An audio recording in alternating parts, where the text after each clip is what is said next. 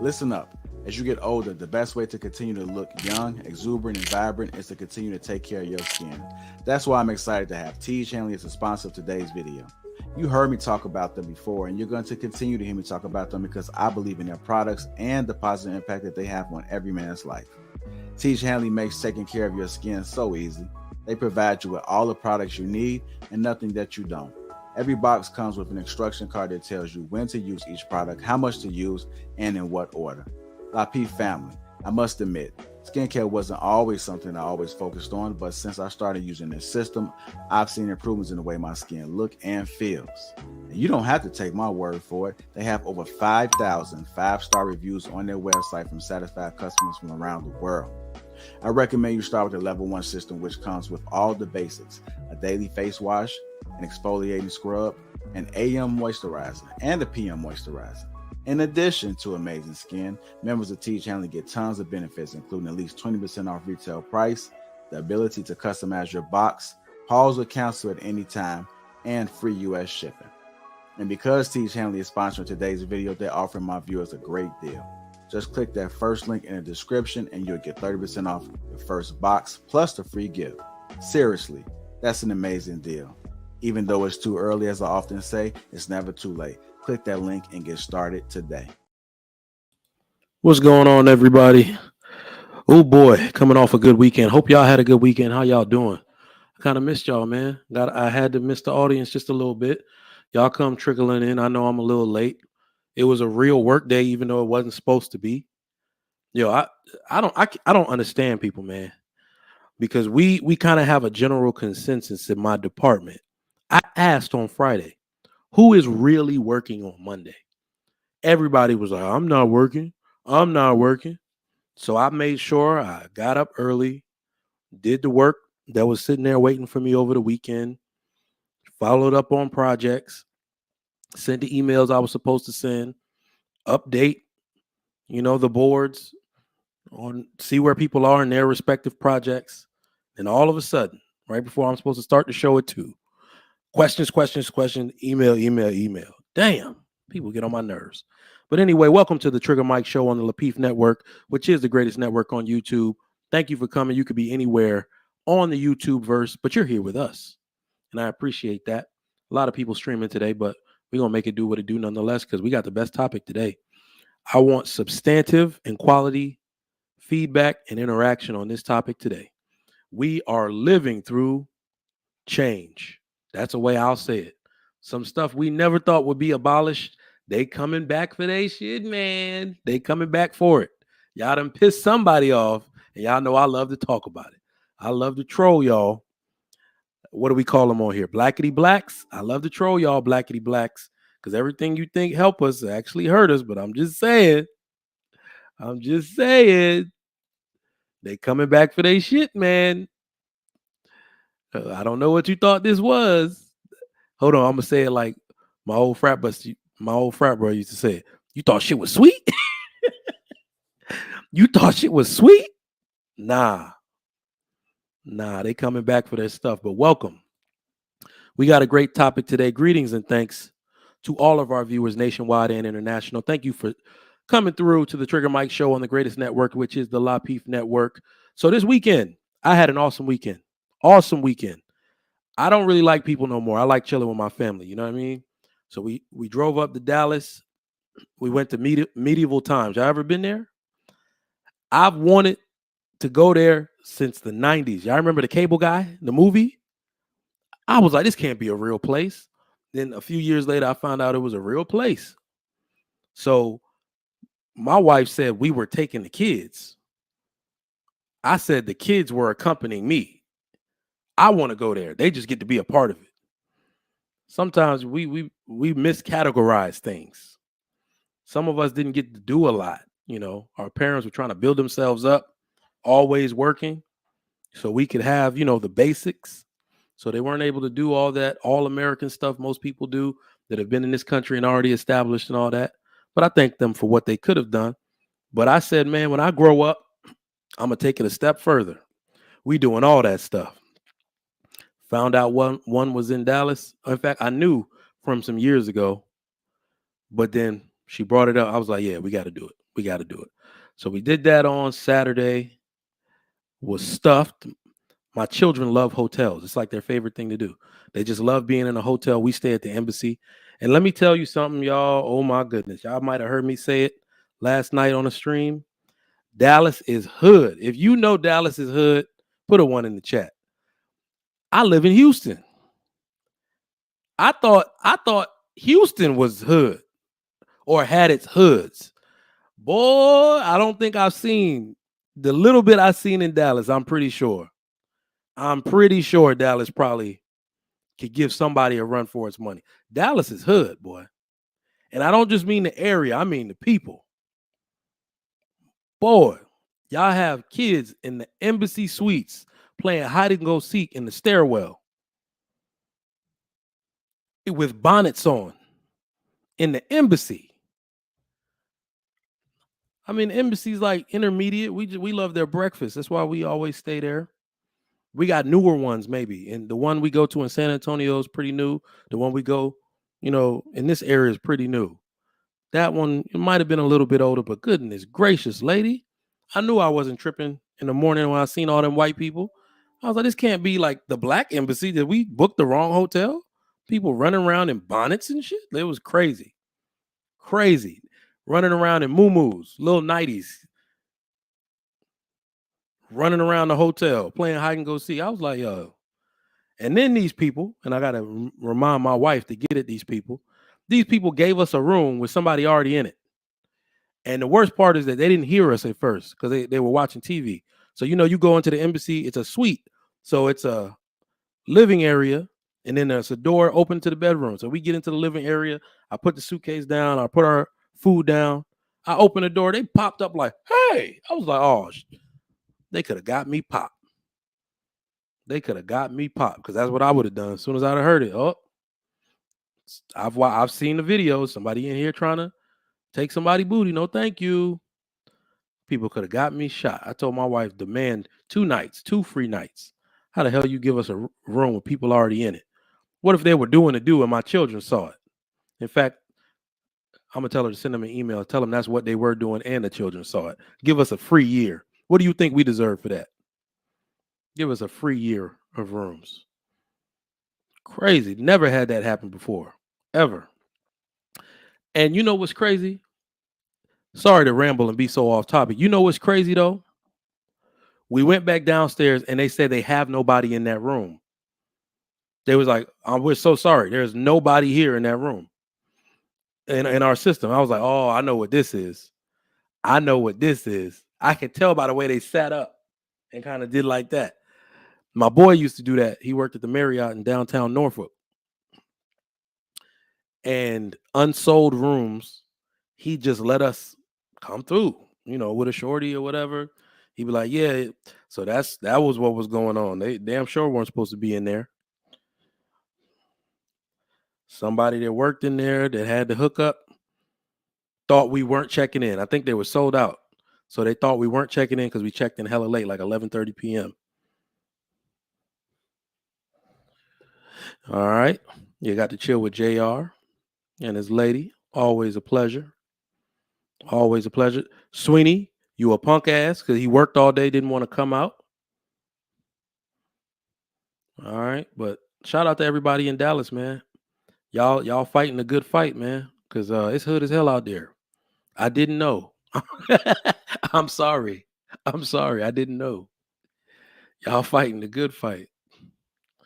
But yeah, man, shout out to the sponsor, Teach Hanley. 30% off along with a free gift. Y'all make sure y'all jump on that. A lot of people getting in on skincare. I got my wife a back facial for her birthday. That's what she wanted. It's all smooth and stuff now. I was like, oh, damn. So they can remove blackheads from anywhere. So uncomplicated skincare for men. Make sure you get that Teach Hanley 30% off along with a free gift. The link is down in the description. We appreciate that. Like this video, subscribe, and share this out if you could, please. All right. We always appreciate that. We are at 92,000 subscribers on our way to 100,000. So we need your support to make it 100K. There's no reason this great network doesn't have 1 million already. And you know that. The content that we pull out for y'all is otherworldly. So we need to be recognized for that. Show us some love. Let people know this is what you're watching to get you through your holiday. Some of y'all already off or took off if you smart. I should have took off. Damn sure should have took off. How many of y'all off today? Let me know in the chat. How many of y'all are off today? Were you smart and took off work? Did you take off work? Because I damn sure didn't. And I paid for it. I paid for it. I'm going to learn today.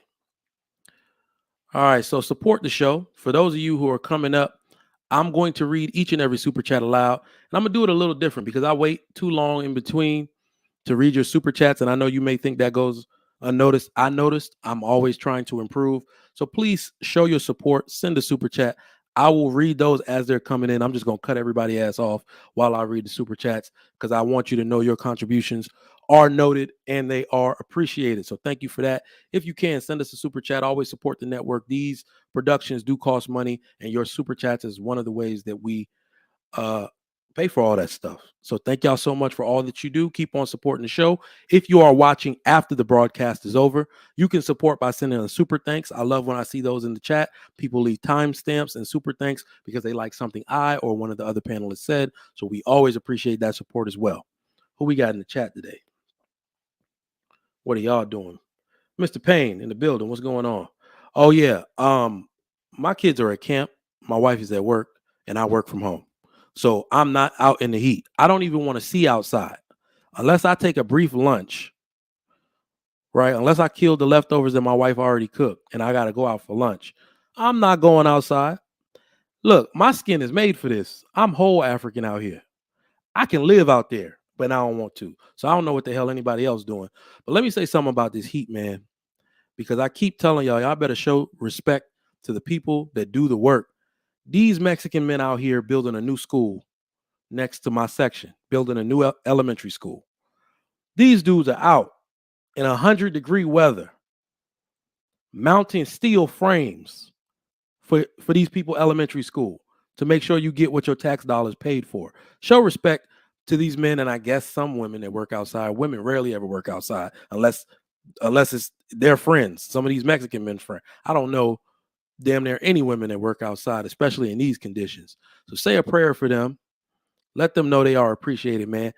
I have done things in my life and I've used my intellect to be able to work with my brain and not my hands. You know, when I do my shooting stuff, I work outside and, you know, we do that stuff out there, but I still have the utmost respect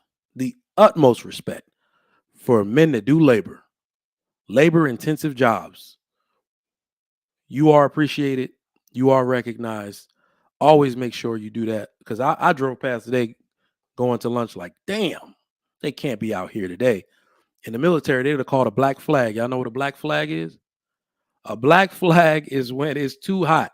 So I was a corpsman. So that means I'm in the back running. People just passing out left and right. So you don't run on black flag. People not hydrating correctly, they will pass out. And I'm gonna have to give you the silver bullet. Look it up. You don't want to know what that is. I gotta check your core temperature. I can't check the temperature on your skin. I can't check the one in, orally. Pause. Just look up what a silver bullet is. Look up how you get somebody's core temperature. Y'all don't want that. So make sure you hydrate and stay out of the heat in this weather. Thank you for that, Joe's Chocolate Boutique. Regular, what's going on? My man Demetrius, how you doing? Third Angel, what's up? What's up? Happy 4th of July Eve. I'm going to drop the link so we can talk. Absolutely. Absolutely, Snuggles. Big Neo Foot, what's up? What's up? RD Chico. As a matter of fact, I'm going to drop the link right now. This is not really a monologue that I have. I want to discuss this with the people. Ladies, this has a lot to do with you. Men have been absent for college for a few decades now. The numbers of men, especially white, black men, has been going down. So we don't really care. But ladies, this one is for you. And we're not only talking about affirmative action. I hope you see the wave of things that are currently happening. So I want to talk about that as well. What do you think is coming up? What do you think we're going to be dealing with here in the future as it pertains to affirmative action and other DEI type initiatives? All right, J Dub, what's up? What's up? Twizzy, my man EBD, Flex Henry, what's up? Their breakfast is off the chain. straight from breakfast. We were gonna go to church out there. We were gonna go to TD Jake's church. Somebody said, "Nah, that whole thing is a production." So it was at 9 o'clock, and we were super tired. Didn't get the kids to bed till like 12:30 a.m. because we were out at Clyde Warren Park for some event they had out there, which was dope. I was out there with JR and Kelly, and we didn't get back till super late.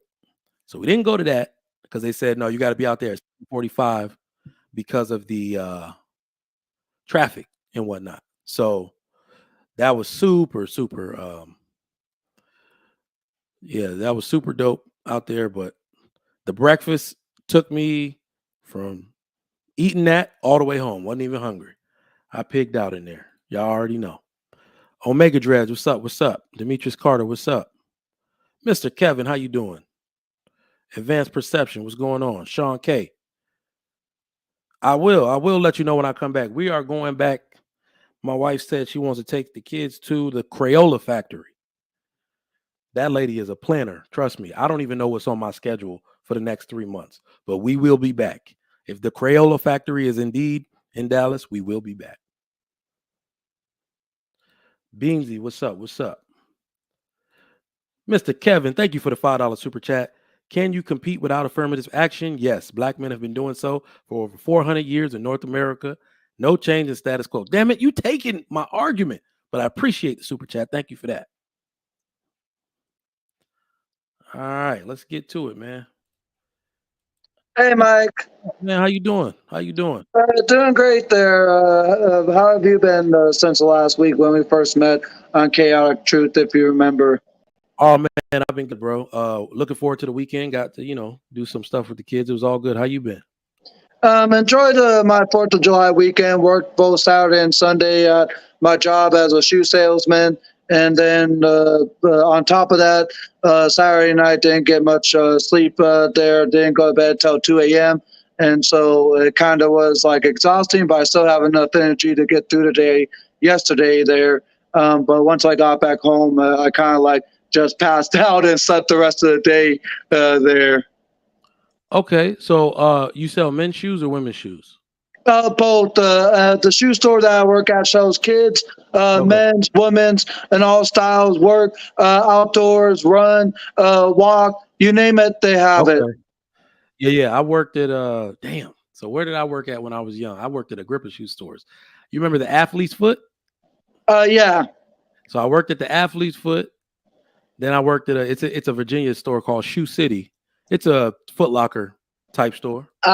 Well, the one that I work at is at a Skechers shoe store. That's where I work at. Yeah. So and then I stepped my game all the way up and went to Nordstrom Women's Shoes. Man, to get that commission. That's when I learned if you want to sell something, sell it to a woman. Woo! Sell it to a woman. No doubt. All right. But, let me get this super chat read. Ashton, I think that's you. Might want to hold on. Let me see. Somebody got an echo. Probably got YouTube playing in the background. Oh, okay. Come back, Angel, if you can. I don't hear the echo no more though.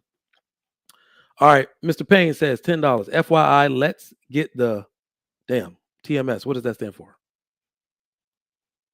Oh, Trigger Mike Show. Oh, damn. Let's get the Trigger Mike Show supporters to go over to the community and tap and vote on the Trigger Mike Show. Based on the numbers, the show definitely is not that far in third place.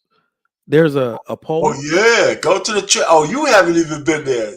Oh, we getting our ass kicked on there, man. You need to go over there and look at that voting thing. Who's the most favorite show on the Lapeef Network? We're down to 9%. That's horseshit. I had no idea, bro. Well, do me a favor and go look at it. I don't like that number. Send me the link. Send me the link. No, you just go to the community tab on the Lapeef Network. Oh, community tab. Got you. It's right there. Well, I mean, it's time of day. It's time. No. Hey, listen, me tell you. I think our people just don't know it's there, just like you did. Yeah, exactly. I think people rock with the show, of course. Yeah, people rock with the show. I don't know what it's called, like retention wise or something, but we got high retention, like we retain people. Those are the numbers that matter. All we need to do is mention it on this thing and get those people who come to see us to go over there and vote. Oh, got you. So go ahead, put the announcement out because you're the one who knows about it. I guess I just did. You know, yeah, we can just talk about it. Hey, man, go over to the community tab and vote. Go to the community tab and vote for the Trigger Mike show. Because we're doing better than what's there. Bet. So y'all go to the community chat, vote for the TMS show. Now you gave it a name. I didn't even call it TMS. I was like, what is that? Vote for the Trigger Mike show on the community chat of the Lapeef Network. I would appreciate it. Hey, I got your back, brother. I got your back, man. I got your back. That. Thank you. Yeah. Thank you. EBD, my man, what's going on? Chilling, just chilling. How my levels? I want to make sure I'm not screaming in anybody's ear. I know I had that issue last time or a couple of times ago. Nah, you coming in, man. You coming in. No, you sound good. Okay, cool. Cool. All right, Ashton, what's going on, Chief? I'm trying to get it like y'all. That's what's up. All right, so today's topic. So obviously everybody has heard. I'm not going to play any videos. So the Supreme Court has ruled that affirmative action in college admissions alone at this time is unconstitutional. I paused. I think it was a TV and just I laughed. And my wife hates when I do stuff like this because she doesn't really understand that. She thinks I abruptly shifted from like a moderate to a conservative, like, so she thinks it's a bad thing, but I can legitimately substantiate my argument as to why this is not a bad thing, right? I've been talking about these things for years, and it's like now you see that people agree, and because they said it and because they ruled it unconstitutional, now you want to listen. But opening thoughts. What are your opening thoughts, Payne? Who you got, me? Yeah. All right, listen, first of all, I agree with the decision. I think that there's so many other things. I'm working on something to put out myself on my channel. I think that there's ways to offset the fact that, there's been discrimination for years, but race-based ain't it. I'm going to give you an example.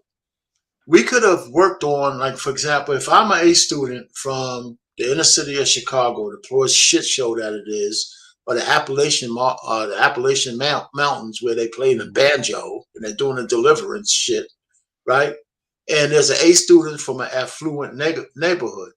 I could take into account that the person from those two communities had to do a whole lot more to achieve an A in their environment than the guy from an affluent neighborhood. So I could give somebody a little bit of deference from coming from those neighborhoods in terms of admission when they're equal.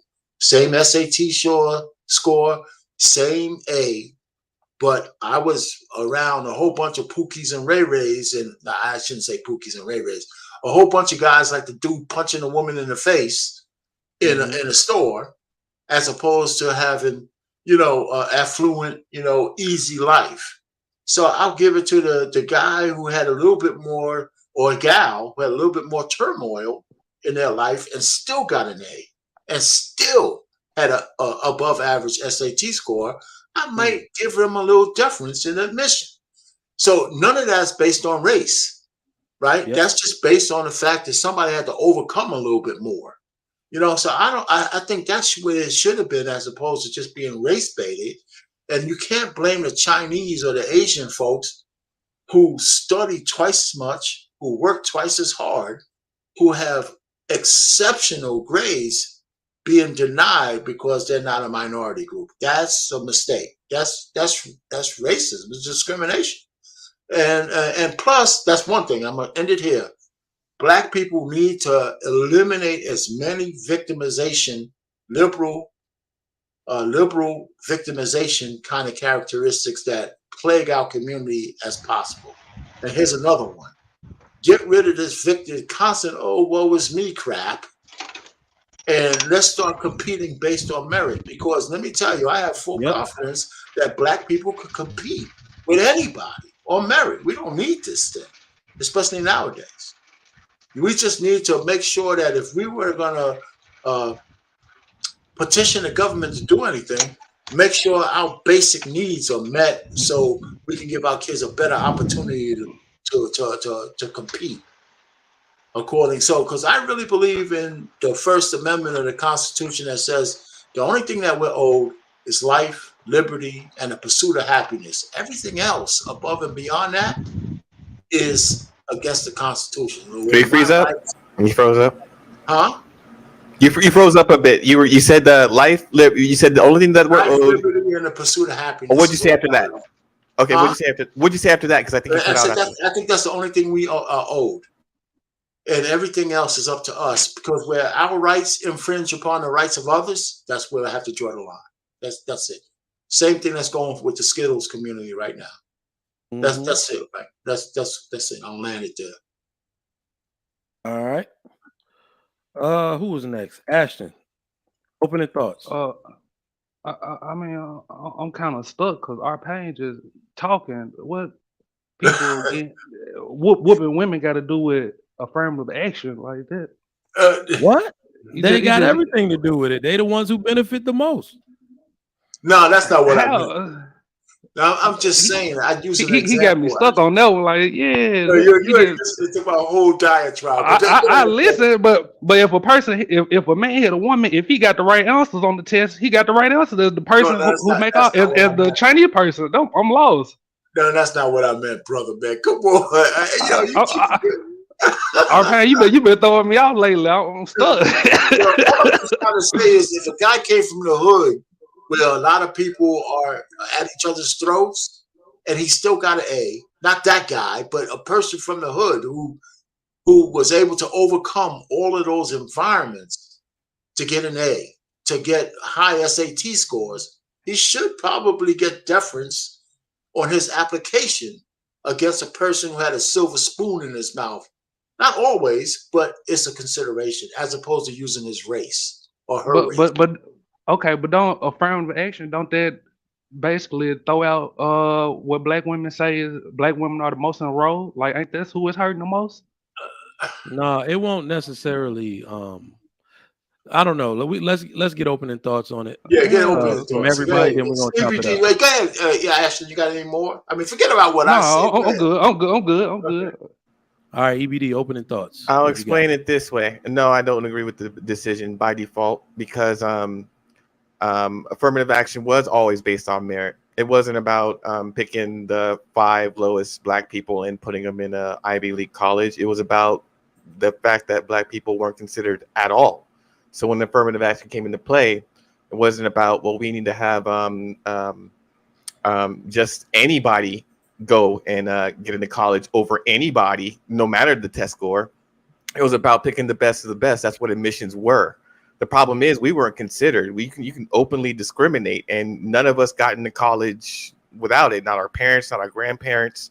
It's based off of the perception that black people as a whole are intellectually inferior and that we do not belong in the institution of higher education. Well, I was going to say most of us did not get into predominantly white institutions. Right. They still got into Yeah, but you know what I mean? Segregate. First of all, this is affirmative action. All the rights of 1964 were based off of like segregation, coming off of Jim Crow, coming off of all of this stuff. All of this was a correction to address a problem that black people were complaining about.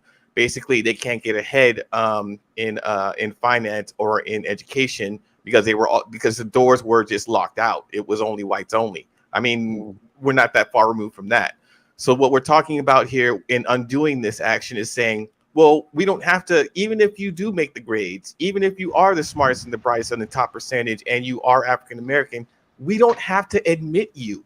If we have somebody named Smith or Jones who was a part of Alpha, Beta, Beta, Pi, we can take him instead. And we don't have to actually have a quota. He can be, you have to understand, Harvard and Yale, how many of these men are like just party animals? Animal House. Everyone's seen Animal House. How many college movies have we seen where it's just parties, girls, panty raids, nothing about a higher education, nothing about contributing to society, nothing about making more money and bringing it and improving the community that you come from? All of it is just crap. But when you have black people who get their foot in the door, whether it be baseball with Jackie Robinson, basketball with whoever, baseball with whoever, what do you see? You don't see some screw off. You don't see some Flavor Flav looking fool who got in. You see excellence. That's the thing, excellence. It's our excellence that was dismissed for so long. So when you have affirmative action, you have someone's foot in the door and they don't flunk out. They don't party. They actually study their ass off and become something. Because if they didn't, they would undo. Affirmative action never would have got off the ground if you just got our stupidest and our lowest IQ. That's not how it worked. Okay. My man JT. Opening thoughts. JT. Oh, he wasn't even. There you go. Can y'all hear me? Yeah. You weren't even Yeah, in we the got truck you. Yeah. a second ago. Opening thoughts. Yeah. Yeah. My bad. I'm out here in Texas, so I don't know if I'm gonna have a good signal or not. But I'm kind of disappointed that we feel like we even need something like that. Like as a black community, that we feel like we can't do, and we can't be successful without that. Like, it's certain schools. Let's say this is true. That certain schools are stopping you from going there because you are black or you're a woman or you're a black woman. Why not go to a HBCU and build the black community even stronger, or go to a college that will accept you? My folks always told me to never go anywhere that don't want you there. Yep. Never beg to be somewhere that don't want you there. That go for any situation. So I feel like if you really want to go to a certain school, you're gonna put the work in to get there. And if you put the work in to get there, you will get there. Otherwise, go to a school that accepts you. I don't feel like you need this leg up, which is a disadvantage to other groups of people, to be who you are in life. Mm-hmm. All right. Bet. I'll just keep Who it else at we that. got? Dr. Steele. Hey, how you doing? I'm doing well today. How are you? What are your opening thoughts? Can we compete without affirmative action? A long time ago, during the Jim Crow era, we have competed without Jim Crow. We ended up creating our own entities because white people would not let us into theirs. So we create our own infrastructure. We create our own schools. We create our own secret societies. We create our own banks. We create our own businesses. Everything. There was no affirmative action back there at all. So if we can get along, I mean, we think about it, we were inventing a lot of things during those days as well. So if we can compete like that during Jim Crow, I was thinking, imagine how we would be, without it. But affirmative action to me was not necessary because of our capabilities in the past. Okay. Triple Black. Go ahead, Doc. That was a dope. No, this whole thing, it's actually a moot point. I studied public administration. I actually got a master's degree in public administration. And if you know how budgeting works for college and stuff like that, ain't nothing going to change because the colleges are not going to want to lose the money. They're not going to let people lose the money. They're going to actually probably make it a little bit more lax where people get in a little bit easier so they can give out those funds. Because the thing about it is if you cut the amount of minority students that are coming in, that's a less funding you're going to get. And they're not going to give up that funding. You know what I'm saying? They're not going to, so they're going to find other ways. And the thing about it is, I think this not necessarily might not be a bad thing because it's actually going to cut the fluff and actually force Black people to do more meaningful degrees like STEM. Woo! Come on now. It's going to force them to do it because the thing about it is now it's like now the numbers don't matter. It's what's tangible. You know what I'm saying? Am I going to go to school to be, basket weaving or I'm going to be a doctor or whatever? And then when you put us like face to face with any race, especially like people from the Caribbean or people from Africa, a lot of time we dominate them in certain things like engineering. You know what I'm saying? Like certain schools like, I mean, you Trigger Mike, you're Nigerian, you're whole Nigerian, right? And some of those schools are dominated by Nigerians, you know what I'm saying? Or people of color, or people from the Caribbean and stuff like that. So I don't think it's ever been like that we're inferior intellectually to white people. It's just different. You know what I'm saying? I really don't believe. I think the cream is actually going to rise to the top, and it's going to force us to kind of like push the intellectual, or was it the educated lames up to the top, because they're the ones that really can compete. You know what I'm saying? And cut out all the stuff. Absolutely. So I guess I'm the last one here. I mean, y'all got the ball rolling for real, for real. My opening thoughts on this in general, it's a good thing. It is a good thing. And this is a step in the right direction to remove all DEI-based stuff, because we're going to talk about what it actually caused, because now, I don't know if y'all know that Harvard University is getting sued, right, because of that ruling and over the legacy admission thing, right? So people are going to come out of the woodwork, and I'm rolling my eyes every time I see stuff like that, because really, look at what the landscape was for who was in college when affirmative action in college admissions was enacted. Now, just like Triple Black said, look at who is there now. Look at who dominates. The highest earners are for men in the United States. It's not white men, right? So what really happened is that, yes, I think as EBD said, you wanted to integrate those schools and have Black people who were actually advanced in education, be able to get admitted. But some experts argue that integration was the worst thing that ever happened to us, right? So because it stopped you from wanting to create your own community, because you just wanted to go eat at the right restaurant so you could feel like you belong, right? So we got a lot to chop up on this. Thank y'all for coming through. We're going to get it in. Let me get... I already read those super chats. But support the Trigger Mike Show. Go to the community chat and vote for this as your favorite show if you love this topic. We're going to get it in. We got good people to answer these questions today. So I got a question for y'all. First question, and for everybody in the chat, I appreciate if you send a super chat as your answer. I will read those as you send them. All right. Is legacy admission and nepotism wrong, or is it just human nature? EBD, you got it. I think it's wrong. I think it's wrong. If we're all talking about merit-based and how only the smartest and the brightest should get ahead, then legacy admissions is not it, right? You just know somebody, your daddy went there, your grandpappy went there, and then that's it. If you really want if your institution is about higher learning and advanced education, that means you're giving back, you're looking to improve yourself in order to contribute to society. Okay. Dr. Steele. Yeah, legacy. I believe it's also wrong as well. And I want to sort of piggyback what EBD just said. You got to think about the requirements of college. And to get into the college, one must meet the requirements.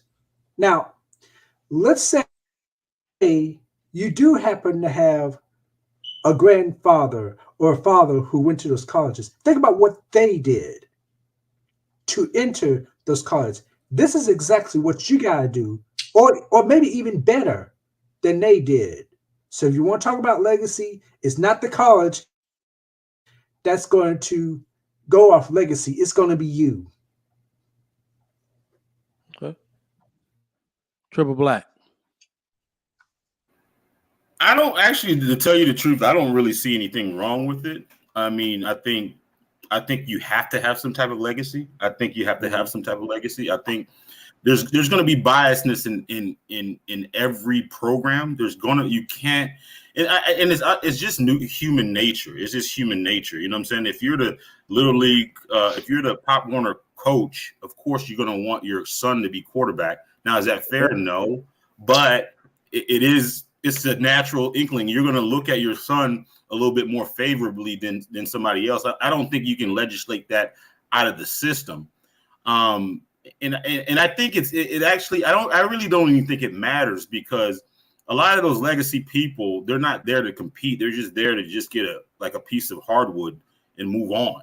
You know, I can see if they were really there to compete, I think it would make a difference. But most of the time, I don't even. It's really, the thing about it is if you know, fourth generation person gets in Harvard over someone that I guess that was poor, that didn't have a legacy, was it really matter? Like, really, was it really matter? Is it going to make that person that got in to that institution, like, is that going to really give them a competitive advantage in the real world? Is it really going to give them one? If they got in there because of their name, most of the time they're not actually going to be competing with that other person in the workplace. They're just going to be, they're not going to be really competing with that person, because, you know, they're probably going to move on to their parents' company, or a company where they're relative. They're really not going to be competing with the other person. So it really does not give them an advantage. Now, I guess if you want prestige, I guess, I mean, for me, I just don't really care about that type of stuff. It don't matter to me, you know, it don't matter. Nice. All right, Ashton. I don't think it's wrong. I mean, if your son can't get in and you have to donate to get them in, I mean, that's what you got to do. It's not like you're getting a scholarship, so I mean, I don't see the big deal in it. It's not like he's taking a scholarship away from somebody that deserves it. So I mean, that's my whole thing. All right, Payne. Yeah, listen, I don't have any problem with legacy if it's based on something that's fair. Like, for example, forget about fair. Legacy is fine because it's not going to go away, because these are the biggest donors to the college. They're not going to get rid of their donors. So we can't fool around and worry about that. And some of those guys are competing. But the legacy thing dwarfs affirmative action. I mean, for Harvard, it's like almost like 33% now, because there's so many people in the legacy.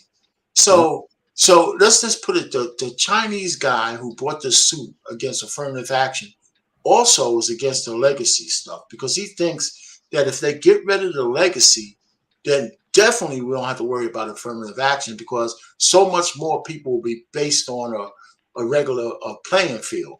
But the legacy, I don't have a problem with the legacy, as long as the people that they're putting in, it meets the minimum requirements, that we don't have to lower the requirements for them to go. And it's the same thing with affirmative action. If we all had to have the same level of requirements, the thing with Black folks that I can't stand about affirmative action is because it's the least of these. It means that, you know, we don't, you know, we're being given a handout, and people get tainted by that. Some of the most high achieving Blacks are being accused of being an affirmative action hire. Listen, I'm an old guy, right?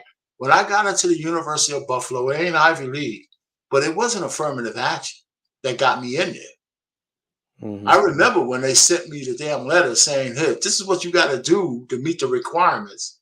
And they got me in there, and I was in one of the toughest curriculums. I'm a chemical engineer, way back when. You know, so all I'm just trying to say is, you know, I'm just thinking, I'm not just saying my anecdotal experience. I came from the Bronx, Harlem, the Bronx, gangs, all that shit. I wasn't in them, but I was around them. So Black folks can overcome, because we have throughout the ages. Absolutely. Right? We can't deny that. They've been trying to destroy us for centuries, and we're still here. This stupid ruling is not going to destroy us. It's going to make us stronger. Let me just show it up on this one. Remember when the NCAA said to Black college football, basketball players, you need a C average or else you can't get a scholarship? Guess what happened with John Thompson with his towel, walked out and all that? Guess what happened? All the kids who wanted to compete and get into the NBA, they got C's and better. I don't care if they were taking basket weaving. They said, listen, we're going to up our game. And they got C's in high school and above, so they can compete and they can go make the millions.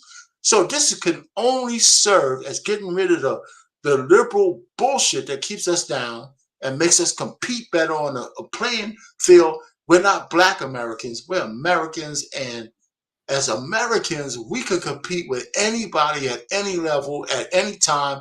We just need to work on the fundamentals a little bit more. And if that can elevate us as a race, I'm all for it. That's it.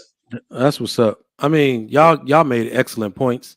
So the question is legacy admission and nepotism wrong, or is it human nature? It's absolutely human nature.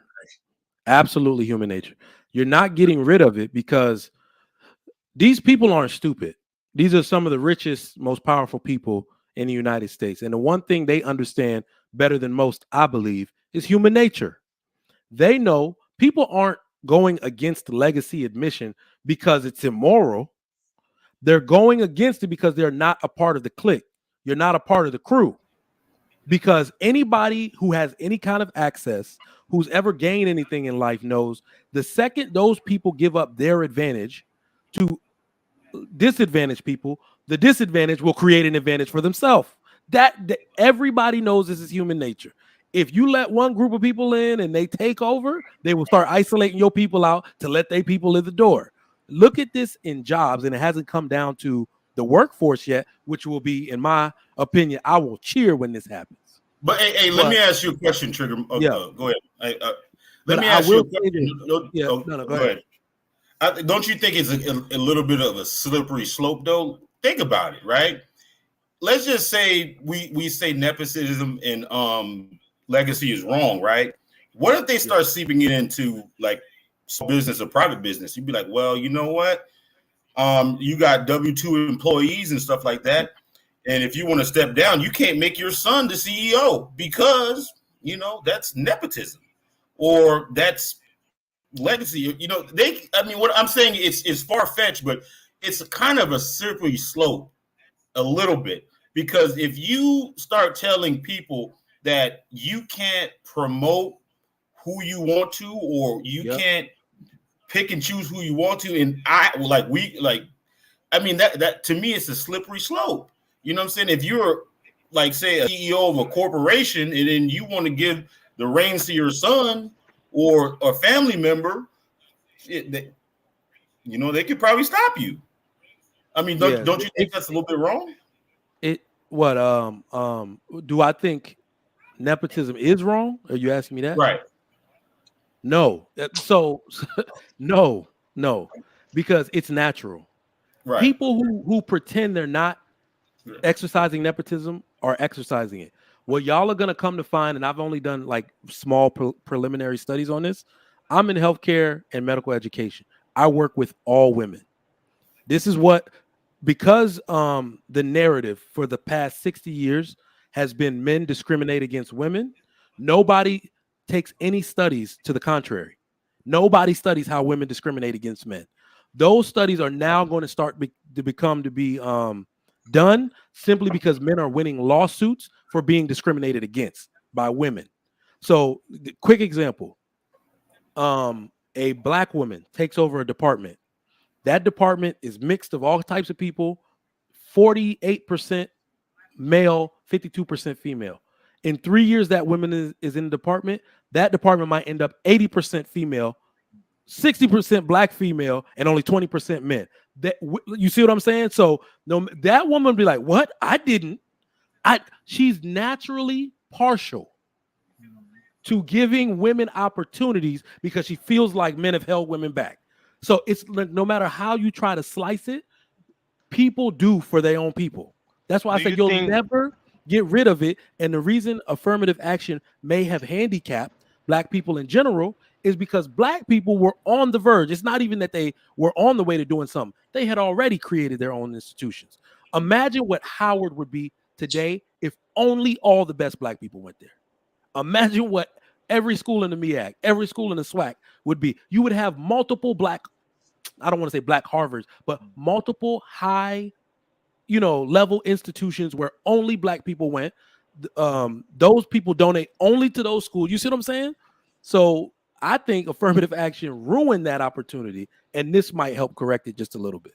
Nepotism ain't going nowhere. It's human nature. But no, white people definitely infiltrate those. Subconsciously, a lot of if times. that happened, white people would definitely infiltrate. Trust me, they're not going to let a whole bunch of brilliant black people go to one place where they don't have some type of control. Trust me, they will be in those institutions one way or another. Well, I don't know. The only reason I disagree is because black people get a lot of clout from being able to hang at a white institution. But white people don't necessarily look at it the same way in reverse. So I don't think they would want to, I think they would do it in a way to where, they would donate money just to have a little bit of authority or control of it. Mm-hmm. Well, I think that would happen. I see what you're saying. All right, before I get Mr. Ikene in there, let me read these super chats coming through. This is not a super chat, but I wanted to read this. Artie Chico says Harvard got $50.9 billion in donations in 2022. They are not getting rid of legacy enrollment. Absolutely. Look, it could have been 50.9 million. They wouldn't get rid of it. My man, Advanced Perception, $5. Appreciate that. Affirmative action existed in name only. The government told them they have to hire us. Then they told us you had to go to college and spend thousands. Ooh. That's a really nice perspective there. We're going to have to unpack that. With those of you just watching, welcome to the Trigger Mike Show. The question on the table right now is legacy admission and nepotism wrong, or is it just human nature? JT, what you got? I honestly was just taking back this part of the conversation and seeing what you guys had, because I'm not informed on that, so I don't want to just come up with that. But I would say onto what you were just saying, do you think that's subconscious that like people would be that way when it comes to jobs and schools, like letting only their people in or letting only their sex in? Do you think that is subconscious sometimes, or do you think most of the time it's majorly purposeful? I think it can be subconscious, but as we see from being in this space, and this is actually the determination I'm making. Discrimination has been something that only has been attributed to the strongest of us. The strongest, the most intelligent, the most powerful discriminate against everybody else. Now I believe there's a type of discrimination that exists where those people who believe, not even that they were, who believe they were discriminated against are discriminating consciously solely because they're trying to make up for lost time. And for that, I'm talking about women. I have noticed that makes sense. I have noticed that women will completely obliterate all men from a department just through hires alone. Like, I'm telling you, I've seen it now. I mean, countless times. A director level person, a Hispanic lady gets a job. There's one black dude there, there's one white dude there. There's 3 women of various races there. Within 1 year, the 2 black dudes, or the black dude gone, replaced with a Hispanic chick. Another part replaced with Hispanic. They're partial to their own people, bro. I'm telling you. So and then one day you just walk in the department like it's all okay. And this is another way to discriminate. And I don't know how y'all feel. There'll be out of that 5 people that are under her charge, it'll be 4 Hispanic women and 1 gay Hispanic dude. I was just gonna say a gay dude. I was just gonna say they let the gay in so many times.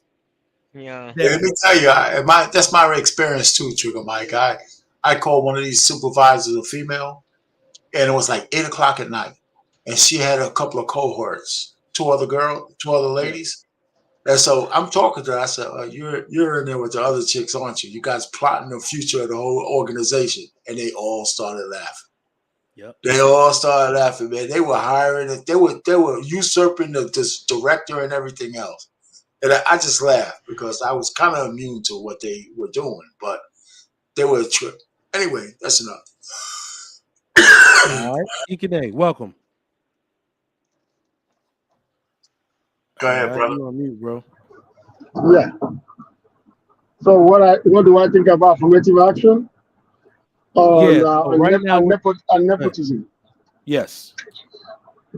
Nepotism is never going to go away because, especially in the private companies, life is always about who knows who. It doesn't matter which country, which religion, which. You're always going to do something for your body, your friends, and your family. It's just what it is. You're going to do something for your body, your friends, and your family. Then you're going to hire the best of the best to protect your interests, which means 10% of whatever position goes to friends and families, referrals. And then the rest of the 90% or much lower than 90 will go to qualified people. Because without those qualified people, your company is going to run under. A big company, especially in Africa and some non-advanced countries, right? What they do, they usually will have high percentage of nepotism. And guess what happens? Those companies never survive after the owner is dead.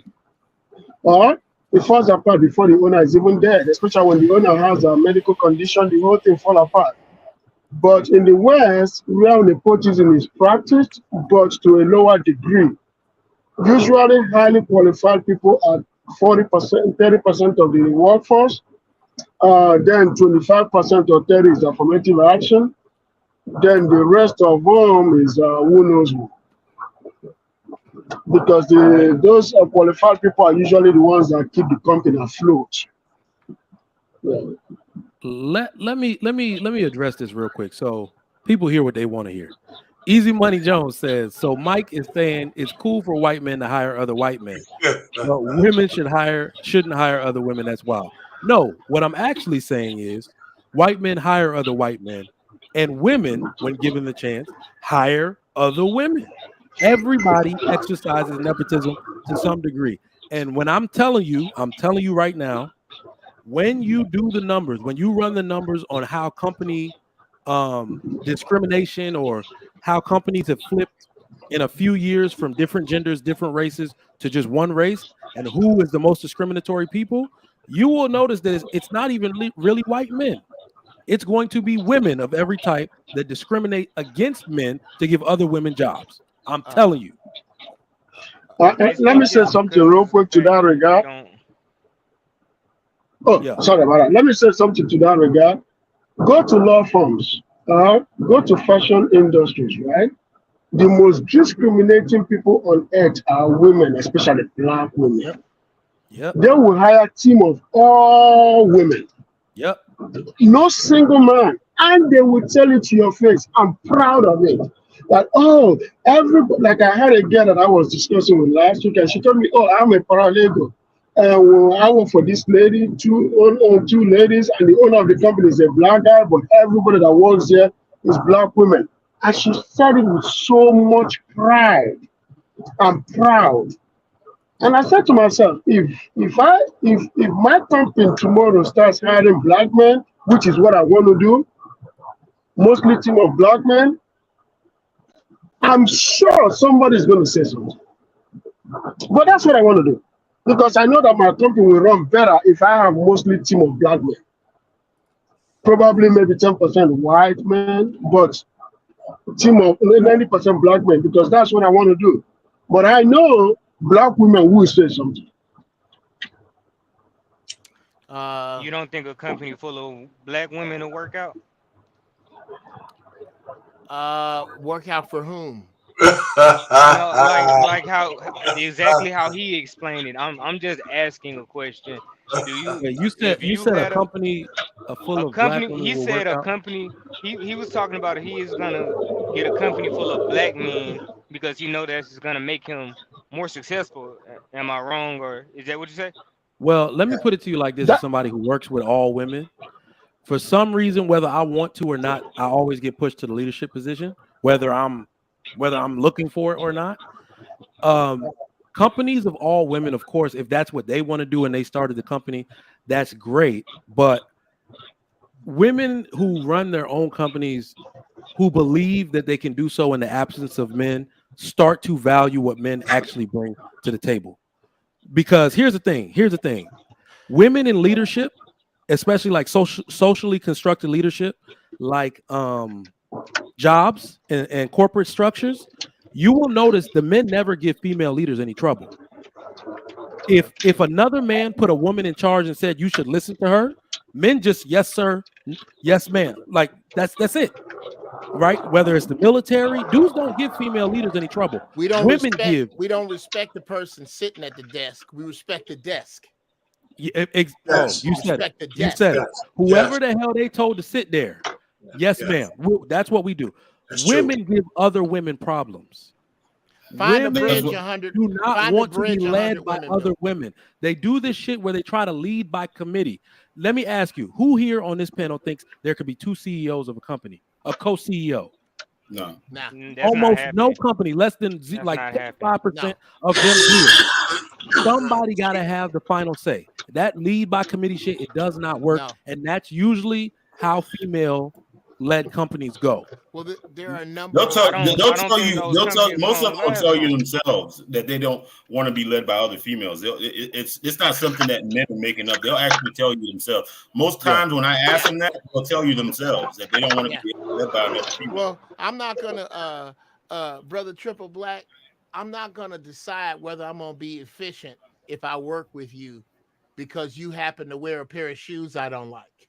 No, I won't do that. Yeah. I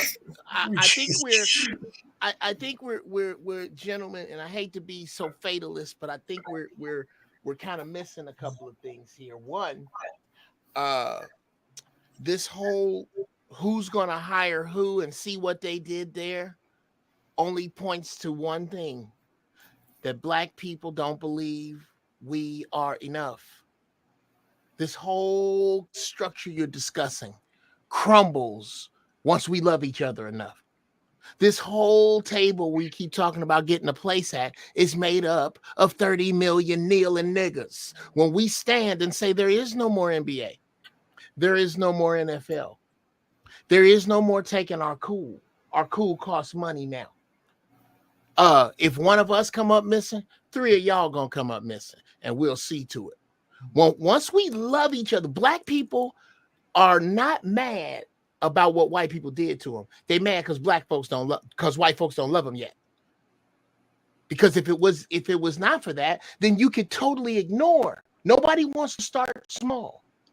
We don't need to be looking for jobs or to be hired because the very system you are discussing is crumbling in your hands.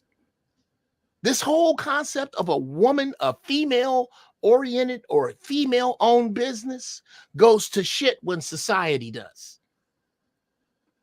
Women are allowed to do these things because there is a police force, because there is an army. When those things go to hell, watch what women do then. Us as a people are not going to get our shit together until a whole bunch more of us die off and the rest figure out that you don't have any friends, that you're never going to turn over a rock of another color or nation or people and find them doing wonderful shit for you in secret. You are never going to find that. You are the shit. You are the unadulterated shit, and you don't need nobody. You just need to love yourselves enough. Think about this. I say this and I shut my face. If the NBA was 85% Armenians, do you think it would be owned by 85% Koreans? It wouldn't, because they're not brainwashed into trying to be what they need to be for someone else. They are who they are, and they practice socialism inside of capitalism. But we so busy trying to get social with these white folks and chasing the farts of white folks that we don't do. But this, when you see Black women with little bitty dogs, do you know what you're looking at? You're looking at a woman, a Black woman, who's chasing the security that dog implies. That's why the emperor had small dogs. It was to imply that he didn't need big ones. You couldn't go out in the forest and find somebody with a fucking Pekingese or a Shih Tzu, because that's just something for something else to eat. And it used to be that way in the hood. You think about your big mama. Your big mama didn't have no little dog. Your big mama had a dog to keep niggas out the backyard. She had a real dog to let her know when some shit was going to hit the fan. Oh, somewhere about the 70s or 80s, it got cute to walk around with these little dogs, to imply that you don't need security when you need it most because your man has been taken from you. And all of this shit is connected, brothers. All of this talking about who's hiring who and who don't do what and see what happens in office politics, brother. Take a look at the dollar. No one's using it. Japan just stopped using it. Korea just stopped. I gotta say this real quick. Sorry about that, I'm sorry. big uncle. Sorry about that, big uncle. I gotta say this real quick. There are so many things that befalls a black woman that a black woman doesn't understand. But I'm gonna say two things. The white man keeps black woman single because she's the greatest asset to popping the economy. The black man keeps the simp black man keeps the black woman single because it's easy way to get sex. You see what I'm saying? As long as there are more single black women, a lot of black men will not be married because it's easy way to have sex and not get committed. Whenever a black woman tomorrow stands up and say, you know what, I'm not falling to this bullshit today anymore. Guess what? It changes the trajectory of America. I'm telling you for real. It changes the trajectory of America because number one, corporations are not going to take advantage of them. And then the crazy black men out there that don't want to get committed but only want to have sex will not take advantage of them anymore. Women demand sanity. Women are the reason why men do good, and women are the reason why men do bad. So if bad men ask for bad women, ask for sex, and a woman is ready to open her legs without asking for commitment, guess what? Men will not be committed. But the day women demand for commitment in America, right? Every man in this country will be married. Okay, here's the problem with everything you said, because everything you said was wrong. I have never heard a diet. Oh shit, that dirty folks. What's up, man? It's popping, pimping. All right, yeah, go ahead, and then Kevin after you. Go ahead. Okay, first of all, black women aren't married because they decline 2 marriage proposals in their 20s. They don't like you. They like sex. They like attention. They don't like you. That's what I said.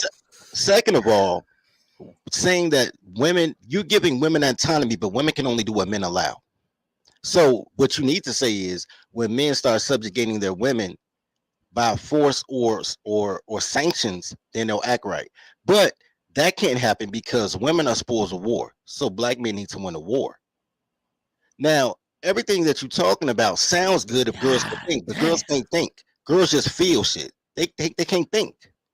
So every time a girl say, I was thinking such a, she's telling you her feelings. So you got to control her feelings. The same way you control her feelings to get some, you got to control their feelings all the way through. But they really just so inconsequential to life because the biggest thing, and this is why I say that it's going to take a Chicago or LA dude to change this around, is now we got a gangbang. You can call it tribalism. You can call it socialism inside of capitalism. But tribalism is gangbanging. It's us against everybody. I can't be mad at a person being nationalist. You know what I'm saying? Because they're taking care of theirs. So with that being said, when men do what men want to do and exclude women, women will chase you because women hate to be excluded because you look like you're having fun without her. So she got to chase you in order to fuck up your fun, which gives you the opportunity to tell her the rules of engagement to deal with you. As long as you include black women, you'll always be down. You are, bruh. That's, I don't know if anybody is watching this, but what you just said is borderline prophetic. Real talk. No doubt. All right. Hang on. Let me get. Kevin's got to get a word. He's been here. Oh, okay. Go ahead, Kev. Yeah. Hey, guys. I know the first of all, hello to all you gentlemen.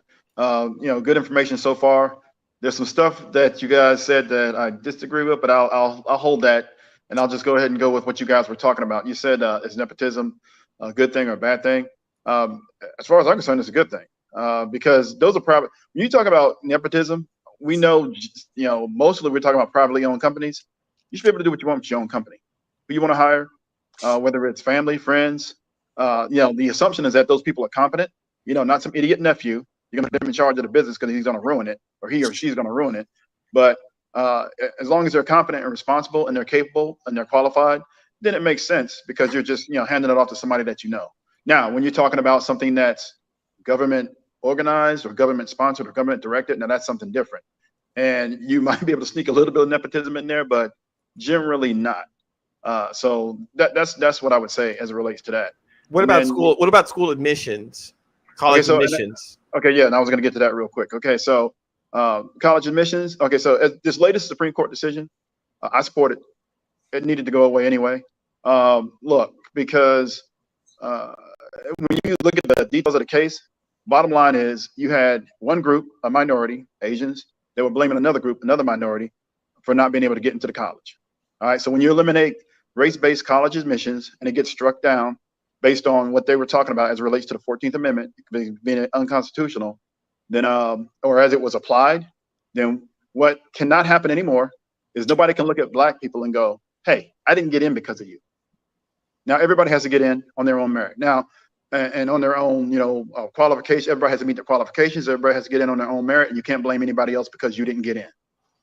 Remember, if you guys remember, there was a case in Texas with a woman, University of Texas, trying to get into college, and you know that was a case where white women were represented, and you know she kind of blamed that whole affirmative action thing. So this is not the first time this has come up. So at this point, everybody needs to stop blaming, you know, black citizens for not being able to get into their top universities they want to get into. So that's another good reason. And the other thing too, as it relates to what Clarence Thomas said in his summary, summary dissent, he actually explained that, you know, affirmative action and race-based, you know, quotas actually put stigma on black people, and it does, right? Meaning that you know, so if Jeff gets hired and people think he's an affirmative action hire, basically he's already stigmatized from the beginning. Who so gives at a this shit? point, no. Well, let finish. I'm sorry. No, I'm sorry. Go right ahead. It matters. It matters because it goes to your qualifications and whether or not you actually were selected because you're actually qualified, certified, capable, and experienced, or you're just there because you're black. Okay. So we take that away. Now there's no question about it, right? Okay, here's my But I'll issue. stop right there. Because I'll give you a chance to respond. I never addressed it. So real quick, I just want to say this. Affirmative action was started because black men were last hired, first fired. In 1963, they created the Equal Opportunity Employment Commission. By 1968, they said that women were minorities, even though they were 51% of the nation then, 52% now, so they're not minor. And they got a credit. They get a credit for everything. Affirmative action has done more damage to heterosexual black men. Come on. You know what I'm saying? It helped black women. That's why black women against, oh, we need affirmative action. Because most of these girls can't count. Have you seen these girls that go to college? They still read with a finger under the words, man. These girls got degrees and don't know nothing. You know what I'm saying? So you going out here and they getting these paper degrees and how to be a professional arguer or psychologist, depending on how you want to see it. Just be professional, nosy person. And then they're coming home saying they're most educated and they're getting state-funded jobs. 70% of the jobs that black women get are paid for by the state. They belong to the state. You understand that, right? Teaching, CNAs, state, federal, and city. These are made up. Girls go to school to get degrees and made up professions because they broke down all the duties of a wife and mother into segments. So now you have culinary, you have CNA, you don't take care of your mama no more. You know what I'm saying? You got babysitters, you got, you know what I'm saying? When girls say they want something, what do they say? When they want to save the community, the only thing they say is we need more after school programs, which means we need 2 more hours not to be a parent. And somebody has to get a job for that. They don't. The most educated people are dumb as rocks. So let them be dumb at the HBCU. Let them go to Central State University outside of Cleveland. You know what I'm saying? And knock out, rock out. Hey, dirty folks, you know, I don't disagree with what you're saying. But this is not about women. It really isn't. It is our pain. It is our pain because if they get affirmative action, then that means they get picked the most. Well, let me finish what I'm saying. We understand that they take advantage of every little government program, whether it's for security, we're really talking about affirmative action, how it impacts us as a community, and women have a part to play in that. But if we just focus on their proclivities, we might miss some of the good points that you're making. My friend just told me 2 days ago, my friend came to me and said he didn't get a job, said the employer said, I want to hire you, but you don't have a felony. Because that you don't have a felony? Yes, because in order to get enough points to match a black woman, you have to be a felon. She just has to have a baby. No, I'm not disagreeing. Listen, I'm not really going against what you're saying, because we can make that point and still keep moving forward. This is just me.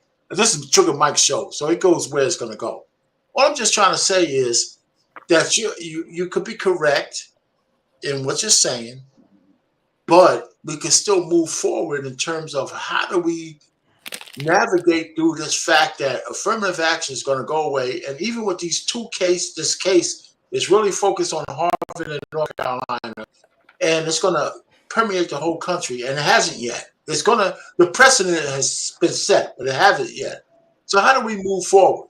How do we, because black women are good. But let me finish this real quick. I thought that was a question. But go no, let me finish real quick. I'm going to say this. Black women have their biggest failing is that they don't give a shit about the community. They only give a shit about themselves. That's the biggest problem with a lot of our sisters, that I don't think they really care about the community as long as they're one up everybody else. So how do we move forward as men in the backdrop of what kind of ammunition we have and where they're going? You ignore the girls and move on. I got a question after everybody's finished speaking. I got a question on whoever disagrees or whoever agrees with the doing away with. I got a question after you're done. Go ahead. I think the first thing we need to do is stop having this fantastic conversation for 1997. Okay. This is a great conversation to have before the towers went down. This conversation about who's getting what jobs. Okay? 4 words. Robots are doing jobs. Stop fighting over, looking for, competing for, worrying about jobs. Jobs were during the industrial era. We are in the information age. They don't need you or white people like you anymore. What you are arguing about, what this entire conversation is about, is fucking moot. How am I the only one that has one of these that is informing me about how the dollar is collapsing, about how France's economy is collapsing, how Greece's economy is about gone, how the European Union is in shambles? We have never been closer to thermonuclear war than we are right now. How white supremacist agencies are supremacist groups are working with the sheriff's departments, who are working with the Mexicans. Nigga, who you think they cooking against? Yo ass sitting here trying to figure out how to get a job given to you because somebody didn't give your friend a job because he wasn't a felon. That person did your friend a favor, because this is the horrible, scary ass truth. If you have a long title behind your name, woe be unto you. You are more than likely useless. Electrician, machinist, coder, operator of some sort. This shit is about to collapse, and it's going to collapse on top of you arguing, nigga, over a job that a black woman got. Them jobs finna be gone. No, that wasn't an argument, Jeff. That wasn't an argument that my friend didn't have a family. Okay, bro. Hold on. Hold the thought. Okay, I'll give you. I'll custom make it for you. Okay. Any conversation that has anything to do with anything being given to black people, voted for by black people, legislated on by black people, bought into by black people, participated in by black people, that does not start with black people and black people in mind specifically, is some bullshit. any conversation. I And I will agree take with it right back. You can't possibly. You can't possibly, because you are right now engaging in, spearheading in a conversation that is 180 degrees out of phase of the question you asked. No, How do we I didn't move ask the forward? question, but I agree with you. This is what I was saying. Oh no, I was talking about Brother Payne, but go ahead. Yeah, this is what I was saying. You can't accuse me of that because this is what I was saying about I'm gonna let you go, Dirty Frog. Yeah, Shut up. get on Payne ass. I'm just saying. You can say that, but that you misrepresent what I'm saying. But go ahead. Go ahead, What Dirty I was Frog. saying about my friend having a felony. How we don't never get what you saying, Payne? The EEO, the affirmative. Whose fault is that? Maybe it's my fault. Hey, look, the affirmative action program is based on a point system, right? You get a point for being human, right? So if you're a white male, you get no points. If you're black, that's 1 point. If you're a woman, that's 1 point. So a black man and a white woman is equal. For those places in rural America that don't have black people, they can hire a white woman and still get every point is a tax deduction. So a black woman, 2 tax deductions. Black woman with child, 3. Black woman with child on Section 8, like WIC or got a degree, that's 4. If a girl works, if a girl with a child and going to college works at Walmart, she's really a slave because they deduct her entire salary at the end of the year. That's why they were telling my friend he didn't have a felony. They were trying to cost cut their tax deduction. So if you are eligible to be something, be that. Affirmative action doesn't help straight black men with that are legal. Tell your friend this. Tell your friend this. To put on a smock and take his ass to any McDonald's or Home Depot that will hire him right now. And tell him to take that money and on his off time, go up to an electrician, a carpenter, or a plumber and tell him, I will work for you for free for 6 months if you teach me what you're doing. That's how he gets ahead. He does not get ahead, but putting in no application against a black woman is stacked. He does not get ahead waiting on or thinking about the tax deductions in a system where the tax system is about to be destroyed. I don't know why we are discussing any of this. Am I the only one that sees this fucking tsunami coming?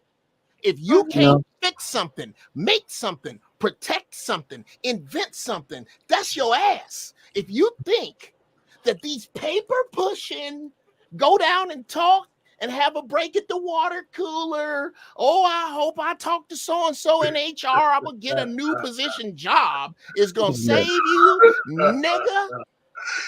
Jeff, the dollar is collapsing. He real on that though. Right. Hang on. The dollar's been collapsing. Wait. Hang on. I got a question. for everybody who disagrees. Wait. I got a question. Hold up. I've been holding it. Hold up. One mic. Been holding it. Been listening. Been holding it. So everybody who agrees that affirmative action should be struck down and doesn't agree with it, or maybe it's damage to the community, anyone who has that point of view, I just want to turn the clock back, hop in a DeLorean, and go back to 1963. And I mean, I guess my question is really kind of rhetorical, but twofold.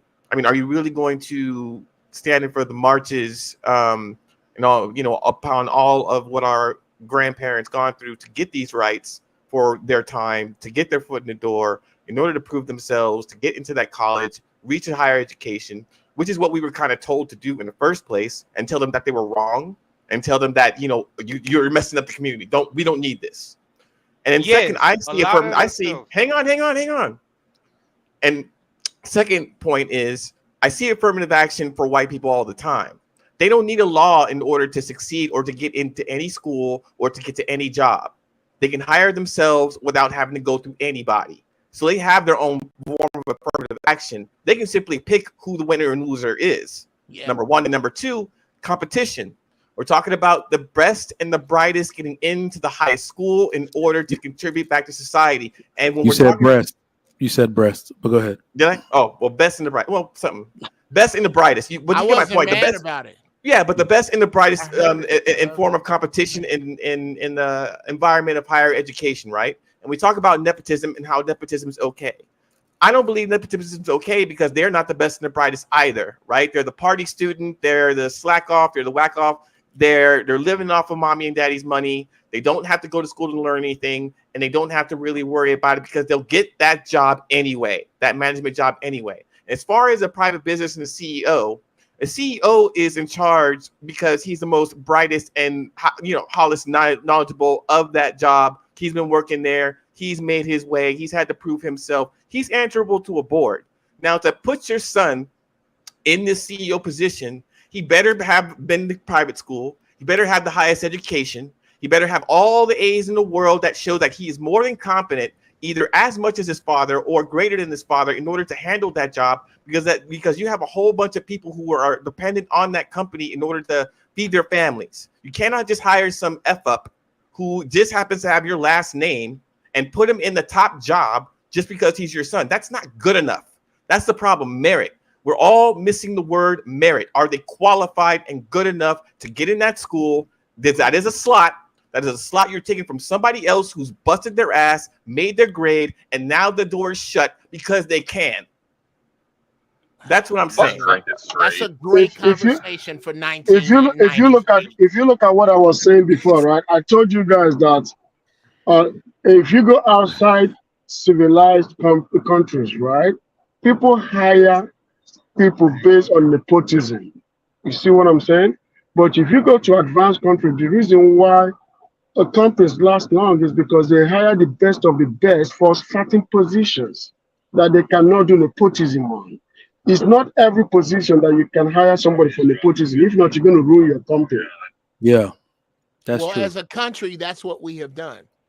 This country has Whoa, ruined. we haven't done that. Let's put it on the people who's doing it. Don't put it on. No, United States has not. No, that's not true. I'm going to counter that. United States has not done that. United States has not done that. You might agree with me. All right, one mic. Or I'd like to give you my entire thought to disagree with. America, at one time, had 45% of the world's cotton crop with free slave labor at one time, this country. I'm not saying who, because I don't have an allegiance to Whitey. I don't have the Whitey did this if you want to get down with it, but I'm not talking about that. As the United States of America, what is in your passport if you leave here? The people who ran this corporation had a 400-year head start that they squandered exactly that way with nepotism, with putting people, there's something called the Peter principle, where you just get dumbed up the ladder. That is true. That is why this thing that is supposed to have some integrity as the glue that we call a society or a business model does not work, because it has no integrity in it.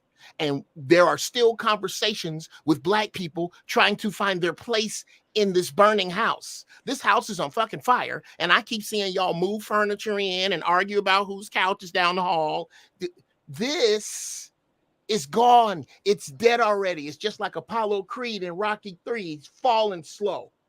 It's just falling slow. He's already dead. We need to get beyond who's got a job or affirmative action. Yes, affirmative action was great, just like beepers were, just like the buggy whip was, but they outlived their usefulness. Affirmative action was never about you. Affirmative action was about who it helped the most. White women. It was never really for you. How can a system that still votes on your right to vote be for you? How can a system that you have to argue a bill that they pass for others to treat you like a human be for you? And my question is, how do Black men continue this conversation and ignore these words coming out of my face hole? Am I making any sense? Just if somebody could tell me the foolishness in what I'm saying, and maybe I'm getting a different feed.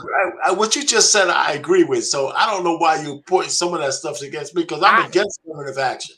Right now, I agree with the where we're going.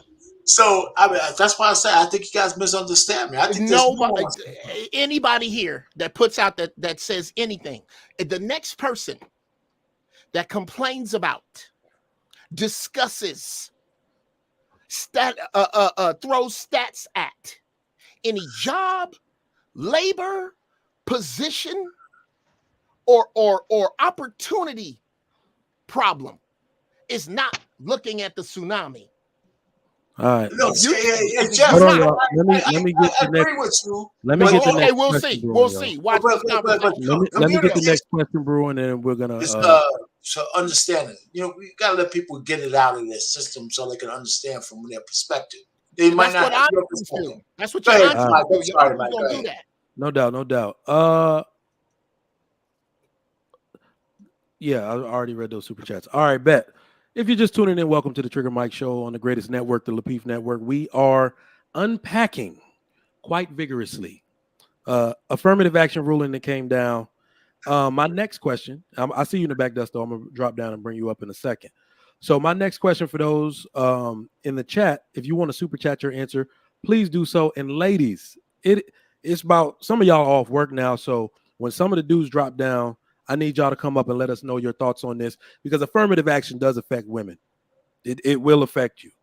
All right. I'm going to be very honest. I have not heard any male complaints. Not a one, and not a black man complaint. I have not heard any male complaints. I've only seen women on my social media up in a hoopla, up in an uproar. So I want to know how y'all feel about this. Please come up. So just a little low level correction on that, Trigger, is that there have been some complaints at the higher levels, at political spaces and stuff like that, mainstream media, by some men, certain black men. Oh, I mean, but you're right. Collectively speaking, no. Yeah, but collectively speaking, no. By black men, no. We talking about the people that's gonna be in line at the club on the weekend. Hold on, Those are the men who sold us out a long time I have ago. not heard. I mean, I expect Cory Booker or Van Jones to be tap dancing all over the damn place. But other than that, hey Trigger, I asked, is that black women most enrolled conversation when they hurt, and you said no. I don't know. Hold on, Ash. Take another stab at that sentence, sir. That's. I heard nouns and verbs, but I didn't. When I said black women say they the most enrolled when affirmative action hurt them, and you said no at first. No, well, this won't hurt admissions at all. Anybody that wants to go to college is about money. That's now. Anybody that wants to go to college to get a degree can go to a college. Yeah, but Mike, Ashton is correct. They might not get into the college they want to go to. Yeah.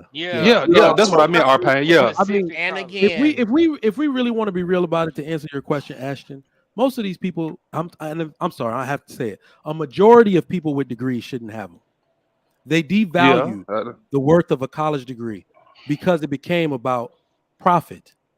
All right. It's the reason why you'll see a Indeed job advertising for $25 an hour, but you must have a master's degree. That would never have happened unless people devalued the value of a professional degree. So let me ask y'all this question, and we're going to start with Dr. Steele. I haven't heard from you in a while. Should minorities be afraid to compete solely based on academic ability? I'm going to drop down. Y'all chop it up. No, I really do not.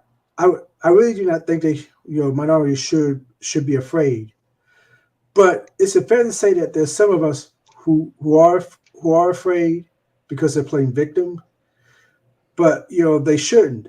I think minorities, from day one, from the time they were born, should be pushed into it. It all starts at the home. And then once it starts in the home, right, now they get into school, teachers should continue to push minorities. I'm an educator myself, and I would push my students not to be afraid, but to be mentally strong. So should minorities be afraid? No, shouldn't. Go ahead, Uncle G. I'll go around. I'll be last. Oh, okay. Should minorities be afraid to? God damn it! I just broke my glasses. Should minorities be afraid to compete? Well, first off, only there's an if. If you should be afraid to compete as a minority, if in academia, if you don't understand that your people taught the earth to speak. if you don't understand that there's no such thing as Greek architecture, Greek mathematics, Greek mythology, that all of that was stolen from you to begin with. If you don't understand that mathematics is a language, that nobody explained it to you this way. If you think that an ambiguous degree not pointed at much is going to save you, if you truly believe that following your purpose is what you're supposed to do, and you're not educating yourself in that purpose, whatever that purpose is. If you think just saddling yourself with 4 years of debt just because you walked through here to get a piece of paper that you paid some folks $100,000 to tell you were smart, if you fit any of those categories, you should be fucking terrified. Now, if you're the reverse of that, and you understand that schooling should be about edifying what it is I was put here to do, that just getting some nebulous degree does not guarantee me a position. It guarantees me a spot in line with other people looking for jobs, which robots are doing right now. If you have those things in mind, think about this. I'll say this and I'll shut up. Everything that Black people have been allowed to compete in, they become the standard of everything that you do. So with just that, with your purpose, edifying and educating your purpose and understanding that when you on your get down, you are the standard, who you supposed to fear. Okay, good summary. Good summary. Yeah, so I'll say, yeah, absolutely not. There should be no fear in competing. Matter of fact, you can make the argument that black men have been doing for years. All right. Understand that, as a Black man in America, there's no welfare for you. There's no corporate handouts. There's no, help from friends and family and stuff like that. They're not helping you financially. Now, if they do, then you got to pay all that stuff back. So look, Black men have been competing. Now you can make the argument about who else is or is not competing, but as far as Black men, there is no fear here because that's what we have to do anyway. You either compete, you win, or you die on the vine. That's how that's going to go. And just to be real quick, I want to make a correction. The only thing that was struck down was affirmative action for college admissions. Affirmative action is still in effect, y'all. That didn't go away.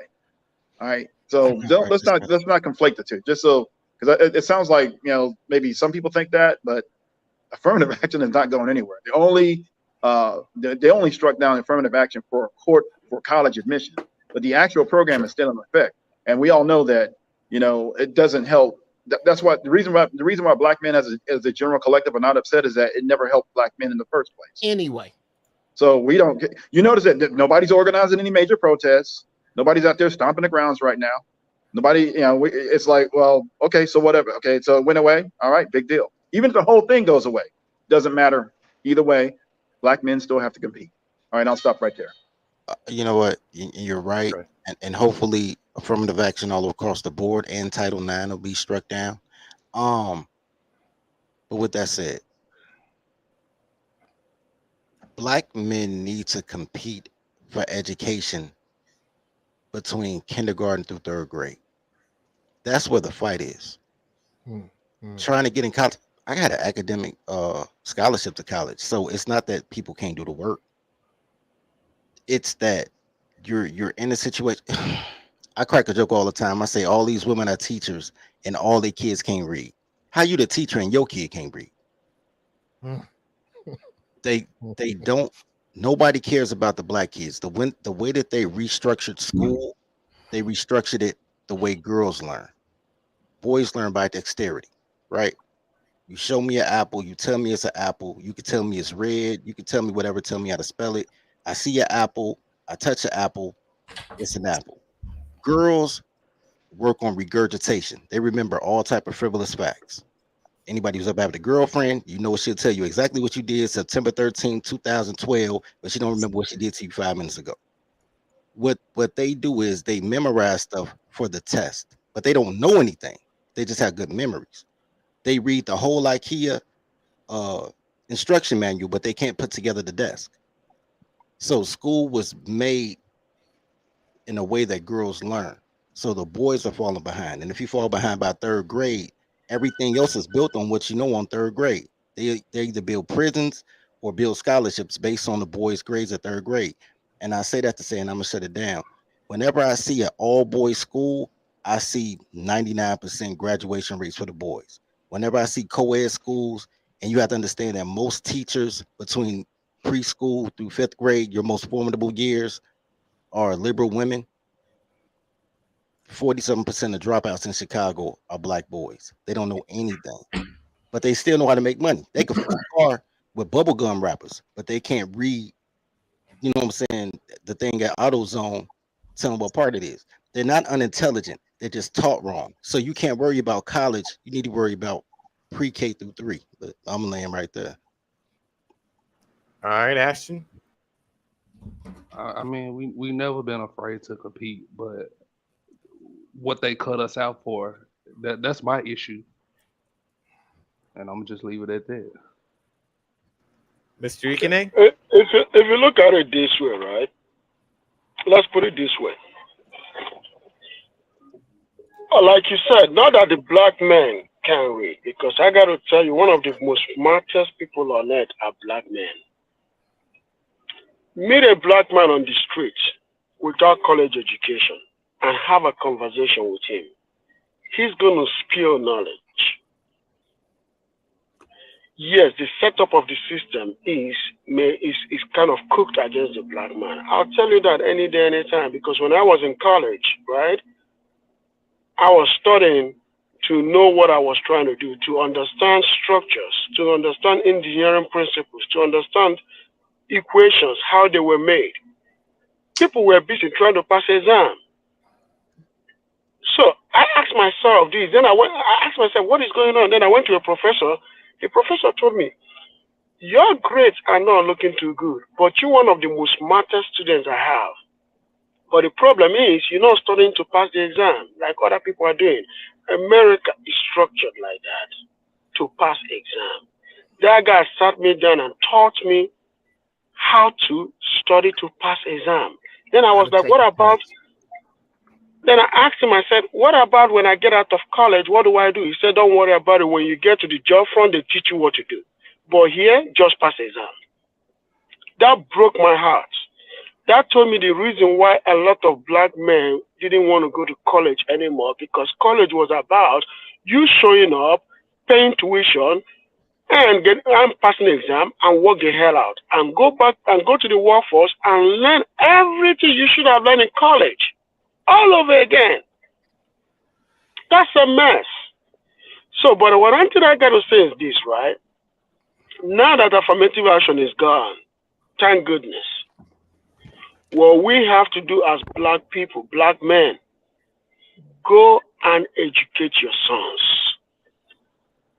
Go and teach your sons how to be the best that they have to be. Teach your son how to not to pass exam, but to understand knowledge, to understand things, to understand engineering. If you have a friend that is good at math, right? Take your son to that friend and have him sit down, because this something happened to us while we were in Nigeria. That's why you see Nigerian students are one of the best in mathematics all over the world. The reason why is because our parents spend 2 hours or 1 hour, 30 minutes every day pairing us up with men that understand math, because men are good at teaching math. They pair us up every day or maybe 3 times a day. Look for somebody that understands the mathematical equation and have knowledge of math. Pay that person. Pay them $200 a month, $300 a month. Take your sons over there and have those men teach your sons how to do math. And I give you 2 years, your son will change. I give you 10 years, your son will be one of the best, smartest math students. And not only that, I got to tell you, not everybody's supposed to go to college. Let's know that. Knowing what I know today, I shouldn't have gone to college. I should have just done some of those things at home. Know them, go do trade, go do something. Because the college at the end of the day didn't really teach me much, but rather equations. That's it. All right, Mr. Payne? Yeah, first of all, I don't think there's anybody who's really wrong here today. I think we all kind of agree that affirmative action has come its course. Whether it was a good policy or not, I don't think it was a good policy to begin with. I think there was other discriminators that we could have used. I do agree, because I went to all boys schools in high school, and it benefited me because I wasn't distracted, right? And we had male teachers, we had a few things, and it was a Catholic school, But the point I'm just trying to say is, I just think we need to kind of move forward without beating ourselves above the head and shoulder who's more right than others. I think we all have a point to play. If affirmative action, which is not 100% completely gone, because there's still states that practice it, and maybe the precedent is set with the Supreme Court ruling, but there's some other precedents this week that we need to know about, and we could talk about that later on. One of the things I was trying to say is we got to make sure that we understand where we're going as Black folks, and I think we can overcome anything that's out there, and we have. And I had a point that I want to make, but I'll probably get it before we're over. But I don't disagree with anybody who thinks affirmative action has run its course, and I'm not afraid one bit that we could arise to the occasion. Just like I used the example of the WNCAA in basketball, where they say you couldn't get a scholarship unless you were a C student or above. And I remember John Thompson with his towel walking off the court and all that shit. And guess what? All those Black guys who wanted to play NBA basketball, they found a way to become C students or above to get scholarships to college. They did it. And we always, from slavery to where we are now, I think if it's a mystery that we can do anything that requires us to work above the fray, we can. Everything else is just bullshit, man. Everything is a smokescreen that says, and based on a liberal, by the way, because I'm against the Democratic Party 100% in the liberal agenda, that makes us think we're victims and inferior to white people. And we need to be saved, and we need to do all this bullshit. We need to get past that. If we can't get past that, we're going to never be able to get out of the muck and mire that we're in. And then hell with the fucking women. We'll figure out if we could figure out that we need to pass that, the women who are worthy will follow us because that's what they do. I'm going to just land it there. All right. All right, JT, and then you are victims, Dustin. Yeah, I agree with everything Dirty Folks said. We know that boys learn significantly better with hands-on things. We stride at that. So it's all about bringing those trades back. We need to get young men into trades, whether we have to do that outside of the school system or fight for that to be in the school system. As far as the question, I don't think minorities should be afraid to compete unless they got that victim mindset. Unless they have the mindset that if the white man don't put hands on them or don't validate or co-sign them, then they not gonna make it. People with that mindset are the ones that should be afraid.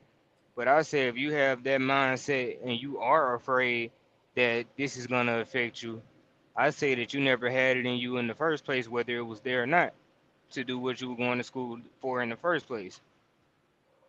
So if we get those kids together, those young Black men together, K through 12, K through fifth grade, if we can get them on a more hands-on program, I think our reading would be better. I think a lot of the other skills that men grow out to have will be better. And men who don't feel like they need to go to college or don't want to go to college always have that trade to fall back on. The Black community is the only community where it's a high rate of quote unquote uneducated men making more money than the educated men. We see it every day where a man who doesn't have a Black man who doesn't have a degree or a quote unquote dumb Black man or uneducated Black man is out here making well over 100,000, sometimes in the millions. So it's all about how you get it. Black men are known to be good hustlers. So if we adding those trades and we working on the elementary school factor of it, I don't think it's gonna be a problem for black men. I don't think it ever was a problem for black men. But as far as for the women, we just got to get them out of the mindset of they're a victim of everything, or they need a white man's help in order to validate them into going to school. Because if you got that mindset in the first place, you was never capable of doing it without it. All right, let me get these super chats read real quick. Thanks for y'all sending those. My man JB says shutting down affirmative action means no more handouts for the mediocre. Compete and strive for black excellence. You already know. They're going to call it Tether Talk, though. Tether Barronville again, $5. Stop procreating out of wedlock. Actually raise these children. Teach the children to value education like the Asians do and compete. No more victims. You smart. He's smart. He doing what I'm doing now. If you mention Africans, everybody's in an uproar. But if you mention Asians and Middle Easterners, black people seem to accept that. Y'all don't want to accept anybody excellent that's not FBA black. I want y'all to know that shit's funny as hell. He doing what I be doing now. All right. Okay, go ahead. Finish Advanced perception, $2. Practical knowledge trumps academic ability. Woo! So advanced perception, I'm actually saying that now in a different way. So instead of practical knowledge, I say experience trumps academic ability now, because that's actually what's about to be favored in the workforce. And it really is always the way men have been judged, because I think too many women now have devalued the college atmosphere by playing into the college for profit model. So the world just started valuing experience. With all these people paying for these degrees just to go to a job and say, oh, you need experience. So absolutely, I agree with that. Freedman's Journal, $2. Black men compete, strive, achieve, or die. That's the way it's always been, Friedman. That's literally been our, our call to action since the beginning. Tether Barronville again, $5. No one's coming to save you, black man. Put the work in, compete, and let your nuts hang. You're not a victim and you don't deserve a handout. Compete. Agreed again. These are some dope super chats. Black Wizard Adolf, $5. Affirmative action has been struck down, but DEI, diversity, inclusion, equity, inclusions are being implemented in its place. Look, they are waging a war state by state on DEI. So yes, this particular affirmative action ruling had to do with admissions, but they're really coming after DEI in general. When I'm talking about the unfair advantage that women are creating for each other against men in the workplace, they're using DEI initiatives to do that. So they're coming for that shit too, but just on a state-by-state basis. Ron DeSantis ain't playing. And if he becomes the president, oh boy, he going for after everything. All right, just my 4 cents, $10. Bachelor's of Science in computer science, B student, and an associate's in electrical engineering technology C student. I've been completing in the STEM field, competing since '94. Hard work put me in the position, not affirmative action. Thank you so much for those firsthand accounts of black excellence. We actually do love that. I actually hate the term black excellence. Let me tell y'all why. I hate this the same way they call like people white trash. To me, it suggests that white people are supposed to be something other than trash. The way when people use the term black excellent, it makes me think people assume black people are supposed to be something other than excellence. Trash is trash and excellence is excellence. That's just my 2 cents. Okay, I'm just saying. Yeah, can I go ahead? Yeah, I don't think he's gone yet. Yeah, Deonica said drop the link. Yeah, I was going to start by I owe the audience an apology for this false misrepresentation of what competition is that y'all had to listen to for the last hour. Competition is actually problem solving and doing whatever it takes to win. And networking is an actual skill. Let me repeat that. Networking is a skill. It means get off your ass and learn some communication skills and talk to somebody. Some of them are women. 50% of the population is women. But y'all spend 50% of the time crying about them. The hell is that? But people competition, are we competing against the white man? And I'm like, no way, I'm an individual. Y'all are on your own. But the simple fact, there's a public platform getting up here to find a way to cry about women who aren't even here, about why you can't do a job. The hell are we talking about? I wouldn't hire you as an assistant victim. I was a supervisor, had a team with 4 women on the plant on my team. They worked for me for a year and a half. I heard more crying in the last 45 minutes than they did in a year and a half. And that's an honest fact. Don't nobody want y'all working. That's why they're getting the robots. Robots don't cry. They don't complain. But if you want whining, complaining, and femininity, you might as well hire the women. I don't blame them. I'm just saying, make it make sense. We talking about academics, and you're crying about women. Just like Allen Iverson. We're talking about practice, man. Not a game. We're talking about practice, man. How women got to come into this to something to cry about. That's all I got. Hang on, you're on mic. You're muted. So I don't understand how anything you just said had to do with anything. I have no idea. I can address one thing though. Of course robots, they don't. Wait. I can address one thing. He said robots do cry. They're called error messages, and I have to write them. All right, they do cry whenever they don't have a. What does he have to say about affirmative action? I want to hear what you got to say about affirmative action, man. What you got to say about the topic? Hey, yo, don't get triggered by the guy. I'm not triggered. I'm just saying. You're not talking about the topic. What about the topic, man? Has everybody got a chance to answer? Not yet. I said I was going to be last because I wanted everybody to you go see first. Trey on your ass in the chats. But I'll keep it quick. I'm not gonna keep it too long. Nah, I would say just to wrap it up real quick. No, I don't think black people, black men specifically, have ever been afraid of competition. I think it has been. We've had to live in a white system that simply locks us out of all competition. We were never allowed to play baseball. We were never allowed to play basketball. We were never allowed to do anything, right? You had to fight for all that kind of crap. If we were actually, I think James Baldwin wrote, or he spoke one time, he said, if we were actually Americans, we wouldn't need any laws to change anything at all. Everything we wouldn't need voting rights. We wouldn't need any kind of civil rights if we were actually Americans. So we were never actually defined as Americans. We were always defined as less than, which is why we were locked out of everything, including competition. We're not able to compete. It doesn't matter how good we are or how hard we try. We can just be systematically locked out of everything. And you have the 60s civil rights era where, all these walls and barriers came down. Now we're able to actually, go into college. Now we're actually able to graduate. College becomes more. I just think that if we turn the clock back far enough and just said, well, the 1960s never happened, I really don't think we have the America that we're living in today. Hey, EBD, was that I love you, but I can't agree. Wait, was that a race problem, EBD? Right back to the crime. Black women. Wait. One at a time. What were you saying? Let me say what I'm going to say. White women didn't have rights either.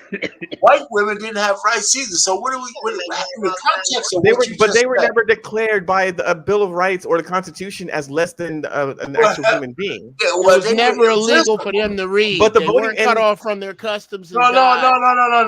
Yeah, I gotta agree with Uncle Jeff. Still, you're moving the goalposts. I don't disagree with any of that. We're not. Wait. When it comes to voting rights, it was about it was about draconian for everybody. The white men were draconian for every. Somehow, white men turned into pussy. I know my man Victor be trolling women y'all, were sleeping with white men. which is why a lot of times I don't agree with him. But this time, he's dead fucking right. Dear black men, get the sand out of your pussy. And stop belly aching about how we wasn't allowed to play this. We wasn't allowed to play. We weren't allowed to play baseball, brother. We had the Negro leagues. We understand. We ain't have it at first. We didn't always have it. No, brother. We didn't. I don't. You're helping me make my point, and I got it. Okay. If Jackie Robinson, who most people consider a hero, had not crossed over to play in the professional white leagues, where would you have had to go to see Reggie Jackson, Ken Griffey Sr., Ken Griffey Jr., Hank Aaron? You'd have to come play us, because here's the truth. Regardless to the sport, take it to football. Don't nobody want to see 22 mediocre, slow-ass white boys do shit. It's you. We had bus lines that we could ride in the front of. We got rid of them to fight to not ride the back of buses.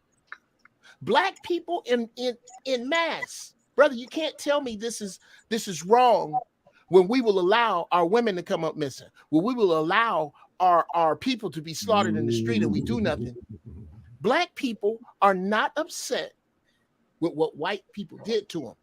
They're upset because white folks don't love them yet. And that's why they're always talking about what the white man took from them and what the white man and how black one don't. Look, we need to find a program to pay an individual $200 to teach math. No, we don't. Here's what we do. Just like that dude King London did in Atlanta. Find a black math teacher and get 10 black kids that's struggling in math and get them together in your goddamn garage. Your answer is not going to come from bureaucracy. It's not going to come from something you fill out. It's not going to come from something you vote on. It's not going to come from some funky ass committee. You're going to have to get it from the mud. You're going to have to love yourself, black people, and stop this fucking belly aching that my man is talking about. It's soft. It's fucking soft. It's like the feminist movement. The true feminist movement is about the white woman being upset with not getting her fair share of what her man stole from the Indians. That don't have shit to do with you. Nothing. You have all the answers.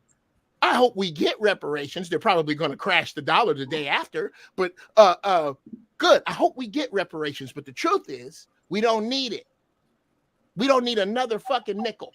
What we need to do is stand up and start where we are. But nobody wants to do that because shit ain't hard enough yet.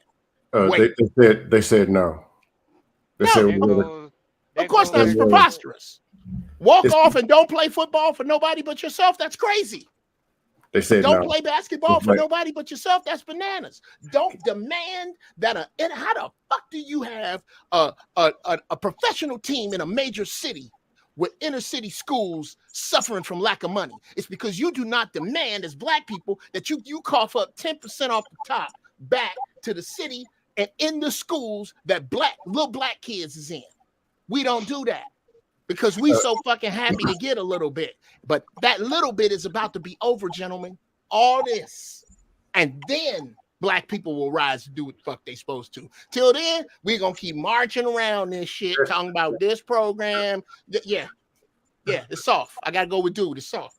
Yeah, can we get some women on the panel to compete against? How about that?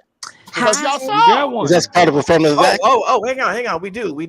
I'm sorry. Let's get her in then. Let's get her in. Miss Lauren, you got something? Yeah, I do. Here's the thing. I feel like you cannot shame us out of being given and fighting for what we are truly owed. At the end of the day, just because you think these motherfuckers is really gonna play fair just because you're qualified, I feel like you're being unrealistic. And obviously you're not competing, because if you feel like just because you're qualified that they're going to play fair with you and that, you're going to be given an opportunity if you just compete, that's not how it goes. Because you are black, you are automatically disqualified. It doesn't matter how qualified you are. Some people are always going to see you as less than just because of that. So affirmative action is not a handout. It is something to level the playing field. So, and it's just like, we can't be sitting up here being Karens about things to the point where we're just in our feelings and, I don't want anybody to pity me or feel like, I'm not qualified. No, this was about black people being qualified and still not being given the opportunity. That was what that was about. So how dare you say that we don't want affirmative action? We should be getting anything that these people are going to give us because they owe it to us and more. See, Dusto? See? I agree. Hold on. You agree with that, Dusto? Hold on. No. No, I never. I agree with that. That's my whole argument. I agree with that. Let me get something out. What's your question, Trigger Mike? I think we covered this. So I don't know if y'all call that victim mentality or not. But let me tell you right now, I got my job because I was excellent. Shit, they called me. to interview. Okay, this is not the world we're currently living in. Let me explain why though. Racism, as y'all believe it to be, is not capitalist. It's not good for capitalism. It's not good for your bottom dollar. If what you were saying is actually true, DD, then Middle Eastern, African, and Use the Asian word men still. would Use have the word never still. surpassed. Hold on, would have never surpassed in the white man, the average white man in earnings, but he has. So what these corporations and everybody has realized is, I want the most excellent on my team. That's it. Who are they? This is the thing. However they come, I want the most Sugar Mike, what's your question for me? What's your pushback for me? No, I'm just saying. We build You up said our you own hadn't shit. heard any. I was like, Didi laid it out on the platter. We wanted to make sure that you had somebody Can I add a prepared point? to scam lightly.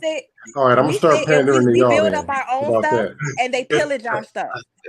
Say that again. Whenever we build up our own stuff, they pillage our shit. So we're only asking for the opportunity to be able to compete in their shit since you won't let us have our own. Do you know what? Well, do you no, know see, what, that's Didi? how we build our Hold on, y'all. Again, you're gonna need a time machine Hold to on, make y'all. that Let accurate. me ask you, Didi. Let me ask you. So, historically, I guess we can cite 100-year-old examples, maybe even 60-year-old Jim Crow time examples. In modern times, is it white people destroying Black people's community and chances of building, or is it Black people? Who is more detrimental to the Black progress? I think when was the last time we overall, did let her answer. Overall, it is systematic. Overall, it's systemic. It's systemic. Wow, Overall, sis, it's we systemic. gave you room. This is my fault. Let her get it out. Hold on, let her finish. This is my fault, Sugar Overall, Mike. it is systemic. Go ahead, Didi. However, we do have our own, we have free will. You know what I'm saying? Everybody has to be accountable for their own actions. Oh my God. However, but there is even when you're doing what you're supposed to be doing, you're not immune to the system and the bad shit happening to you. Even when you're doing what you're supposed to be doing. I'm gonna rotate. Let me get these super chats read real quick. I'm gonna rotate out. I see you in the back, Mr. Kevin and Ekin. I'm gonna let y'all back up because I said I'm gonna read these super chats as they come in because everybody wants some of this. So wah wah wah, as a victim, wah. EBD. Go ahead. Freedom Zone of $5. The victims never talk about Black people from Reconstruction to civil rights. Black people were killing it. That's what I'm saying. Black people were killing it under actual oppression. No doubt. And Black man was president. They still won. Let me explain this to you just from an African perspective. Do you understand? Because people don't even understand the realness behind why Africans are here in the first place. I mean, people from Africa. Do you not understand that Black people were the world's example? Black people in America were the world's example of how immigrants, people who did not look like the white people in America, could achieve something. So before there was Chinatown and all of that, there was Tulsa, there was Lake Lanier. There were all of these examples of how people that were not the traditional white people of this country could create their own community. It so was you came Black over here people and doing that. stole all our hard work, all the shit we worked hard for. That's all I'm saying.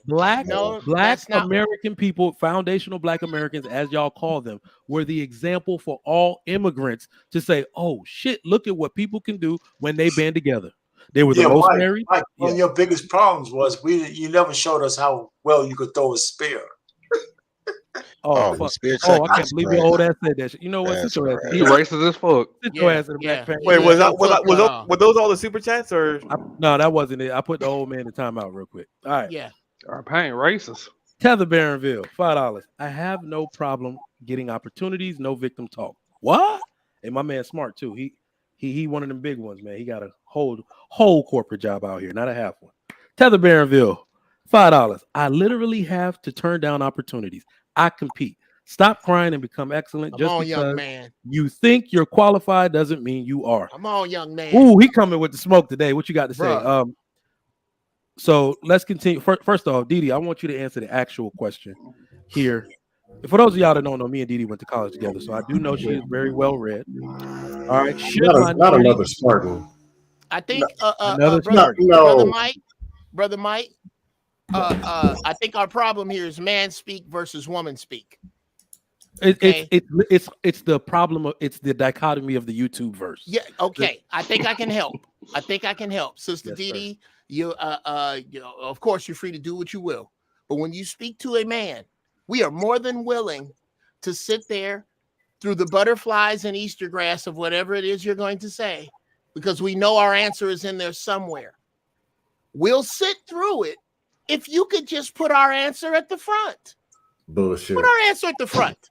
If you could put yes or no at the front of whatever you're going to say, I promise you these brothers will listen to and take the ride through the flowers and around where you're going to go. But we need we're men. We need the meat first. I'll take one for 300, you said it 3 times. All you got to do was say it one time. You feel the need to repeat yourself 3 times like you Dr. Umar. I'm trying. I'm trying to reach you, sis. I'm trying to reach you. I thought I was helpful. If that sound, I thought it was helpful. Does any man here disagree with that? Does any man here disagree with the fact that when you talk to a woman, you gonna get your answer in there somewhere, but it's a bunch of shit around it. And if you could just have your answer in the front, you'll listen to the rest of the shit. Just give me the answer in the front. No, I know what you mean. Our pain do it too. Well, yeah. Jeff, you're asking our pain do it too. Okay, so Jeff, what would be? Wait, hang on. What would be her answer to the actual question about competition? No, I'm not. I'm asking her to be a rational adult and communicate with a man because the man is the lesser communicator. The man is the lesser communicator. All right, so ask the question and let her answer. Let her answer the question. Ask the question, let her answer. Go ahead. About competition. Should minorities be afraid to compete solely based on academic ability? Just that question, I guess. No, never be afraid to compete. Y'all are winning the femininity competition. Beautiful. That was simple. It was short. Pow. Hey. And I'll listen to what else she got to say about it, because she probably got some dope shit to say about it. But I think everyone went on this question, including me. So what was the next question, I guess? Or we can maybe just chop it up a bit. Well, no, look, you guys are dismissing what she said. All right. Go ahead. So she actually added some other stuff that she talked about. Look, and Miss Dianca can correct me if I'm wrong here, but she did not dismiss individual and collective behavior. If we're doing something wrong, you got to fix that. She didn't dismiss that, but she also pointed to what I refer to as a two-pronged problem, which is systemic issues that actually, kind of create some of these conditions. So when you talk about, she brought up some stuff historically and maybe some stuff that's going on right now. And when you talk about those things, that's not being a victim. That's actually identifying the problem. It's actually pointing to issues from the past that may or may not have residual effects in present day and possibly into the future, and stuff that's still going on right now. That's what she's pointing to, and I think you guys are missing that. Am I correct, Mrs. Didi, or no? Thank you, Kevin. Right. I agree with that. I don't. It's that's still hobby. In military, okay, so that's tell me how you hobby disagree. hobby. Here's how I disagree. Okay, is go ahead. Anybody here unclear that affirmative action had flaws in it? No, we got that. Is anybody here unclear that white women were the most benefited by affirmative action? We're clear on that. Next, is anybody here unclear on the fact that it helped women more than it helped us? Everybody agrees on that. Is anybody here under the illusion that whitey may not be not shit? No, we got that. So any going around that is a waste of words. It's hobby-sobby. If we are talking about a solution, we didn't talk the shit out the problem. I don't think anybody here is under any illusion. This is like the scene in Apollo 13 when all the scientists are, oh shit, they're gonna freeze on the other side of the moon. Oh, the moon's gravity is gonna make them ricochet out into nothing. Oh, they're gonna burn up on entry. Ed Harris's character comes in and goes, look, this is a room full of the smartest people on the earth. I don't want to hear another word about how it won't work. I can get a monkey to come in here and tell me how it won't work. Tell me how it will. Hey, I gave a solution. They said no. What was your solution? What was your solution? What was your solution? Number one was stop crying. What happened? As soon as I turned the mic off, y'all started crying again. The other one was work on your networking skills. Learn how to talk to people. There's a woman comes on a panel and you're asking her to be masculine. Talk to me like a man. No, I'm not. Nobody Nobody asked her to do that.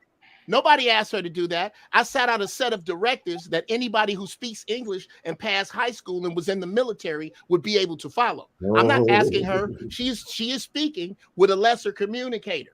The man is a lesser communicator. This would help women monumentally. I'm starting to see why they keep hiring the women. I see why. Well, I see why you see. Hire the women because I see why hire you the see. women, man. This is all right. So can I ask a question then? Let's just can I ask a question then? I try. Without affirmative action, will we have no. wait. Without affirmative action, are we going to say that there would be as many PhDs, as many accomplished lawyers, doctors, engineers, you name it, higher paying, excellent professions? Are you saying, are you all underneath the same umbrella that says without affirmative action, oh, of course we would have been to Ivy League college. Of course we would have earned PhDs. Of course we would have been engineers. Of course we would have been billionaires or millionaires. Of course we would have owned our own businesses. Of course the NBA would be who they are and the football would be who they are and baseball is what it is.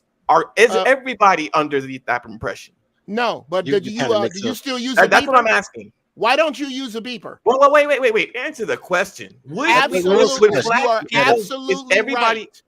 everybody be where they are in the modern era of black people, where they are, especially the men, without affirmative action? Yes. Not at all. We 30 folks says yes. Okay, I'll tell you why. Dr. Steele says yes. Most of the successful people were college dropouts anyway. So as far as that's the billionaire part. If you're talking about will there still be enough doctors and lawyers, that's a qualification thing. So there will still be that. Will there be as many people with degrees? No, but you get a degree from community college. When you're talking about the upper echelon, the masters, the doctorates, if you have the let me throw one in there. President. He went to Harvard. Constitutional law professor. Why would you throw a president?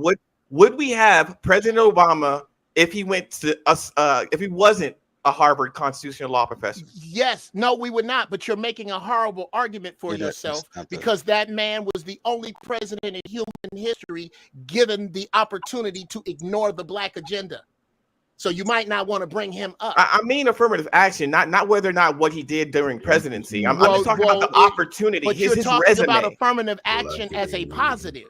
If you're going to use affirmative action as a positive, Barack Obama should be the last name out of your mouth. Because there was nothing positive about his presence. He was brought. Whoa! Nothing. Yeah, I can't go there. I'm sorry. Go there. Can I but Jeff, I do agree with you for a lot of it. He didn't advocate the way he should based on the way we voted for him. I agree with him. Does it? Woo! Right. So I agree with 100%. So we got Uncle Joe, we got 30 folks, and we got Dr. Steele. Who else agrees with that? Mike, I apologize for my joke. Man, that was a joke. You don't gotta. Come on. We all knew what it was. Go ahead. I'm not one of them. Everybody got a little Uncle Ruckus in them. You just have a little bit more than most. No. I love ours for Ruckus. But I do. I'm gonna get the super chat read, and we're gonna get the next question popping. All right, Mr. Kevin, I want you to take the next one. Jonathan Barronville, $5. So, what's holding you back from being excellent in present day? Please give us specifics, not just broad, vague terms like systematic racism. I guess that's what that's. I would like to give an example. All right, go ahead. Here's a personal example. Okay. So for was that the question on the floor? The super. No. I'm sorry. Go ahead, DD. Go ahead. I'll let go first. Question because I wanted to go into something personal. I scored high enough on my SATs to actually get into Harvard. However, I was unaware that my scores were high enough to get there. I ended up going to a wonderful university, which was Norfolk State, anyway, with Mike. However, I did not know that I was qualified to go to Harvard until my senior year, when I had a professor that came from Harvard and asked me what the hell was I doing at Norfolk State. But that's a counselor's problem. The reason why was because my guidance counselor at my high school didn't give a fuck about me enough because I was black. Norfolk State didn't care either. Sure, because any child that has scored the scores that I had, you were supposed to make sure they had all the scholarships and all the opportunities that they were supposed to have had. It's no way I was one of the highest scorers and I didn't have these opportunities. So y'all can call it a victim if you want to, but it's just a personal experience. Nonetheless, I've done great. but this is just how systemic racism has even affected me with modern. Yeah, Whoa. I that's got no. So Please, this please, is guys. where I this think is where I gotta go next because I haven't said anything in 45 minutes. all right, go Trigger ahead. Mike, if you finish talking, then I'll go next, please. Trigger Mike. Are you about to respond to what Didi said? Because I'm about to No, jump out of my chair right now. okay. I got to respond to what she said, but Yeah. in affirmation to what she said, not objecting to what she said. I got to be honest with you guys. As much as I want affirmative action out of the way, right? What she said is going to be here for a long time. There is systemic racism. We should not dismiss that. I got to tell you, a lot of white people that support affirmative action being gutted are doing it because they don't want black people there. We shouldn't be naive about that. You see what I'm saying? We shouldn't be naive. Even though we black men really want it to be gone, we also have to understand that the person that we are fighting with is fighting against us. All right, let me add The only this. problem, Go ahead. No, go ahead. Sorry, I thought you were done. the only thing is this, right? Affirmative action helped the white woman first. It helped the black woman second. There is no deny about it. Anybody that is denying that is somebody that operates in individualism, which means if it doesn't help me, it didn't help anybody. You see what I'm saying? Yeah. That's one thing that kills us as black people. We always operate in individualism. If it didn't help me, it didn't help anyone. No, it helped a lot of you people that are women other than you. That's what it is, other than you. So it was an advisory problem, advisory biasness against you. But at the same time, let's not be naive. But what we have to do, just like I said earlier, we have to start educating our men. I'm gonna agree with you. You is right. We gotta stop crying as black men. Bruh. He said you Get are. off our chair and go out there and make it work. Go and work. Yes, you might not afford the $200 to pay for your child's tuition, your child's lesson, but you can come up with 10, 20 families. You can all come up together. Bring the kids together. Hire a mathematician that will come every 3 times a week. That's what we did in Nigeria. That's what we did back home. That's a 3,000 solution. and educate these And who kids. got voted in? Let me jump in here because y'all have heard me say this is not going to be foreign to y'all. I say this all the time. We're skipping steps, y'all. We're skipping a lot of steps because even what happened to Didi is just a product of what happened to most black men and women. Not even necessarily Didi herself, because I think I know her situation very well. But before we can talk about any of these community structures, there has to be a community. And like you said, Ikene, everybody is an individual in the black community. But the community we need is actually a group of families. If we don't have a black man and a black woman in the house to where the man exacts enough discipline to focus on the, like, do you understand that a boy, not a girl, a boy's mathematical inclination, I can scientifically prove to you that a boy being mathematically or scientifically inclined over his peers has to do with his father being present in the home or not. Who are all the boys that can't read and don't know math? Where do they come from? Single mother-led homes. So that's what I'm saying. We're skipping steps. We can't do anything with the boys or their ability. They're not going to be disciplined enough to learn math without their father. Okay, here's the thing.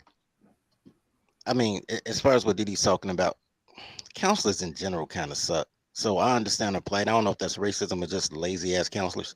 But with that being said, here's my problem when people start talking about Black history, and it comes down to the marginalization of the contributors, right? When Black men do something, they name the thing. You name Black Wall Street. You don't say O.W. Gurley. When Black women do something, you name the woman. When Black men build something, you say Black excellence. When Black women do something, you say Black girl magic.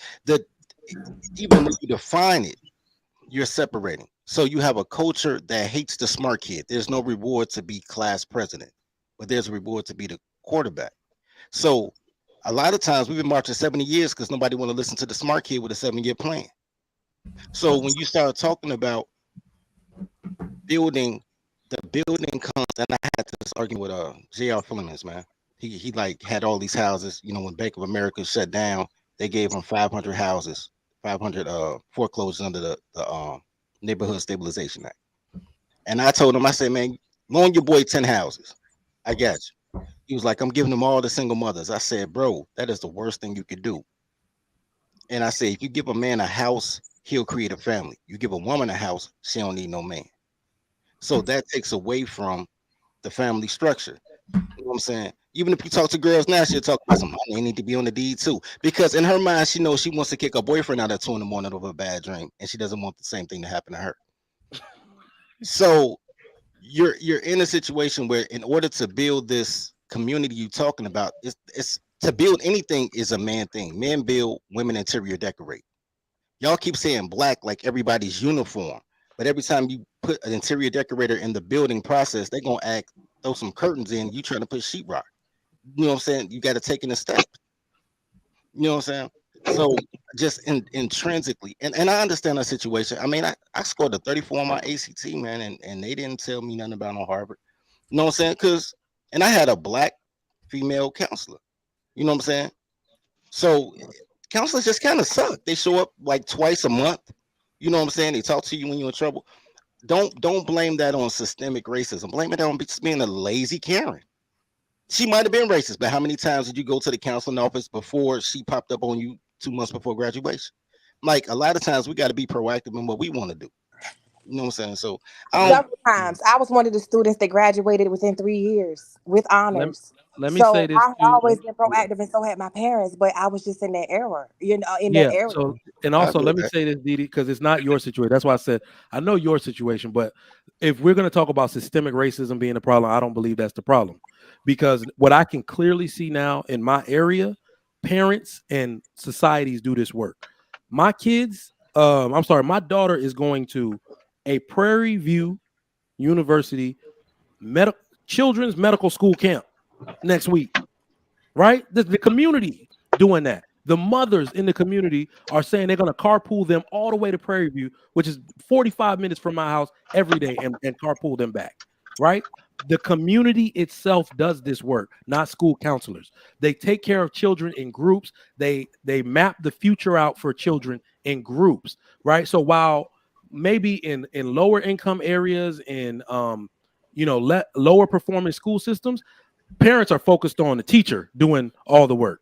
I just recently found out that you learning at home. Teachers just test you, basically. You barely learn shit in school. You just get the test in school. Can I ask Didi a question, Mike? Yeah. Hey, Didi, let me ask you a question. Based on your experience, what do you really think tangibly that you've lost that you didn't go to Ivy League school to where you are now?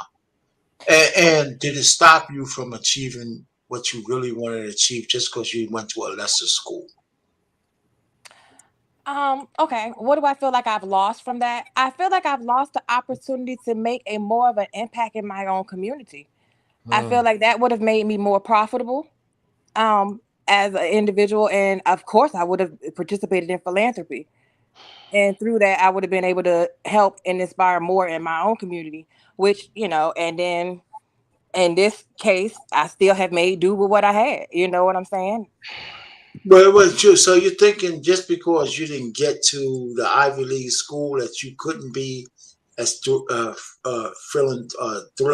whatever the word is. Philanthropic. Mr. Richie, remember what she just said? Mr. Rich, I'm sorry. Remember what she just said, rather? She said, as an individual. That's the problem in Black community about our women. As an individual. I didn't even want to Well, she was asked an individual question. I'm an individual also. In all fairness, she was asked an individual question. I don't want to put it just on her. I'm just trying to say is that if you want to, not just you, I want to take it away from you, Didi. No matter where you went, right? You might have to work hard. Not you, but a person might have to work harder because they didn't have the banner of an Ivy League school, which matters. I'll give you that. But can we?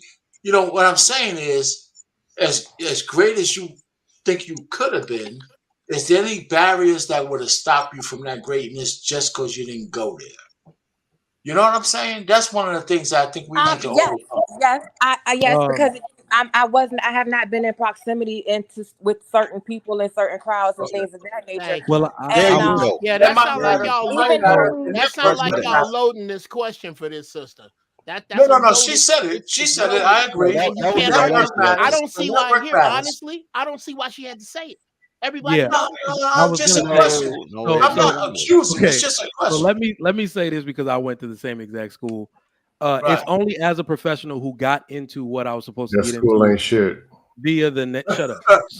You Dusto went there Northside is too. an illustrious university. Excuse you. Dusto went there too. He just playing around. Hey, So, I don't Gina, know you what you're know I talking wasn't about. trying to do a trick question. That's all I'm trying to tell but I you. I went was to just trying to college. ICDC. Hold on. This is I think we misunderstand college in general, especially when it comes to legacy admission. College is okay. not actually about academics. It's about access and networking. Yes. This is why Harvard, like all of the same.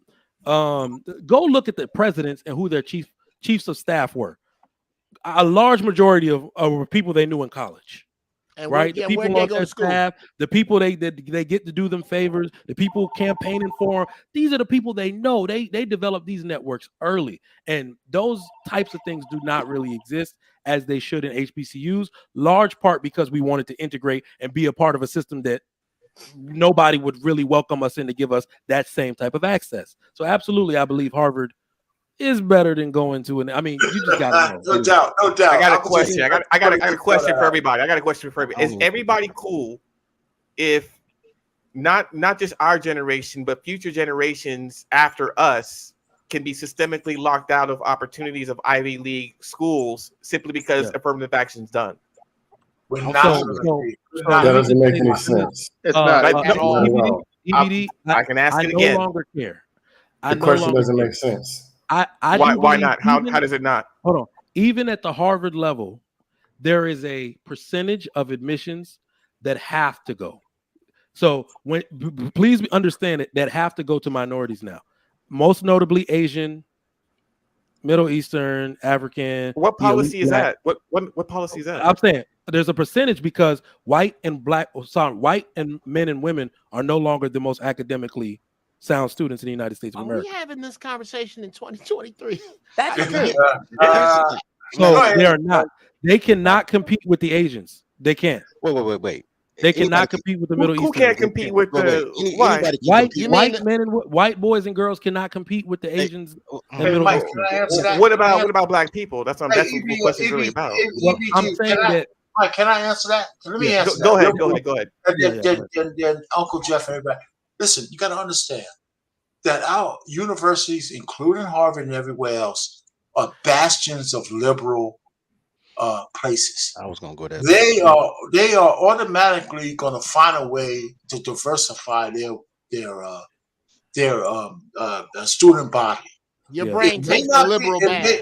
It may not. Hold on, let me finish. It may not be based on race, but they'll find something. Like I said before, you take two people who are A students and SAT champions, right?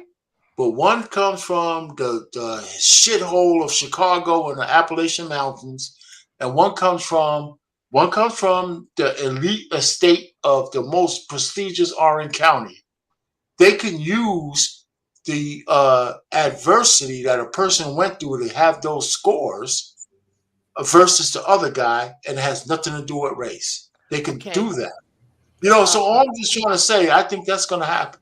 And that's key. Here's how it's going to be different. In the next 20 years, I can still, you understand where I'm coming in the next 20 years, you will not have black people debating over how their oppressors teach their children. Yes, they will. That's what we are really sitting here trying to figure out. Oh no, brother. Yes. All of this there's not enough we shall overcomers that have died yet. More people with gray hair have to die off. I'm betting on this young group. It's a young group that ain't with none of this shit. That's flourishing. that's flourishing. They're not waiting on nobody. They ain't talking about what they didn't get from who. The sisters don't blame the brothers don't blame the sisters, and they don't That's a look to lie. white folks for I know shit. about that part. I All know right, where they are. They'll be doing it in the metaverse. You can't tell me who I'm. No, brother, you can't tell me who I'm dealing with. You can't tell let me me who get I'm this dealing with super every chat day. read. They're going to be doing it in the metaverse, bro. Bro, All right, well, AL. wherever you want to put it. I tell you what they AL won't be says doing. $5. They won't be arguing over how they're We got a oppressed. super chat, brother. We got a super chat. Let him go. Let him go. All right. AL says, my son is 3 and reads at a 2nd grade level. God, goodness gracious. Started reading paragraphs on his own, several languages, learning addition and subtraction double digits. That's what community and fathers in the house can do. That's my that's my only thing, man. We skipping steps. If we don't get families back together, the boys are doomed. Have nobody ever asked the question of how a girl can from a single mother home can be a college graduate, but the boy got a 4th grade reading level? We don't take issue with that at all, because I do. I agree with you on that. Yeah, absolutely. That is the individual and collective responsibility that at least I'm talking about. I can see agree it with now, you on that. Mr. Kevin. I can see that in my 4-year-old right now. His mom has trouble. Like, he's just a boy. And now I even see how they get all these ADHD diagnoses and stuff like that, because he's just being a boy, jumping up and down and playing like boys do, but she can't control him. But I'll come out there, sit your ass. He's sitting down. He listens. All ADHD mean is after daddy had dipped. That's all. That's all that means. So a woman sitting there taking that is going to be like, oh, well, I need some medication to control him. He doesn't listen to me. Man, fathers being in the home fits all of this. You know, but Mr. Kevin, I said I had the next question for you, Mr. Kevin. So let's get the next one going. This is a good discussion so far. If you're just tuning in, welcome to the Trigger Mike Show on the Lapeef Network. We got an all-star panel today. What does this affirmative action college admission repeal mean specifically for Black men and women? Specifically for those two. Okay, so I don't really see, and I'm not going to be a good predictor of this, but I don't expect it's going to change too much as far as what Black men and women are doing as it relates to college. Some people, it might increase a little more, it might increase a little less, but it's going to be close to what it was right now. Meaning that the same amount of people who are getting in right now are going to be the ones that are getting in. Because at this point now you got to compete on merit. So it's probably going to stay relatively the same for Black men and women. I don't see it. I'm trying to be the best predictor here, but because the bottom line is that at a PWI, the Black people who are going to be getting in are the ones who are going to be allowed to get in based on now their merits. And it has nothing to do with race-based and all this other stuff and everything else. You still have to qualify. And oh, by the way, even under affirmative action, you still have to qualify anyway. The issue is less about race and more about, I would say, the legacy admission. Okay, it's this whole I'll stop right there. Go ahead. conversation. This whole conversation still sounds like how to educate useless eaters well enough to have jobs. That's really what I'm still hearing. Hey, brother Jeff, let's go around the horn though. I mean, I think Dr. Steele was next. Oh, okay, my bad. Yes. Okay, we can do that too. We can go this way. Let's go around the horn, man. All right, go ahead, Dr. Steele. You go ahead. That means that we as Black people need to step it up. It all starts at the home. I've heard situations where parents will go ahead and teach their children, or so they give their students a head start. Like I heard the example about a 3-year-old reading at 2nd grade level, because all that is done at home. And I can remember when I was a little boy, I used to have this little professor calculator where it asks you certain math questions, adding, subtracting, multiplying, dividing, and I used to answer it. That's how I became good at math. And I also actually did a dissertation, my dissertation on the low enrollment of Black students in advanced mathematics. And one of the elements is what is done at the home. Okay, the home environment is key. Parents, have to push their children to get the best they wanted. But there's another element to this. It's the parents who's going to have to tell their children about their experiences with racism and how they could deal with it. Because what I'm seeing is, people are playing victim, to racism. And I told you about the instance during the Jim Crow era where black people had to build their own everything because white people didn't allow black people into their entities at all. So, and I forgot what that was called, where parents sit their children down and tell them about how to properly deal with racism. And I know, and Bianca touched on how the counselors did not tell her about Harvard when she was qualified to go to there. But you made the best of it, didn't you? Out of a bad situation, didn't you?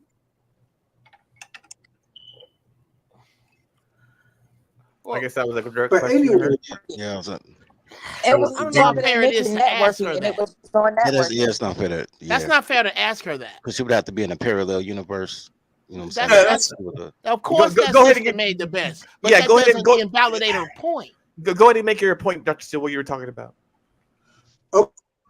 okay. Even though K-12 education are still trying to ramp up their programs, it all really starts at the home. We need to step it up at the home. That's what the lack of affirmative action really means. We as a people need to step it up. We have done it before without it. All right, 30 folks, sir. I'm sorry, I'm tripping on the chat. Repeat the question, bro. Oh, the question is, what does affirmative action college admissions repeal mean specifically for Black men and Black women? Redistribution of students in institutions. It doesn't change the number of students. It may help Howard. I mean, people who want to go to college will still go to college. If you're worrying about whether you can get in a D1 school, but you got to go to 001 English classes, remedial English classes to get qualified to, and I see that a lot, then it doesn't matter, right? You just go to school. Here's the weird thing though. I'm about to address the chat because it's y'all got me messed up. First of all, I didn't bully the kids. I didn't bully the nerds in high school. I was a nerd in high school. Didn't you hear me say I had a 34 ACT? Like, I didn't, you know what I'm saying? When the last time I was in school, I was at Lindblom High School sponsoring a football team last December. I'm amongst the kids. Here's the thing. For some reason, y'all think like girls. Y'all have a very individualistic mindset. The racism conversation is no different than, and this is why I say it's tribalism. It's no different than a tribal conversation. Don't go to Humboldt Park because some Puerto Ricans gonna chase you out of there. Don't go over here because there's a gang over here. You know what I'm saying? It's knowing how to, being aware of your surroundings and knowing how to move. So the fact that, and this is a problem with kids, and I know Scam gonna be mad, but I don't give a shit. This is a problem with kids raised by girls. Girls have absolutely no survival skills. So now you're sitting here and you're trying to teach a tribal conversation, but you have no tribalism in you. You know what I'm saying? Because tribalism is a man thing. You know what I'm saying? Lodges, gangs, cliques, crews, dance clubs, except for the AKAs. The AKAs, they be tribal. But generally speaking, you know what I'm saying? Generally speaking, being in a group of people with one logo, with a pledge, a creed, and a special handshake, that's a male thing.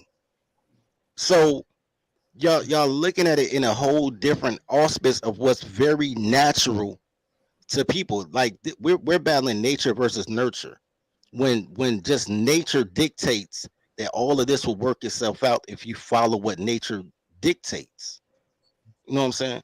The smart kids will go to college. The not as studious kids, but they still smart, they'll go to trade school. And the dumb kids will find a fat girl and move in. All right, Miss Lauren, ma'am. Shout out to the fat girl. Yeah. Okay, so mine will make it just really short. I feel like it may affect the funding for such minorities, and that's all. I'm not quite sure what other effects it may have long term, but I do think the funding will take a hit. And Dusto? Yes, it'll be a new topic for more people to get on panels and cry about and blame women for. Okay, Dustin, give us something. Give us something. Here the deal is.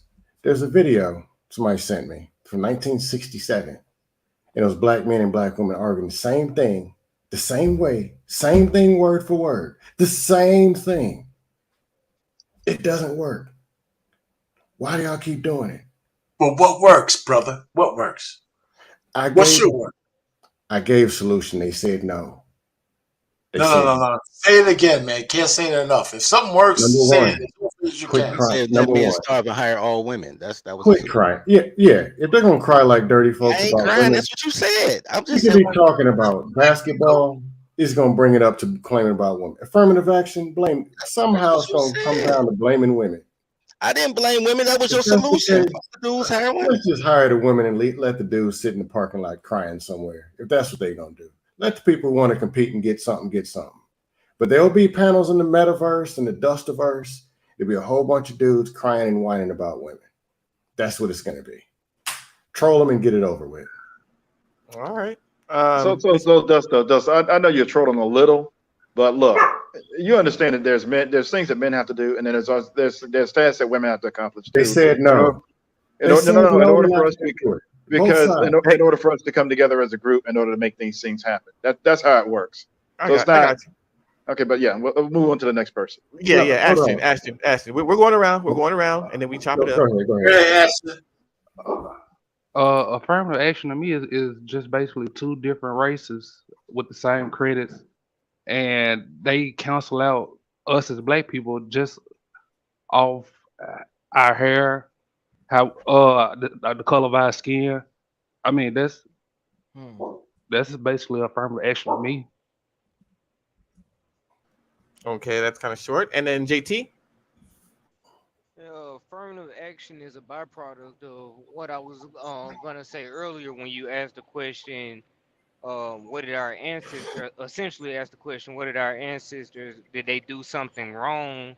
Will we tell them they were wrong for marching and protesting for back in the day? And I would say for some things, yeah, they were, because black people back in the day fought hard for integration, and because of integration, we have to deal with problems like this.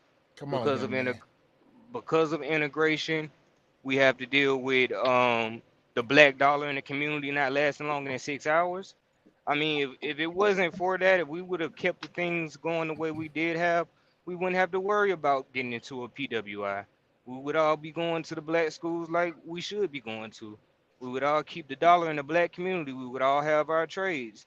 So it's a lot that comes with that. But to answer the question, I don't think it's gonna really change anything besides the admission rates into different schools. So people just gonna start going to schools they're accepted in, and that's is gonna raise the rate of people going to HBCUs, and you might see the numbers lower a little bit at places like Harvard and Yale.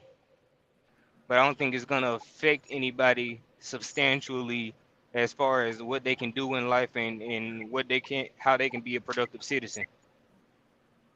Okay. Yeah, I can see that. Okay. And then Uncle Gio? I think it's about time that affirmative action went the way of the beeper.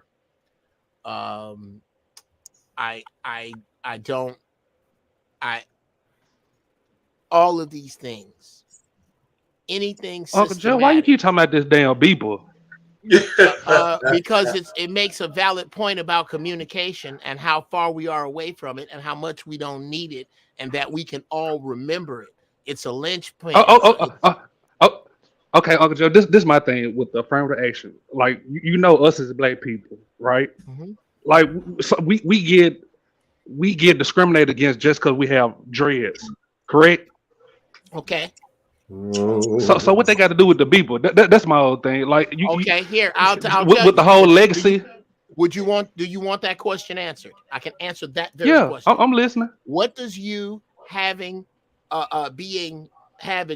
dreads, which they should be called locks, but what you being discriminated against your locks have to do with the beeper? The beeper is an outdated form of communication. Complaining about your hair is an outdated form of outrage, brother. Because there are plenty of people who do not give a damn about your hair that need you for your purpose.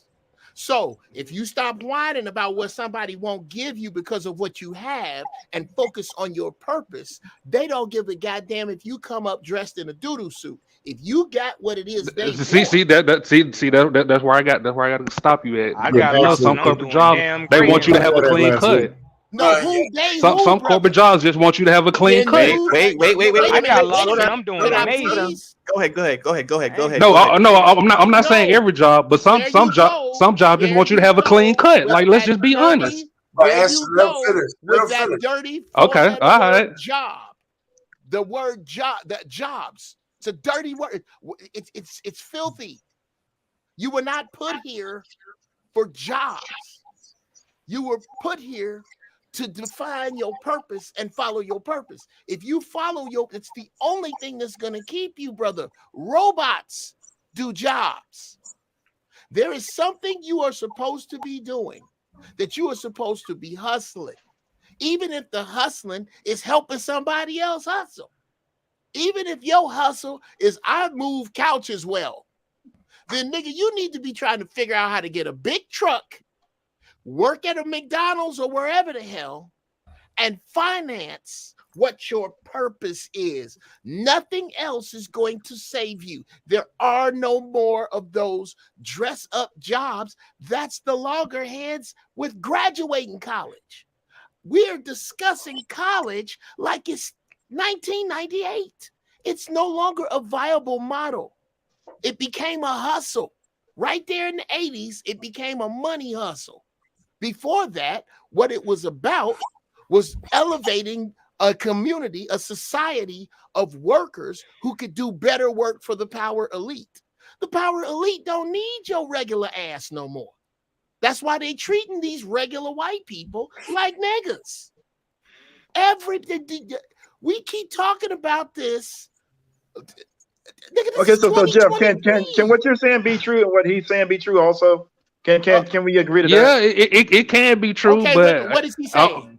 What is he saying? He said something about the dreadlocks and and the discrimination. Some jobs just want you to have a clean cut, like that. Of course, but it's a distinction without a difference. Hang on. Let's go to mid. Wait, I got lost. Hang on. Before we go back. Wait. Before we go left. Hold on. We're almost done. Before you go on, I gotta go. Yeah, before everybody else. gotta go. Go for it. Let me get mine in. Let me say. Hold on. Let me say something about the dreadlocks thing, Ashton. Thank you, True. No, it's not. It's not.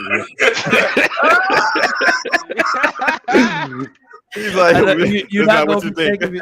You're not gonna be thanking me in a second. No. So this is something I'm actually very passionate about teaching young black men. I personally don't care as a black person what you do with your hair, but we have to understand that the standard for men in general in the workplace, in the professional workplace, is short, clean cut. So I'm offended when black men go anywhere and think they need to get special circumstances for hair. The reason why it offends me is because this actually has a lot to do with the single motherhood crisis. Black men in general, Black American men in general, care too much about their goddamn hair.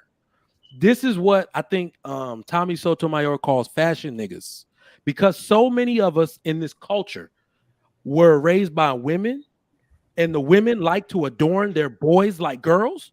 Where the hell do you think hair? Dress funny. I know that personally. That men care too much about their goddamn hair. I don't give that much. You can actually tell me to cut my hair at work, and I'm gonna cut it because I want that goddamn check.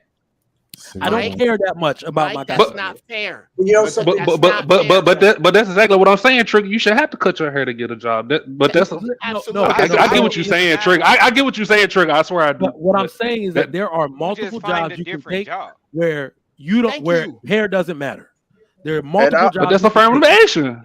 No, but what I'm saying is I'm doing something that didn't require me to change my hair. When I was raised by a man, I had a father in my home, but I still care about my hair.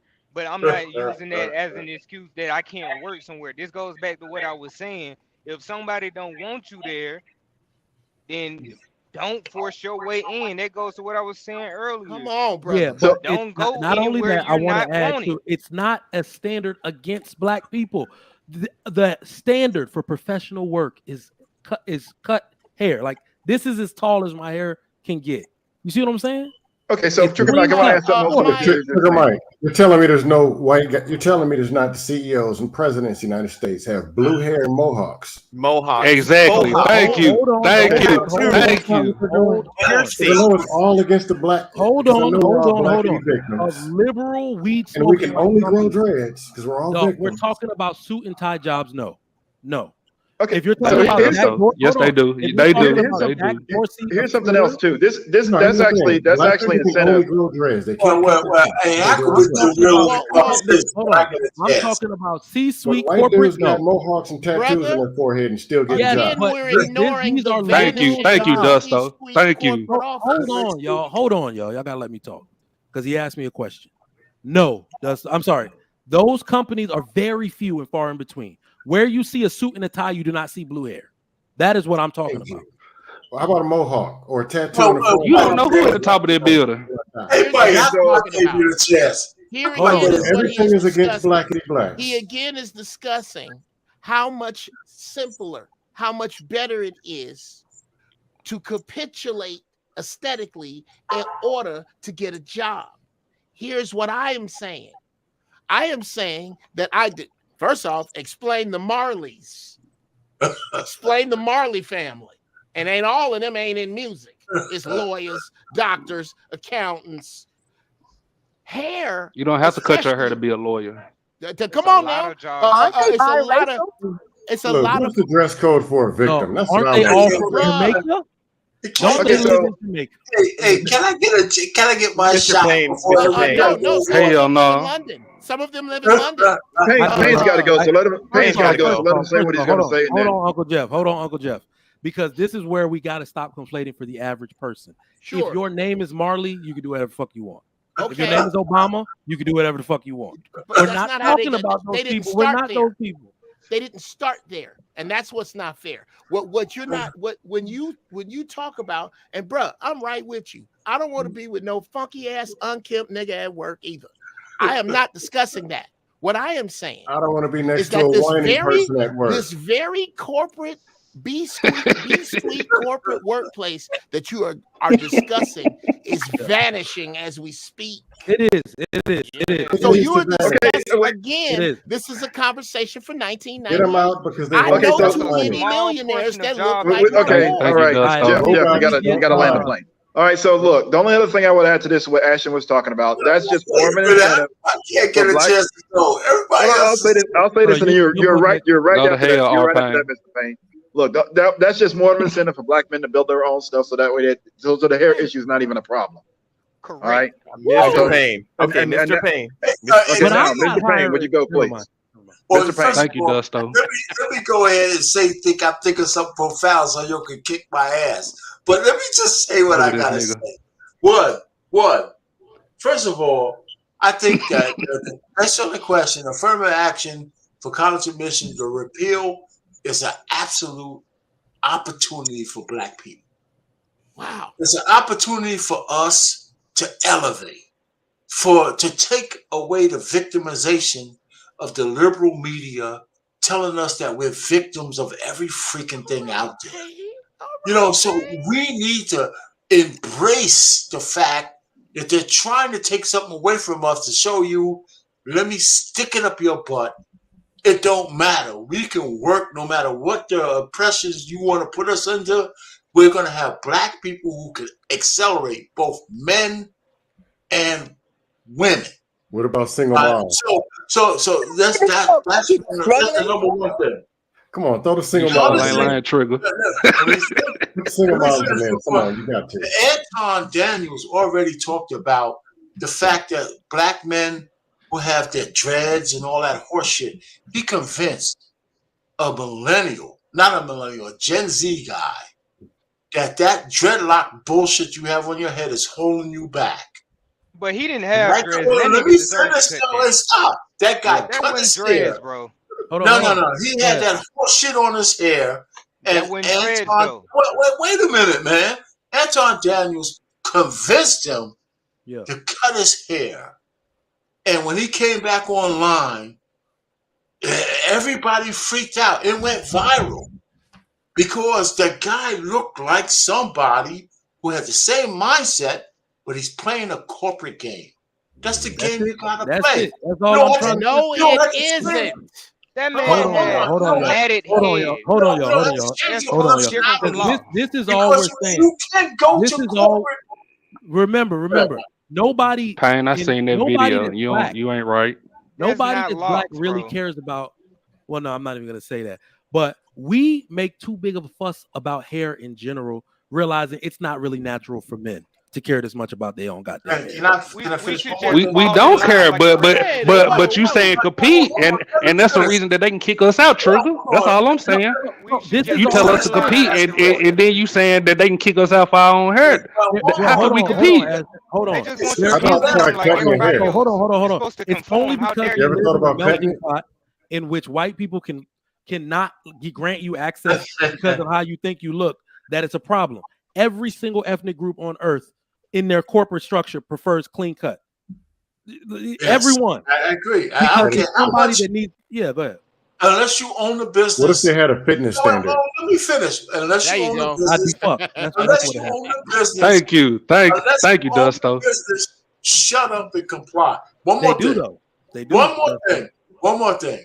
All you people, the 200-something people looking at this 2 hours later. Hold on. Hit the like button and get your ass over to the community tab and vote for this show.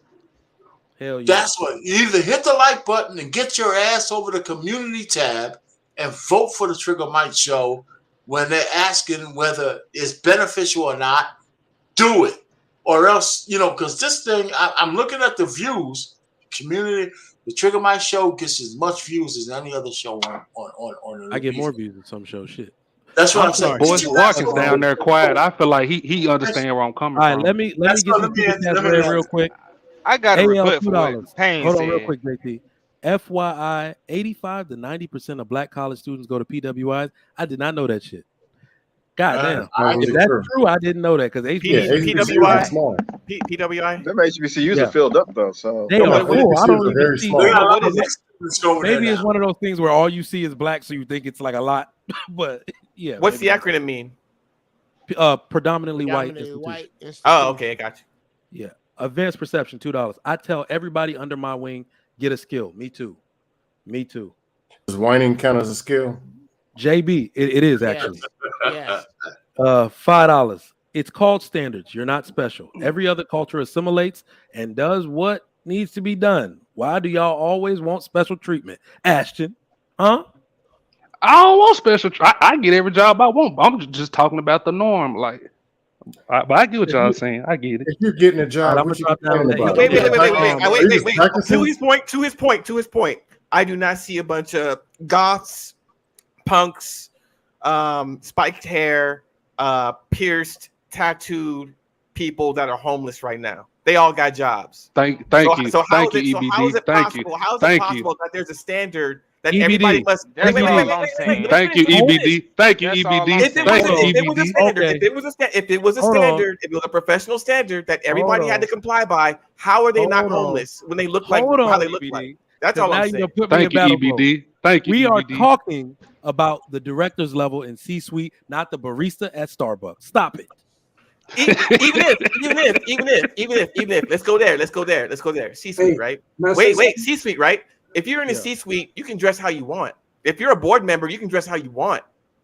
You can dress how you want. I understand The that there's whining board. uniforms in standards, but there are companies and businesses where you dress how you want. It depends who's running it. It depends whose culture you're reasonable walking standards and into. presentation. Okay. Well, right. Within I reasonable standards and understand. I presentation. understand. But between the corporate office, a billionaire, a multi-billion-dollar company, yes. But we're talking about other businesses that don't have to conform or comport to that. Okay. Did we just all agree? Thank you, that the EBD. C-suite is Thank you, vanishing? EBD.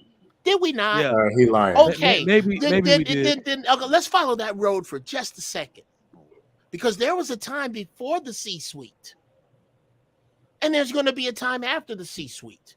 And you are entering the time after the C-suite, clawing and gripping for that son of a bitch. Don't nobody want to hear nothing about.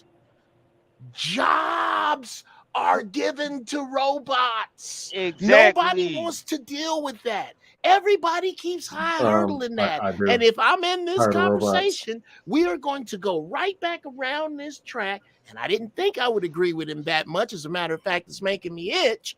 But your man Scam Likely is exactly right. This is a bunch don't ever of say that pissing again on the and Trigger Mike moaning. show. I Don't don't, ever say that. bruh. I want to throw up. Some food came up in my mouth. But he's right. It's belly aching. It's just fucking belly aching both ways. It's belly aching to say that this man got to cut his dreads to do what he wants to do. No, you don't. Fuck the C-suite. I know so many. I know millionaires 10 times over that ain't been nowhere near a C-suite that walk around in flip-flops. But my entire life is dedicated to getting. Yeah, so okay. we already gave the solution. So your entire life, wait a minute, this is very interesting. Your entire life, you are admitting, has been about and is still about getting into something that is vanishing, because you just admitted that. Well, I also have my own entrepreneurial endeavors. Mind you, I am Nigerian. I do have 18 jobs. Okay. But one of them, I get it. one of them will be a C-suite executive at one point. Yes. Why? Okay. Well, I'm going independent. Yeah, I'm going I would independent say, myself. I think the question needs to be asked, like, what does your locks and your dreads have to do with whether or not you are qualified to do the job every day? Here's what it has to do with whether or not I'm comfortable looking at it. No matter how you look. I'm not comfortable I think they with should. my I don't think they do. Anglo-Saxon ass. Yeah, I'm not comfortable with my European socially capitulated ass with looking at your dreads. That's the problem, because it makes here is what is socially acceptable in corporate America. What does not make fat, rich white men uncomfortable. Period. Also, What goes on in hey, corporate. let's say something here. Oh, go ahead. Okay. Yeah. I can remember Kevin Samuels talked about this issue at one point. You know that's everybody. The title of that video, took about if you want to move up, you have to cut your dreads. Now, he said specifically, it's about working. If we're working for a white man's company in the executive, see, here's why this is so important. Now, if you're an entrepreneur, I mean, that's fine. If you're working at companies that accept it, maybe some black companies, that's fine. I know in my profession as an educator, I've seen black male teachers with dreads, okay? But we're talking about in a white man's corporate company here, okay? Why? That white man wants his very best to sell as much product as he can. That means there's a certain image that must be upheld, okay? If some other company, right, works a deal, with them in the corporate office, right, what do you think that other company will think if we have a man with dreads sitting on that corporate table? What do you think? You know what, Jeff, you are right. These niggas want to be loved by the white man. These niggas want to be loved by the white man so bad. You know who they sound like? You know who they sound like? They sound like the same people that was talking about nonsense. We gonna take buckles off of shoes and ruffles off of shirts. What will we wear? Yeah. And here's what makes it so comical is that they've all admitted that this shit's crumbling. They've all admitted that the C-suite is, but there is a deprogramming that must happen, and it doesn't matter whether it happens to them, because guess what? Here come the tsunami. When that corporate shit is washed away, bruh, it's dying now. So That's Uncle Jeff, we're living in a time where the millennials Uncle Jeff, does timing have anything to do with what you're saying? Timing has everything. It has everything. Okay? It has so much to do with what I'm saying that it's covered by the Apocrypha. It's covered by the Egyptian Book of the Dead. It's covered by the Age of Aquarius, bro. So if I'm in stealth mode, hold on for a second. If I'm in stealth mode, can I with an play F? the game? Stealth with an F? Can I play the game until the time is right? Is that a possibility? For us to play the game until the with a time machine. With a time machine, it absolutely is. Let me answer the question after you're done. That time is up. Hire single mom. You guys got the next question. Let me ask. Let me answer the question first. I see you in the back. I'm gonna bring you up. Like I always say, I'll go last, but I keep it short. That's why it's not going to be too long. Go ahead, EBD. So, just a question of how it affects Black men and women, like significantly or specifically, is that it's going to change the numbers. There are going to be a lot less Black applicants that are admitted and selected to go into any Ivy League institution. I think that if we were in a different position, if our HBCUs were also considered Ivy League institutions, in which if we attended these institutions, we'd be able to still get the same results and outcomes as far as either positions in businesses and the salary and all that comes with it, then I would say, okay, affirmative action doesn't matter, right? We don't need it. It doesn't matter because it doesn't change the outcome. The problem is they did this because they don't like the results of the outcome. Right? They didn't do this just out of thin air. There was no problem with it yesterday. There was no problem with it the day before. What's changed? I think you look at the numbers and you do the analysis and you want something to change and you strike it down. I'll keep it there. All right, let me read these super chats read, y'all. You got them. A lot of that's inaccurate, brother. But you want me to read the super chats? Go ahead, read these. $4.99, Jonathan Berryhill. If anything, the C-suite are held at a much higher standard. Even Mark Cuban said he couldn't wait to be a billionaire so he can stop wearing ties. Next super chat, please. Jonathan Barronfield. This is why y'all don't win, shaking my head. Y'all picked the most pointless and retarded hill to die on. He is correct. Secure the bag and first and then do what you want to do. Shut up. That's my point. Do what you want to do. I can agree with that. Yeah, I can agree with that. Yeah. All right. So how about do what you want to do to secure the bag? Maybe I'm around too many dudes like that. That's right. No. Hold on. This the niggas I run with. Uncle Jeff, you're gonna be in prison. Back and forth to this all day because no, we ain't. Y'all right. Remember, only a talented 10th of men will ever get to the bag, regardless. That have the talent, the ability, and the drive to do so. Everybody else, this is the Nigerian way. Let me just tell y'all, I make a lot of money from my business and from YouTube, but yet I still hold a director's level position at a company. Why is that? Because that to me is securing the bag. I don't want to pay for my own healthcare, so I let them do it. Absolutely. I got young children, right? And until I brought my business to scale, I will never compromise my position when I have the intellect to get somebody to pay me for the work I do. Absolutely. You can do it all at the same time. Here. Now, with locks. Which one of those is vanishing? No, my job isn't vanishing, but I understand what you're saying.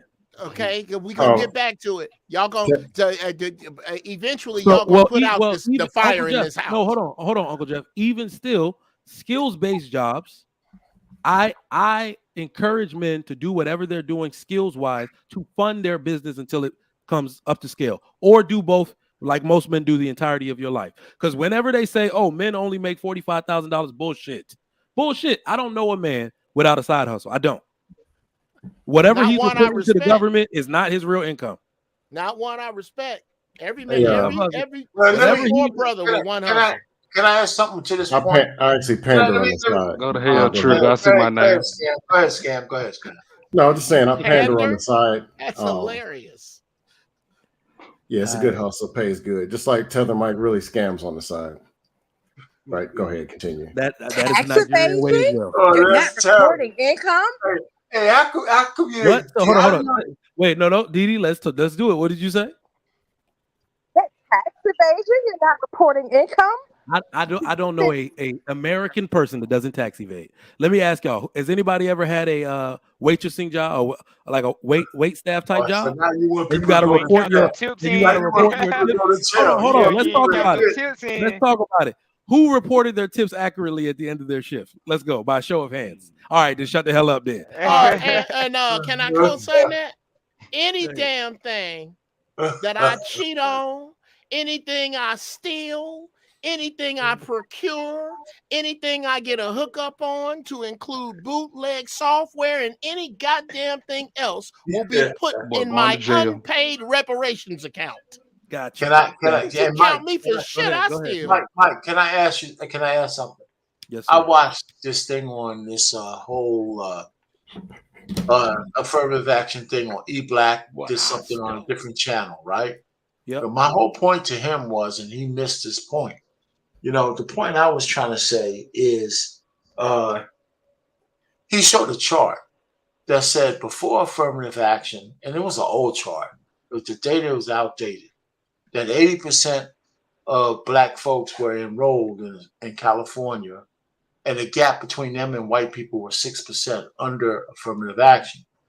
And so because California had outlawed affirmative action long before this whole court case, and then it went down to 78% and a 10% gap without affirmative action. And he presented that as a negative stat. And so I'm saying to myself that even without affirmative action, we were still at 78% enrollment. I don't think that's a negative.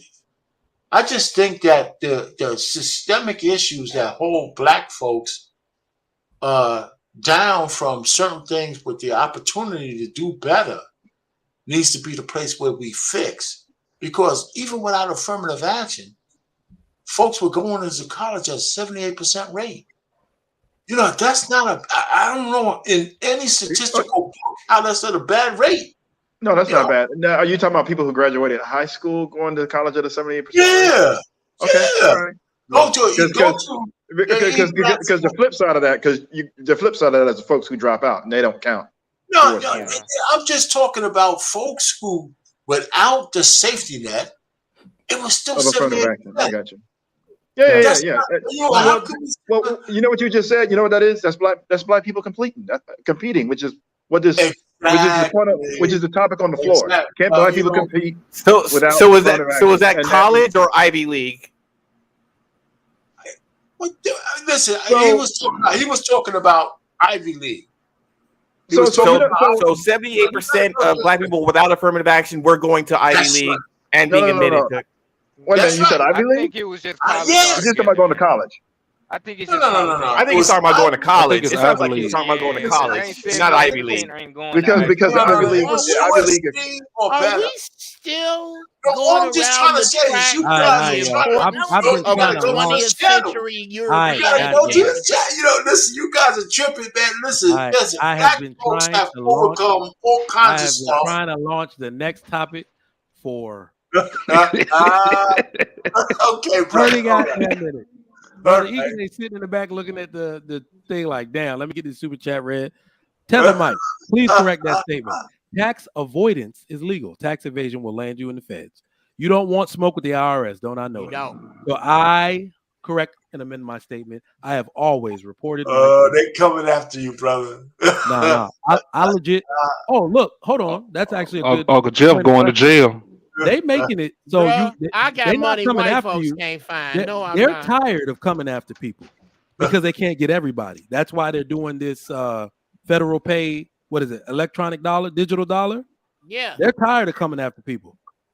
All right, so what's they next, tried to come after me, and I went and got a real accountant, and they owed me barter money. is what's next. What's next? What's the next question, Mike? All right, let's get the next question. Ekin, I'm gonna bring question is about single moms from the back. Of course, I blame them for everything. This is all their fault. I'm joking. Didi, don't Didi, don't shoot me. All right. Damn, where are my questions at? All right, this is a good one.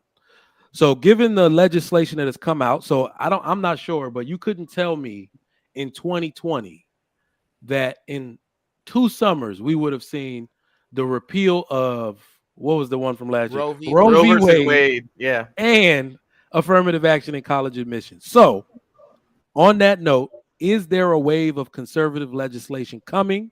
If so, who should be most afraid? I'm gonna bring Brother Ekin. Trick, I'm gonna get off. All right, I mean, Mr. Ekin, I guess you first. What was the question? Go ahead. I guess you can repeat it. Go ahead. What was the question? He said, oh, there he is. Yeah, there he is. Go ahead, Mike.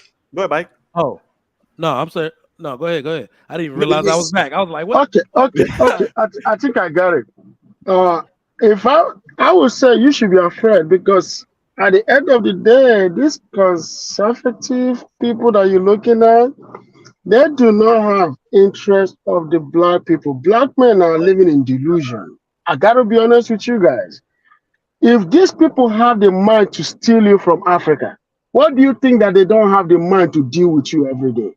They've been suppressing every black man in this country. So don't think that all of a sudden, because of Obama, they're your friends. You see what I'm saying? Don't think because of Obama or because of gay stuff or because of something you don't agree with Democrats with, that all of a sudden these white men are your friends. They're not your friends. They're not, and they will never be. So, but you can take advantage of the process. You can force the process to work for you by voting and voting in huge numbers, right? But at the end of the day, the white man is out to punish the white woman for what she did to him. The black man is out to punish the black woman for what she's done to what she's doing. But at the same time, right? We have to always bring up our own legislation. We can't allow them legislate for us. We should stop that. Black man should have representation. Black man should craft his own interest. Because I got to let you know this. Nobody would ever protect black man interest. The black woman didn't do that. Why do you think a white man will do that? So what we have to do is to increase our own voting, consolidate our voting block, and send a clear and decisive message that you have to do what we want. Reparation is not the answer, but bringing a fair business, bringing a fair business environment, a conducive environment where black man can win contracts and execute contract is what we want. Not white man writing our legislature for us. No, don't be delusional. They don't have your interest at heart. They will never have your interest at heart. They see you as a threat. Remember what Loluga said in 1912. No matter what you do, do not allow Africa to industrialize. Do not allow the black man to industrialize, because the black man is the greatest threat to the white man. That's Loluga, not the Chinese man, not the Indian man. Black man is the greatest threat to the white man. And all of a sudden, you all forgot about it. Oh, he might drop. He might drop on y'all ass. But let me say this on let me say this to what you were saying, Brother Ikene. Because even when I tell people I'm a conservative, we gotta understand historically, white people do not own conservative principles. They don't. As a matter of fact, go back in your history, black men were conservatives. In fact, there's an argument to be made that black men still are. I was going to say, the most conservative people, you were the most married, the most able to protect your daughters and keep them from being infiltrated by other races of men. Like, you see what I'm saying? So black men, like you said, nobody, it's actually something that we've got from women in politics, thinking that other people actually have our best interests at heart. I understand that white men don't have my best interests at heart. I don't have their best interests at heart. What I am trying to do is find out anywhere our interests do align. And if anybody believes that white and black men don't have similar interests as it relates to our women, as it relates to our family, you are joking, because we're still men. Yeah, Now, as it relates to economics, politics, exactly, as it relates to everything, you healthcare, housing, you quality of create, life my issues. Yeah. agenda is to create a caucus within the conservatives, not join them. So I can bring my interests, I can find out where our interests are aligned, where we differ, and how I can strong arm them with my caucus. That is all anybody is doing in politics. Other people have a I can't say this right, a bigger caucus, pause, have a bigger caucus than we do. Our caucuses where we have the most interest are ran by women and liberal ass simp liberal men like Cory Booker and Van Jones. We don't get anywhere with them, right? So that's my only thing. So I don't want everybody to think that, oh, we're not going to be conservative because whites are racist. We got nothing to do with them. Black men traditionally are conservative. I promise you, read your history, you will find out. Okay. Brother, I understand what I think it is that you mean, but for me, conservative, Republican, liberal, Democrat, those are terms white people use to describe each other. They're not talking about you at all. What are you conserving? You, bruh, your face ain't on that dollar you trying to conserve. Your right to vote is still voted on. There's not to this day a law on the books written by people of any color that a white man is bound to respect. So this standing over here because we used to be conservative and we became Democrat, that's just two groups of people who found different ways to fuck you.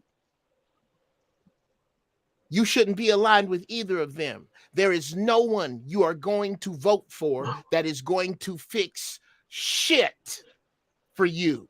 There is no voting your way out of this. You must love your way out of this. You must love yourself so much that the next time that a young black man is killed at the hands of the police, that we all go, in that city, if we don't see justice, nobody black goes to work, and everybody else black from everywhere donates money to pay their bills. Until you ready to do that, until you ready to jump off and die before you let somebody put their hands on somebody black in front of you, you're not going to get out of this. You keep trying to find a way to make a system. You are the wood trying to make the wood chipper be more fair. It's a fucking wood chipper. It's all it's ever been. There has never been a place for you in this anywhere but subservience. I don't disagree. You have to. There's no way for you to agree with me and you call yourself a conservative, brother. No. So, but when you say, what do I have to conserve? Family. Yeah. I have family to conserve. Brother, that's not even you. So hear me out. The black family was destroyed because of the liberal party that women aligned I am with. so happy the black family was destroyed. Nothing better could happen for us because we don't come from families, brother. What you are creating, that thing you're calling a community isn't a community. That thing that you're calling with your sisters, taking them babies to get higher education, brother, that's not a community. Nigga, that's a village.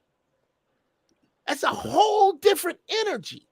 Family is about a group of workers, and workers do jobs, and there are no more jobs. You must unchain your brain from these little words. Conservative don't have a goddamn thing to do with what you're doing with your family, brother, because what you're doing with your family is turning it into a village. What you are doing with the shit your entrepreneurial shit, you are turning this into a kingdom, a dominion.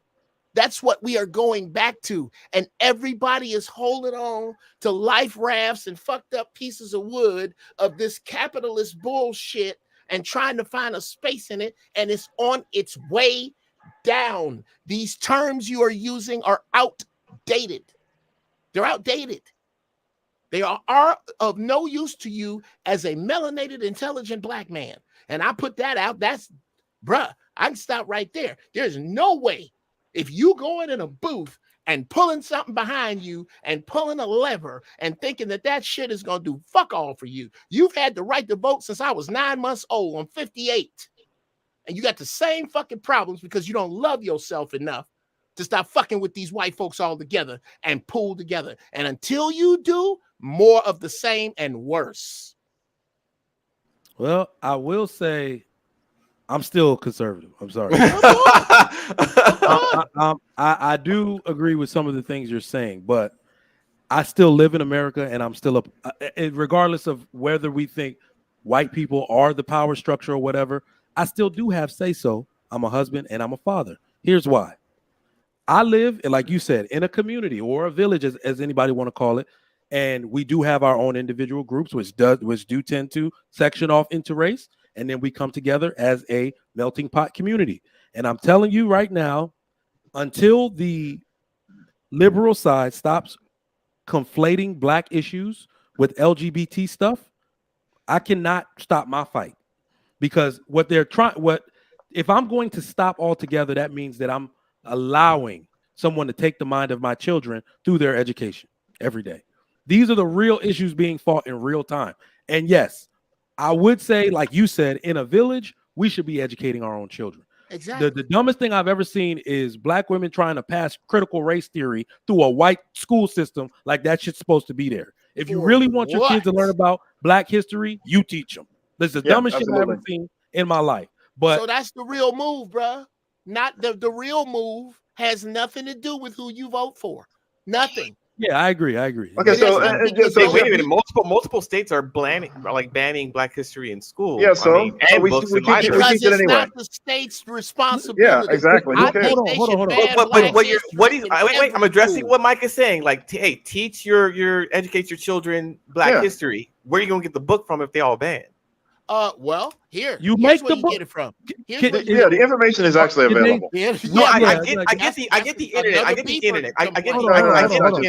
Hold on. Is there an extensive amount of Asian history in books or Jewish history in books? No, they make sure they take the time to teach their history the way they want to in their own words to their children. And they're responsible. For preserving it. That's not true. There's plenty of Asian and Jewish history in books. It's just in languages that you don't understand in places that aren't made available to you because it's none of your goddamn business. I agree. Yeah. Their history, also their history wasn't whitewashed either. Come on. Yeah, each group is responsible for their own history. Nobody's going to teach, and as if it's actually being taught in U.S. school. And matter of fact, it's actually being taught wrong. You guys keep, and I'll give you an example. You guys keep saying integration. Integration is people living together. So what you're regularly focusing on is desegregation. And by the way, that was forced by the United States government. Black people didn't vote for that. They didn't advocate for that. That wasn't part of the civil rights movement. That was nothing that black people really wanted. It was desegregation and it was forced. And that was the government, U.S. government directed action. And that starts with the Brown v. Board 1954 decision at the Supreme Court level. That was a federal level decision. So nobody black actually, said we wanted to integrate. Nobody black. The Supreme Court is looking at that too now. So the Supreme Court is looking at that too. Let me say this to the question. That's a point. That's a point of that I like to actually emphasize. People keep talking about history, and that's just another way it's taught wrong. And I actually got at a couple of Hispanic people that were trying to tell me what the history was, and I'm like, no, absolutely not. I'm the black man telling you the history. Okay, well, brother JT, I think he's black, and he made a very valid point. That I believe it was Dr. King that fought for integration and also said that he was wrong. Yeah. Okay, so let me put it this way. Let me put it this way to you guys. Uncle Jeff, right? Yes, sir. The reason why Trigger Mike always talk about conservatives, right, is because now most Nigerians are very conservatives. Right. You see what I'm saying? Black people here are the same as well. So let's not mistake that. So both of you are not wrong at all. Oh no, there's room for everybody to be right. There's room. This is so fucked up that nobody's wrong. Yeah, that's how fucked up this is. Nobody's wrong. All right, let me get this super chat. Now, let me answer the question, and we're gonna keep going around. Advanced perception, $2. Mr. Payne said for us to leave the Democratic Party. He sure Yes. did. He sure did. And then we're gonna get. I stand by After I that. say this, we're gonna get Didi in next, so we get a woman's perspective. Then we're gonna go around. So I think there is a conservative wave of legislation coming. I'm not gonna pretend to know all the reasons why, but this country did back itself into a corner because I think what they noticed historically, the downfall of every major empire, I think almost in history, has been this kind of feminist wave. Sexual stuff. Exactly. Sexual deviancy led by feminism. And the worst part about it is that they had many ways from a consumer standpoint to benefit from single women, but they have no way from a society building standpoint to benefit from the freedom of women. So families by the bedrock of the American economy is the American mortgage. If there are more and more single women and single men, single family homes, that's why it's called single family home. It's not single person home. All right. So everything with people being single, with children not being raised in the house with their father, they become less educated, more men in jail, prison to pipeline, all of that. I think they're doing some of this legislation to correct their mistakes because our laws are so outdated. So I think Ron DeSantis, 2 days ago, signed a bill that banned or repealed permanent alimony. Now that's, most people don't get alimony. Okay. No, most people don't make enough to pay alimony, but I think that is a trend to let us know they're not playing. They're about to undo all this damage they did one way or another. And here's the reason why. I think Uncle Jeff's going to like this one. Nobody gives a damn till it starts affecting white men in their pocketbook. And it's starting to affect their ass. So they're about to do something about it. But Didi. Again, that's a great conversation for, say, 2004.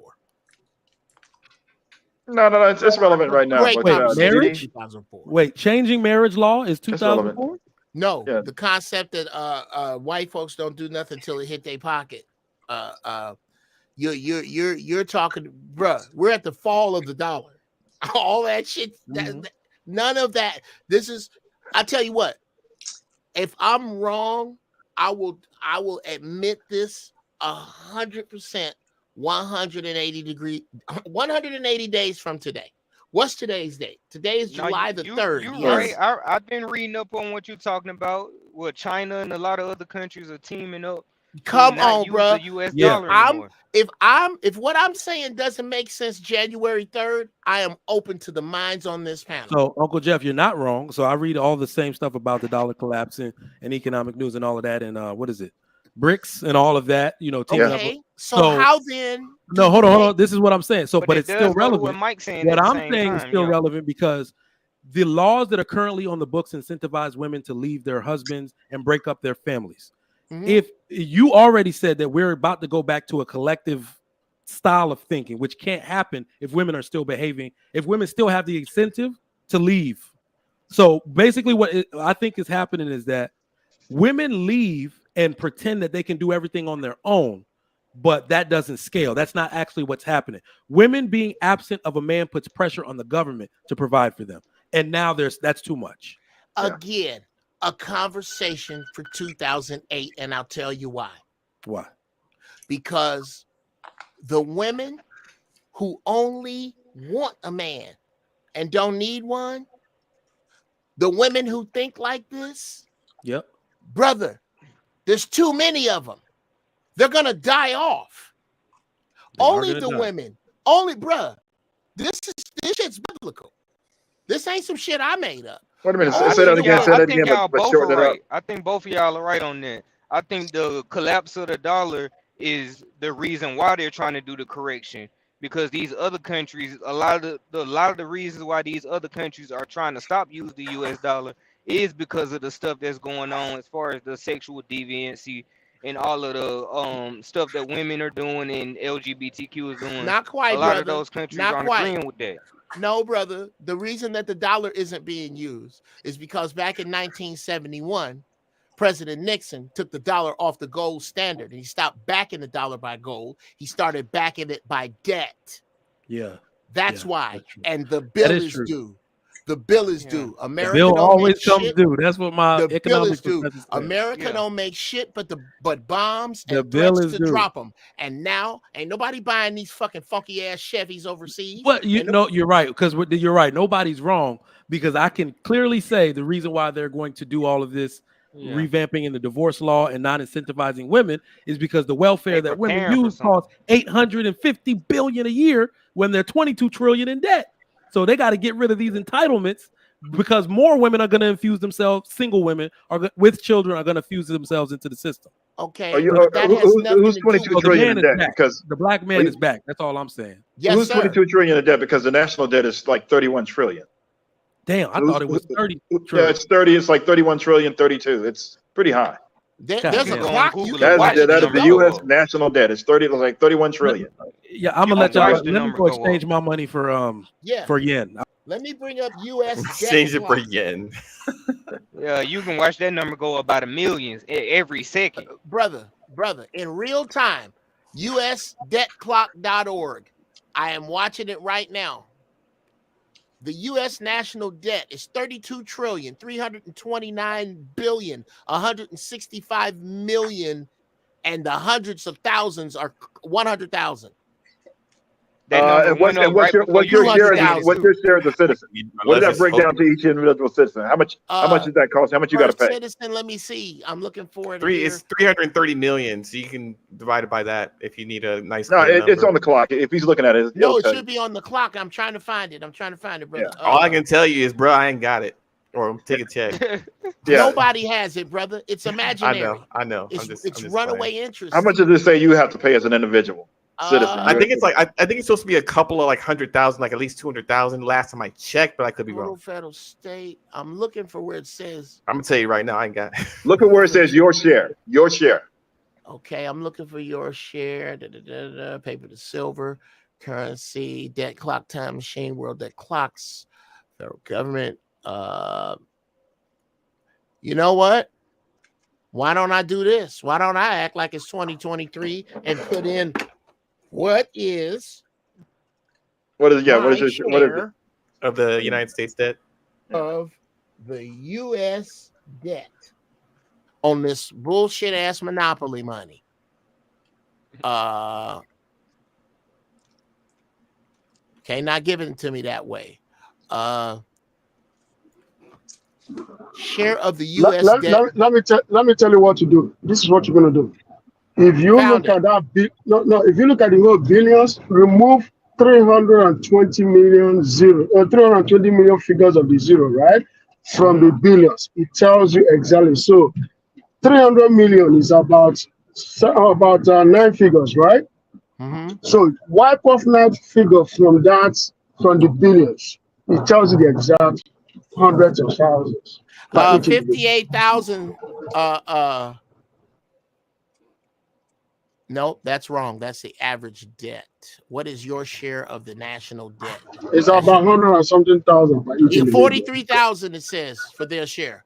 $43,507 per person. That's counting them people living in the street. That's counting, bruh. The dollar's over. It's up. It's done. It's gone. So all this dollar thought and dollar speak is expensive for us. All this, well, this is gonna make black women do this, bruh. Ain't shit gonna make black women do what they gonna do, except time and prophecy. This shit, we ain't getting out the way. The 4 horsemen of the apocalypse are gonna ride. This shit's gonna happen. We right over the edge discussing how we were back there. No, how are we going to get through this over the edge? And what Trigger Mike is talking about with his children, grouping people, being collectively proactive in your own circle is all that's going to save you. Anything you got to fill out a fucking form for. Anything you got to fill out a form. Okay, we got a new we got a newcomer. We got to get in. I'll give you guys numbers real quick. 32 trillion for the national debt. Debt per citizen is $96,495, and your share per citizen is $251,478. I thought okay, I don't understand. What's the difference between my share and what I owe? Well, basically, when you break it down over 330 million plus people, it's per citizen. So if every citizen paid, you owe $96,000. But we're talking about only taxpayers. It's $250,000 because everybody doesn't pay. So there you go. Okay, Gotcha. so it's a $250,000 when you kick the bums out. Yeah, well, apparently, but we got a newcomer in here. We gotta get King Colin in here and get his opinion on everything. Hey, thank you for letting me onto the panel. I appreciate the discussion. Uncle Jeff up here snapping on y'all, man, making sense. Affirmative action ain't gonna change anything, man.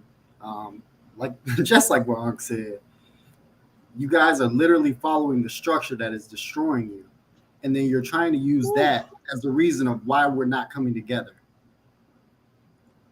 For instance, you said that we should be cutting our hair to go into the corporate offices.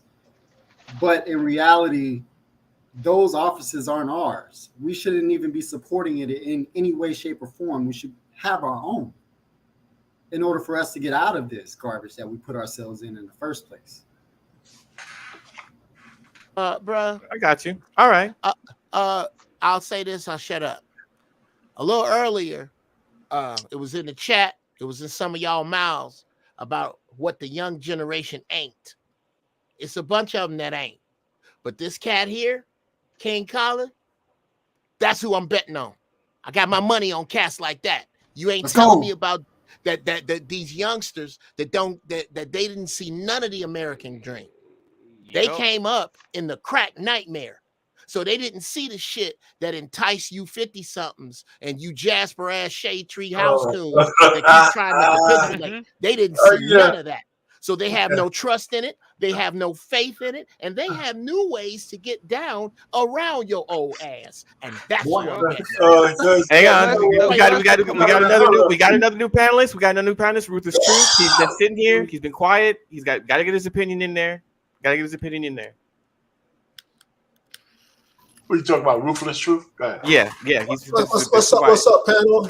What's up? The black up here turned up. I'm happy white folks got rid of affirmative action. Nigga, it's time to man up. Get off the America's titty, nigga. Go ahead, young lion. Get off America's titty. Get out here and fight. That's what I'm talking about. Hand out. Nigga, I got a hand out. He ain't 50 nothing. Somebody said, I was a slave. My mama was a slave. My daddy was a slave. Can I get some little extra? Let's go, young man. Money? Can I get some? I'm gonna get some Jordans. Fuck that. Nigga, it's time to man. It's time for us to act like kings that we are. We take what we want. We go up and get what we want, and nothing gonna stop us. So I'm happy that's happening. Piece by piece, we need, because that, once again, Martin Luther King and them disappointed me so fucking much, because that was the caveat and the foundation of us leaning on a structure that is not really conducive to our nature as Black people. That's all I'm saying. And now that all these years have passed, right? We bit onto that nipple they gave us. Here, suck this nipple. Just suck this nipple. Here, no, we got another nipple for you to suck, right? At the same time, by destroying us, aka Rodney King, aka a whole bunch of other Blacks down the line, right? Come on. We then turned on each other to say, you know what? Because some of us got a little bit of money, right? Got a little bit of capital, right? Then he's like, look at you niggas ain't shit. Well, we started saying to ourselves, them niggas ain't shit. I'm the shit. And the white man sitting there looking at you ain't shit either, but come on in. Come on in my world. We're going to give you affirmative action. We're going to give you, what else you want, Black man? What else you want? We got something else for you, right? Wear this dress, though. You got to wear this dress. You look pretty. Huh? Yeah, you look pretty. We're going to give you, we give you 300 bands. You'll have that new Bentley, right? We bid for the motherfucking pineapple. Now, there's no more excuses, right? We have all the information we need. We have all the education we need. We have the mentality of men who know how to go out here and build and create structure on our own. So this is the new 2023 attitude we need to develop. And the white people are sending a message saying, we're going to start with this affirmative action. And there's more to come. So we need to understand that we how to move, that our foundation is already strong enough that we really don't need those things no more. We don't need the white people pushing us no more. We can push ourselves. And to the last point, I'm gonna land this plane to I like what Uncle Guff was saying, man. I loved what he was saying. But also EBD, the nuclear family, it's nice to have, like kumbaya, but it's not motherfucking necessary. What's necessary is that we got to get this done. We got to get this shit done and not get left behind. I want to say one more thing. And I'm About what Uncle Jeff said, brother. He said, "Oh shit, never mind. I forgot. While you getting your thoughts together, let me just say this: I hear all this good rhetoric, but without order, chaos is going to reign. I don't give a shit what you guys say. If men are not taking control of all the babies they make, and we're still living it up to, wait a minute, we're still living up to women to raise our sons and daughters, we're going to have chaos. And the chaos reigns. And this whole notion that, the traditional family structure is bullshit and all that kind of stuff, I don't agree with. I just don't agree with it. I'm standing on that because throughout history, it's been proven that family structure and culture is why we're where we are now. And the fact that we're in this whole position we are, because that shit broke down because of feminism, because the feminization of men, and all this horse shit that we accepted. And the only person I would blame is not black men. I blame white men on all of this shit where we are. You fucking guys have conquered the world. They killed everybody in their wake. And when it came to standing up against their woman, they bent over and they're taking it in the butt.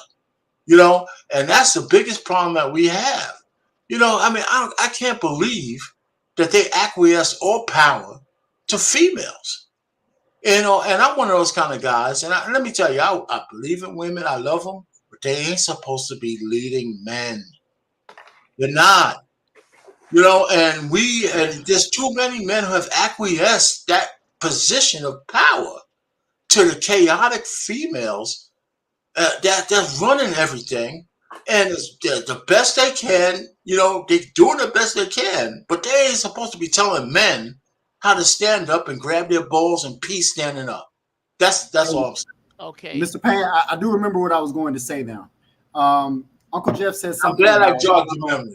We don't have the old school people's experiences, and we need to hear that, especially my generation from I'd say probably 1995 to 2000. We need to hear them old people racism stories. We need to hear what you went through, because we can't adapt our minds to understanding how you're thinking. We just look at you like you crazy as hell. I know. That's all, man. Share what y'all with me so we can understand what you went through.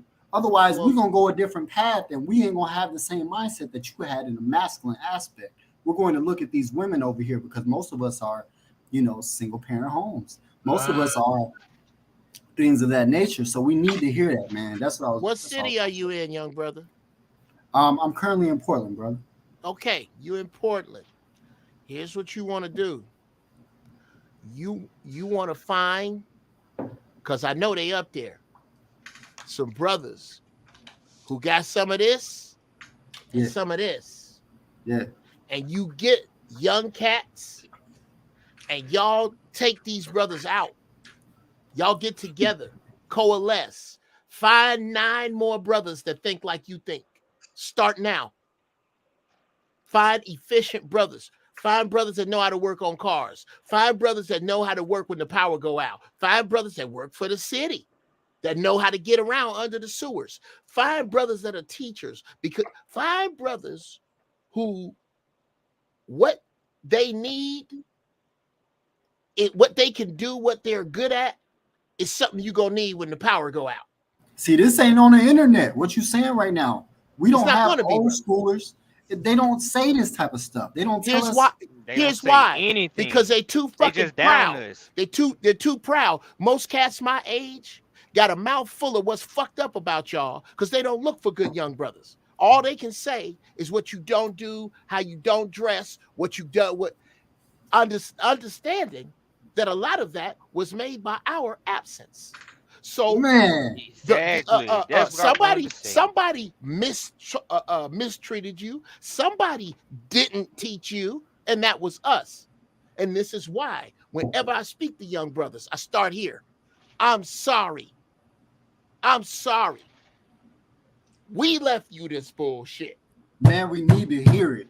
I think so when I think it comes to, bro, I'm talking to whoever, in the words of Morgan Freeman.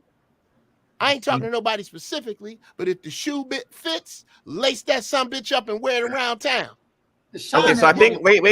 I think when we're talking about so I think when we're talking about the subject of major events that have happened, such as court overrulings or overturnings, or how this is going to affect anybody in any short-term game, right? It took generations for this to kick in everywhere and for this to be the norm. So now that we have this ruling that says this isn't going to happen anymore for college admissions, it's going to take at least 10, 20 years to find out exactly what it did or didn't do. Well, in 10 or 20 years, this system you're talking about will be good, and we won't have to wonder if it's dead or not in 10 or 20 years. It's not going to take that long, EBD. It's not. How long do you think? Like this? I mean, I say 10 or 20 years because if it's a normal like think about it. If you pass a bill or if you strike down a decision, tomorrow, the next day, no, it's usually going to be longer than that to see how it affects different institutions and changes in practice. Okay, question for you. Let me just say this. Uncle Jefferson. In this era of 24/7 news media, it doesn't take that long for change to happen, right? All it has to do is infuse kind of things. All I'm just trying to say is there's 4 things that happened in the Supreme Court. We're only talking about one of them. First, right. Let me say they refused to hear the Jim Crow laws that they were trying to overcome in Mississippi. That was one. They overturned the fact that a proprietor didn't have to make a gay cake. I heard about that one. Yeah. That's number 2. The 3 is they refused the student loan reprogram thing. And 4 is this affirmative action we're talking about. So all of that stuff is all happening right now. Right. And so, we could go down, there's tangents we can go down, but we're talking about affirmative action. I want to go past that. What I'm just trying to say is there's certain things we should do in all 4 of those kind of things. Let's leave the Mississippi thing out of the picture right now. But in terms of student loans, I'm one of those kind of guys. If you take a student loan, you should pay back. That's how I feel. But that's another story. I don't want to go down that path. That's another Trick of Mike show. I think we should. No, we actually had a show not too long ago about that. When did you go to college? I went to college in 1976. That's why you feel that way. No. That's not why I feel that way. When you went to college, it didn't cost as much as it does now. No. When you went to college, if you defaulted on a college loan, it didn't stay on your credit forever. So you have a different point of view. Now, no. If I may ask, I disagree. You can't say that without me having a chance to respond. Sure. No, I hear what you're saying. Other shit. I hear what you're saying, but that's not really true. Right? Because in my later life, it's not like I didn't have loans. Every loan's had conditions. Wait a second. You're saying what I said is not true, and that's not what I said. Okay, let me take that back. Let me be clear what I said. Go ahead. I said that when you were a freshman in college, right, was nothing. From the time you were a freshman until you got your degree, the financial obligation and the parameters around it are monumentally different than after that. Now, I need you to tell me what's wrong about that. Hold on for a second, man. I hear what you're saying, but it's all relative. No. How can you say no? Let me say what I'm going to say. Let me say what I'm answering your question. It's still all relative to the time period. I still was obligated, but I still had loans and things of that nature in the future, in the present time that I had to pay back. So now I'm not saying that they shouldn't have. Here's where I'm going. I'm going to shut this up. I don't want to change the direction. The lenders are predatory. if you understand where I'm coming from, if I was going to go to college for a basket weaving degree, I should have never been allowed to have $100,000 loan. Just cause. How can you say that? Well, and you say ain't. the But you ain't. payback Well, date? you're reacting, but you ain't listening to me for a second. I heard you very clearly. Well, This is well, how I picked out the bovine species. Wait, hold You on, are Uncle Jeff. saying Let that me they say should what I'm be. saying. You are saying that the lenders are predatory and that Yes, the they people should are. be beholden to the predatory No, lenders. I don't know how you say both of them. I didn't say that. You said that. I'm saying Is that somebody most hearing something different well, than but I'm you hearing? ain't let me say anything, Uncle Let Jeff. him finish, Jeff. Say Let it. him finish. I'm saying that there's a whole bunch of those student loans nobody should have ever got.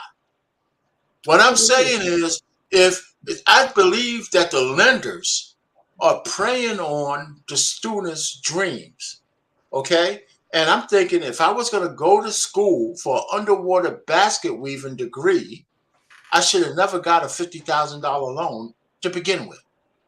I would have, just like any loan right now, if you want to buy a house, there's conditions. You have to be credit worthy. Okay, Wait a I'm losing minute the will to live here. before you say anything. You got to be. So if I'm going to go to student loan program, I'm going to say this. I'm going to land it here. If you want to borrow 50 grand, it's got to be based on a curriculum that can eventually have you pay that loan back. If you get a basket weaving degree, you're never going to be able to pay the loan. And you know why the predators don't care? Because they don't mind you being on the hook for the rest of your life. You know, so that's all I'm trying to say. And if I was to put legislation, a lender couldn't lend money to a guy or a woman who wants to have some kind of basket weaving degree for 100 grand. Boy, you sure don't like Mr. Richie, you're not telling the truth on that regard. In that regard, I'll tell you. No. I'll tell you why. Mr. Richie, I'll tell you why. The reason why is because you can't do that legislatively. You can't. You know why you can't? You can't. You know what? I'll tell you why. The reason why you can't is because you are only one vote in the Congress. Those predatory lenders. Do you know how many members of Congress are in their pocket? You're missing my point, Ekene. What I'm trying to say is there's conditions on every loan that we take out.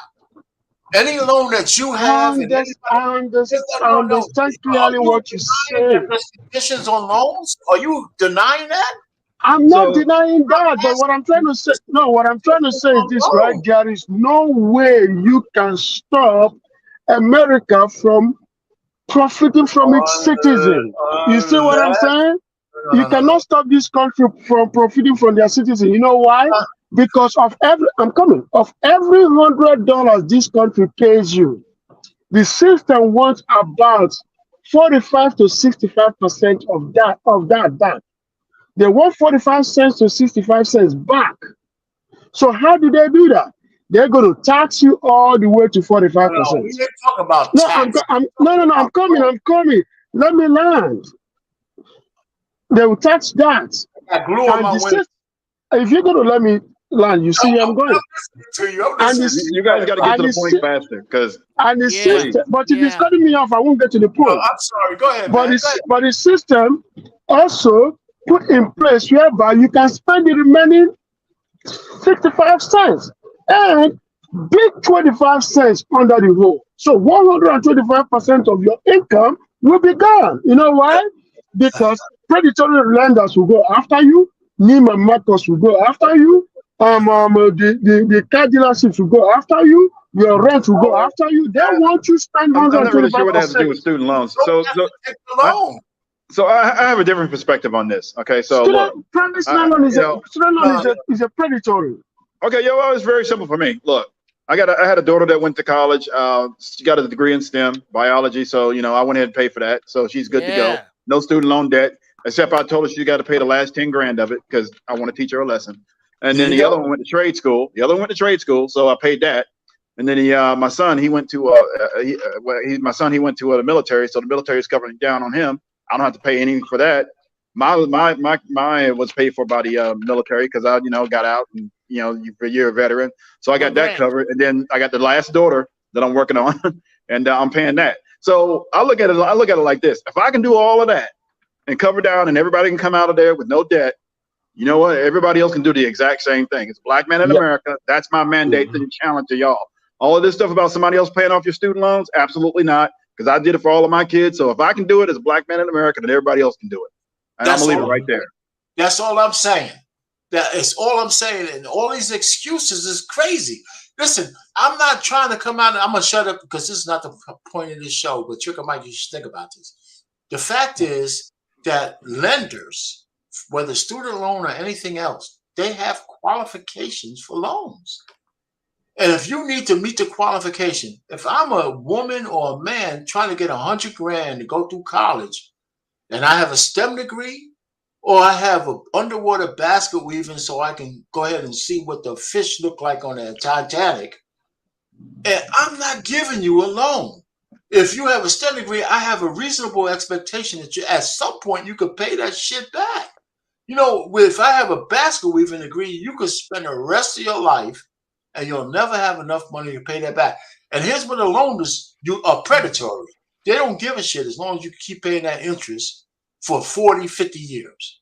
So, you know, just stop me with all this kind of bleeding heart liberal bullshit. We shouldn't give people loans if they are going into school for shit that they can't have a reasonable expectation to pay back. Is it all right to interrupt you when you repeat Yes, sir. yourself? I'm finished. Go ahead, Uncle Jeff. Go ahead. Okay. I'm this is just like the booger that you can't suck off. I'm not gonna even. I'm done with this. I'm done with this. What Mike said, or no, what Dragon said, but he left. We keep talking about how long. Yeah, how long does it take a cruise liner to make a U-turn? Hours, right? Yeah. Okay. How long does it take a cruise liner to make a U-turn if it sank? What does that have to do with what I said? I'm not talking about what you said. Remember, I said I'm not going to deal with that anymore. Okay. Okay. I'm not dealing with that. All right, go ahead, brother. It's like trying to explain why letters are in algebra to a special needs student. I can't. I'm not going to do that. Wait, just take the knife out of my back, bro. No, I come right up and cut your throat. Now, we were talking about how long it's going to take for the absence of affirmative action to show up, for these things, these Supreme Court rulings to show up. Yeah. And I say again, how long does it take a cruise liner to make a U-turn? Hours. How long does it take it to make that same cruise liner to make a U-turn? If it sinks, it's not going to make a U-turn. This is sinking. We have hit the fucking iceberg. With the band, please stop playing. Would you please unplug and find a safety vest? We have hit the iceberg. And all you niggas trying to figure out what right, time man. We do not disagree with what it is you're saying. They won't let me in line before they get rid of all the chickens. We hit an iceberg. Hey, Jeff, you're right. And we do not disagree with what you're saying. You just said it like the 20th time, though. So we don't disagree, though. Well, you keep having. Well, that's because there's been 19 conversations like we haven't hit an iceberg. Yeah. Hey, Trigger Mike, I want to say a couple of things, and I'm going to take on off because I got to get moving on some things. But first of all, I appreciate you for letting me up. Appreciate the conversation, gentlemen. It's been very interesting, very informative. I like these conversations, you guys, because it actually forced me to think about some other things, and I think people can take a lot away from this discussion. But I'll say this, to answer the bottom line, the question on the floor, which is, can Black people compete without affirmative action? And I say absolutely, 100% yes. And I will emphasize and focus on the fact that Black men have been doing it for decades now, hundreds of years, and no help from government, no welfare, none of all that stuff. We don't get any handouts, and friends and family don't help, except in maybe probably dire and emergency situations. And there are no corporate sponsorship. So if we can do it, then everybody else can do it, which kind of points to the handouts for everybody else. But I'll leave that for another day. But thanks for letting me up, Trigger Mike. Good day to you, gentlemen. Good conversation, and Godspeed to you guys. Thank you. Right on. All right. Let me get these super chats read, then we're gonna get final thoughts, and I'm gonna let Elise came up and Cool Nerd. Let me get these super chats read. AL says, stop disrespecting MLK. Was the civil rights movement perfect? No. Was it a Cold War propaganda? Yes. But compare life pre-civil rights to now. Might have a point there. It was better. Original, everything else is carbon copy, $5. We are an amazing people. The stuff we have invented and have done with less blows my mind. We talk too much. We need action. You know what? I'm glad Chaotic isn't on this panel because he would troll the shit out of you. He's right now in the group chat. I'm sorry, for the better part of half of today, been posting the greatness of white men in the group chat, bro. The shit is getting on my nerves. This dude is funny. All right. Original, everything else is carbon copy, $2.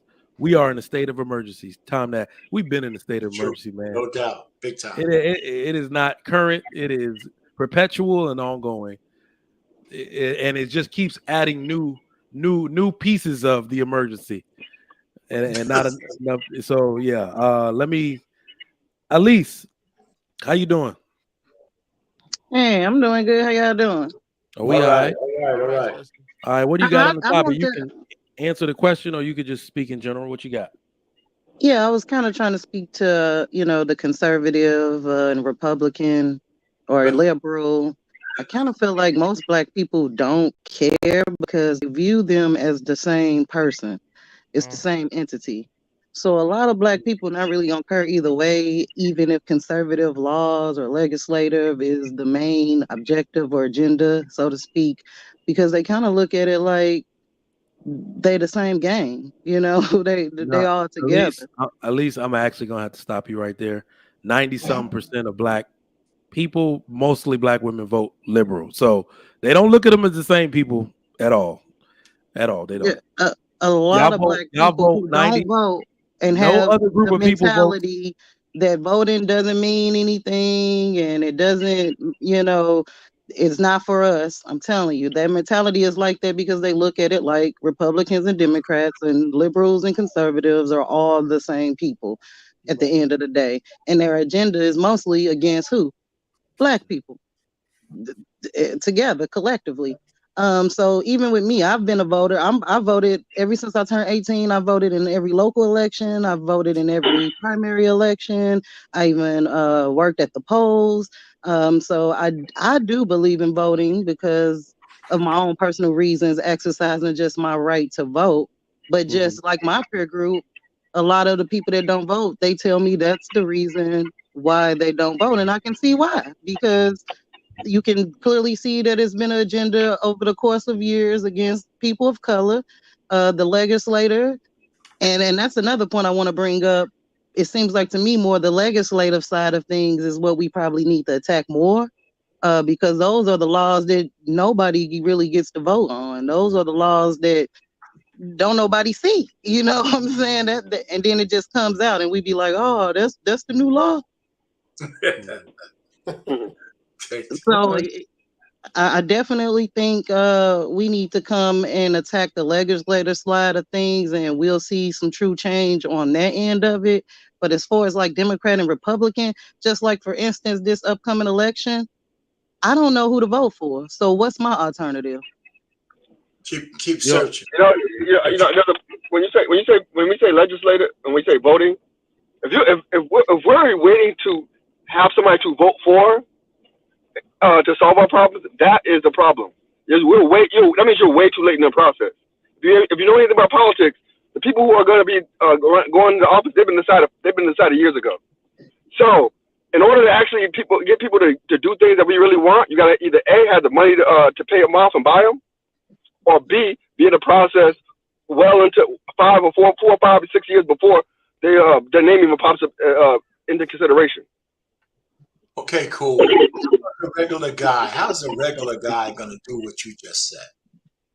How's a regular gal gonna do what you just said?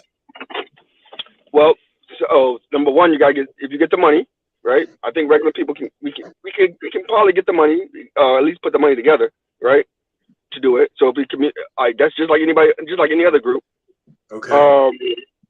Now, in terms of getting in that room, that's another story.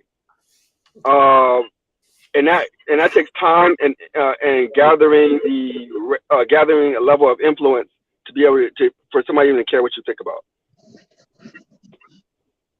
That's just thought. Go ahead. Who's next? All right. That was a Didi. Did you go on this? No, I didn't. All right, Go. go ahead. Okay, so is there a wave of conservative legislation coming? And if so, who should be afraid? I do believe that there is a wave of conservative legislation coming. And in regards to who should be afraid, I feel like it will be those who have been conditioned to be so individualized. Groups who are, those minority groups who like to scream out. I've been watching some of the more conservative channels. A lot of what they're screaming about right now is the trans community and their issues with them. So that's probably going to be a community that should be most afraid to answer the question.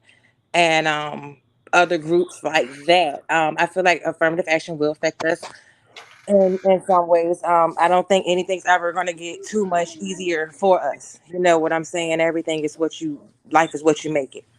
Can I You say know? one quick thing on what Didi just said? The whole trans movement is making strange bedfellows out of people who used to be enemies. I'll just leave it there. Blacks, whites, I ain't conservatives. saying shit. Huh? I ain't speaking on them, man. I ain't trying to get I didn't say make no details. I just said, I think it's making strange bedfellows of people who never would coalesce. White men, black men, certain women who can't profess what a woman is. There's a lot, athletes. There's a lot, female athletes, Title IX. There's a lot of, conservatives are going to get a lot of traction out of this anti-LBG skittle community thing in the next coming election. I can guarantee that. Let me just leave it there. Long term, I don't think they're going to, though. Maybe short term, next election or two, maybe. But after that, because it's gonna be so ingrained, into society where it's gonna be so normalized, where people aren't gonna use that as a sticking point anymore, at least to galvanize people. Maybe. I'll be shocked if we get one this time. You've seen your last president. You might get one this time. It's not going to be 2-3 more presidents. I wanted to finish my thought. I also wanted to say, in regards to how long will it take for us to start seeing some of the effects, I say probably within the next 4 to 7 years, because you'll be looking at the most recent high school graduates who will be applying for college and those who've recently graduated and seeing how they turn out. So I feel like 4 to 7 years is a point where you probably will see some residuals of that. That's all I had to say. I agree. Can I say something about the affirmative action really quick? How do you, in terms of, so I haven't read the whole opinion yet in terms of what the Supreme Court says. So I don't necessarily know the scope of this, the complete scope of the decision. But is it only limited to schools, or is it limited to other areas as well?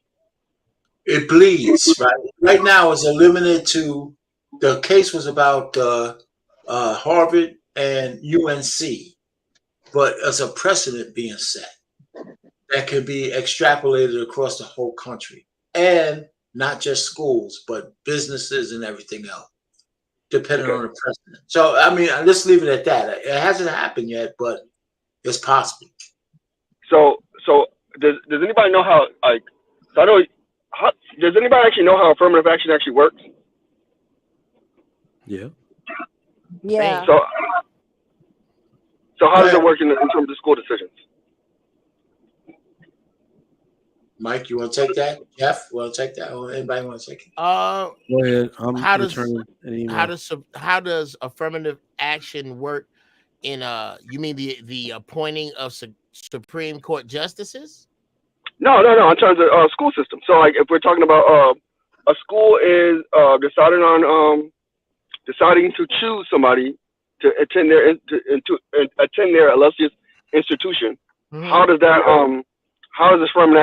affirmative action play in? Well, They will be afforded the funding to attend there, even though they're economically not capable. Well, no, educationally not capable. Not only just economically, they might be lower than the standards. So they were given deferential treatment based on race and not as a discriminator.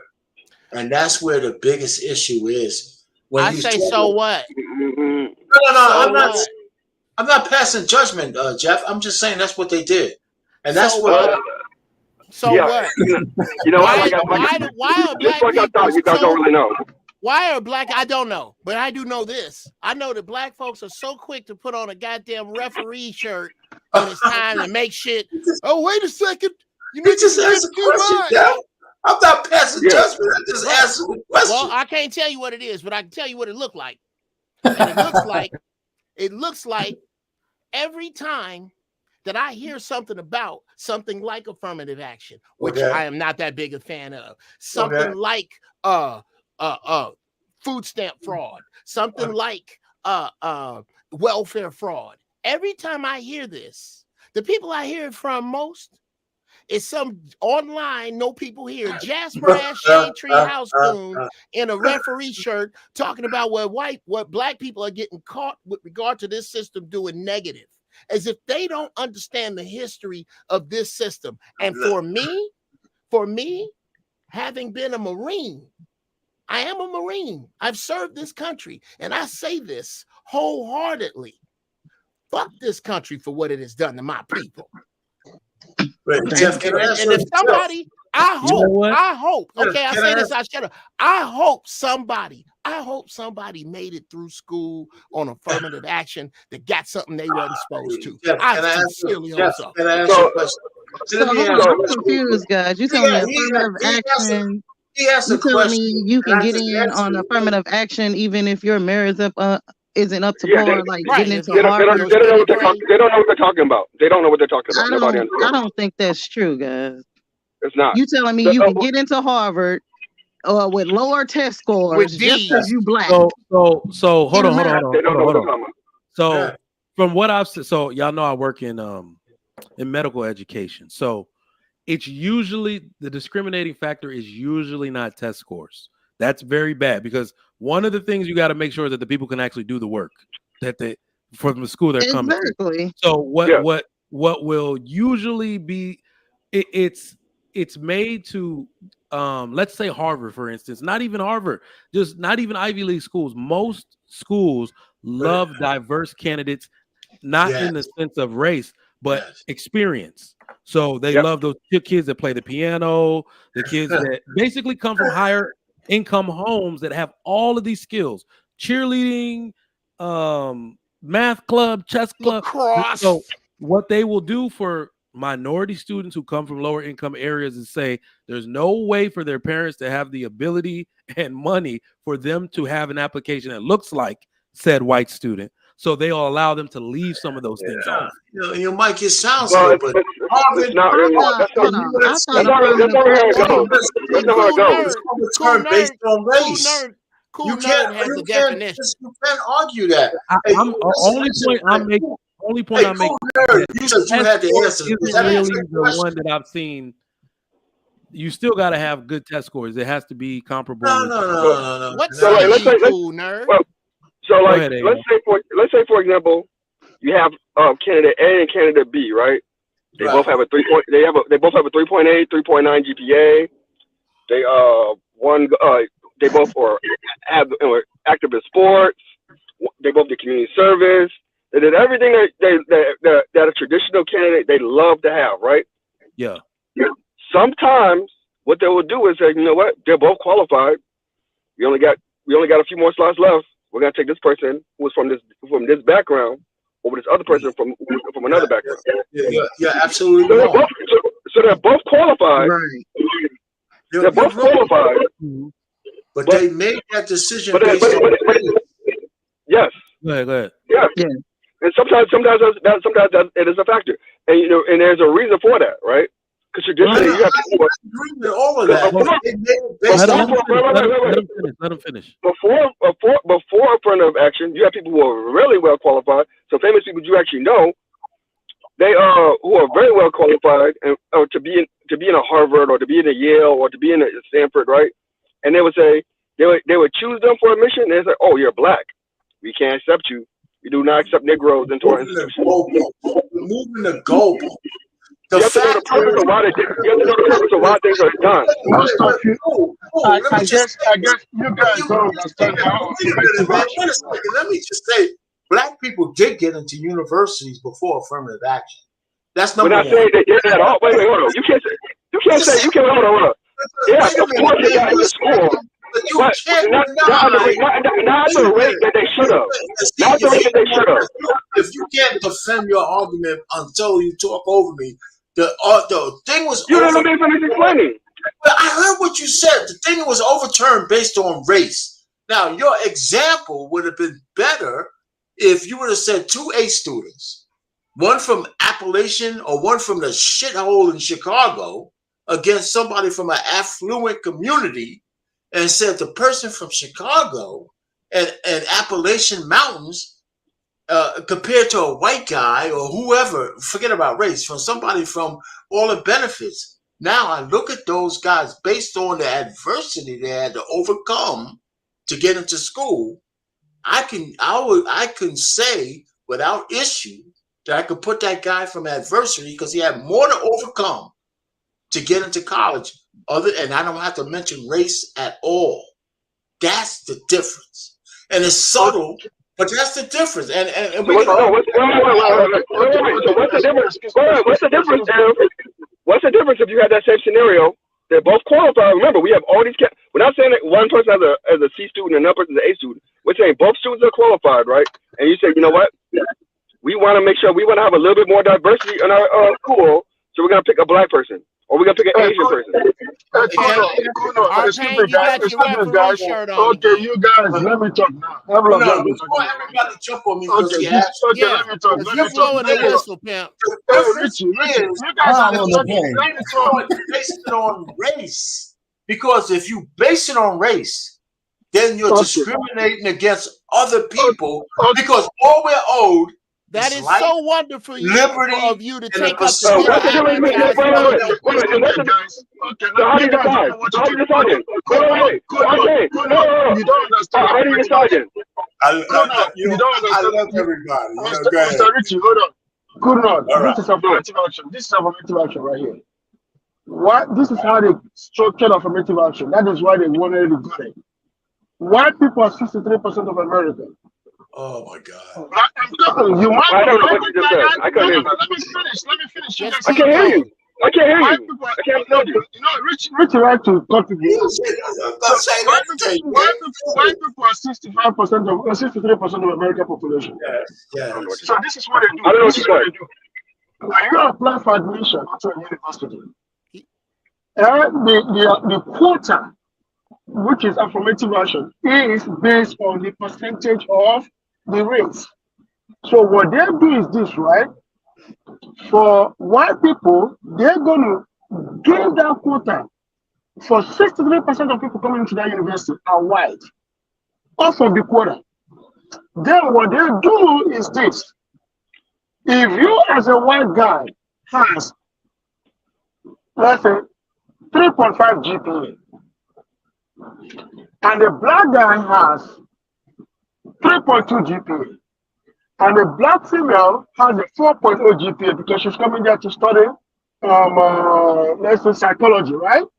But the white guy is coming to study, what do they call it?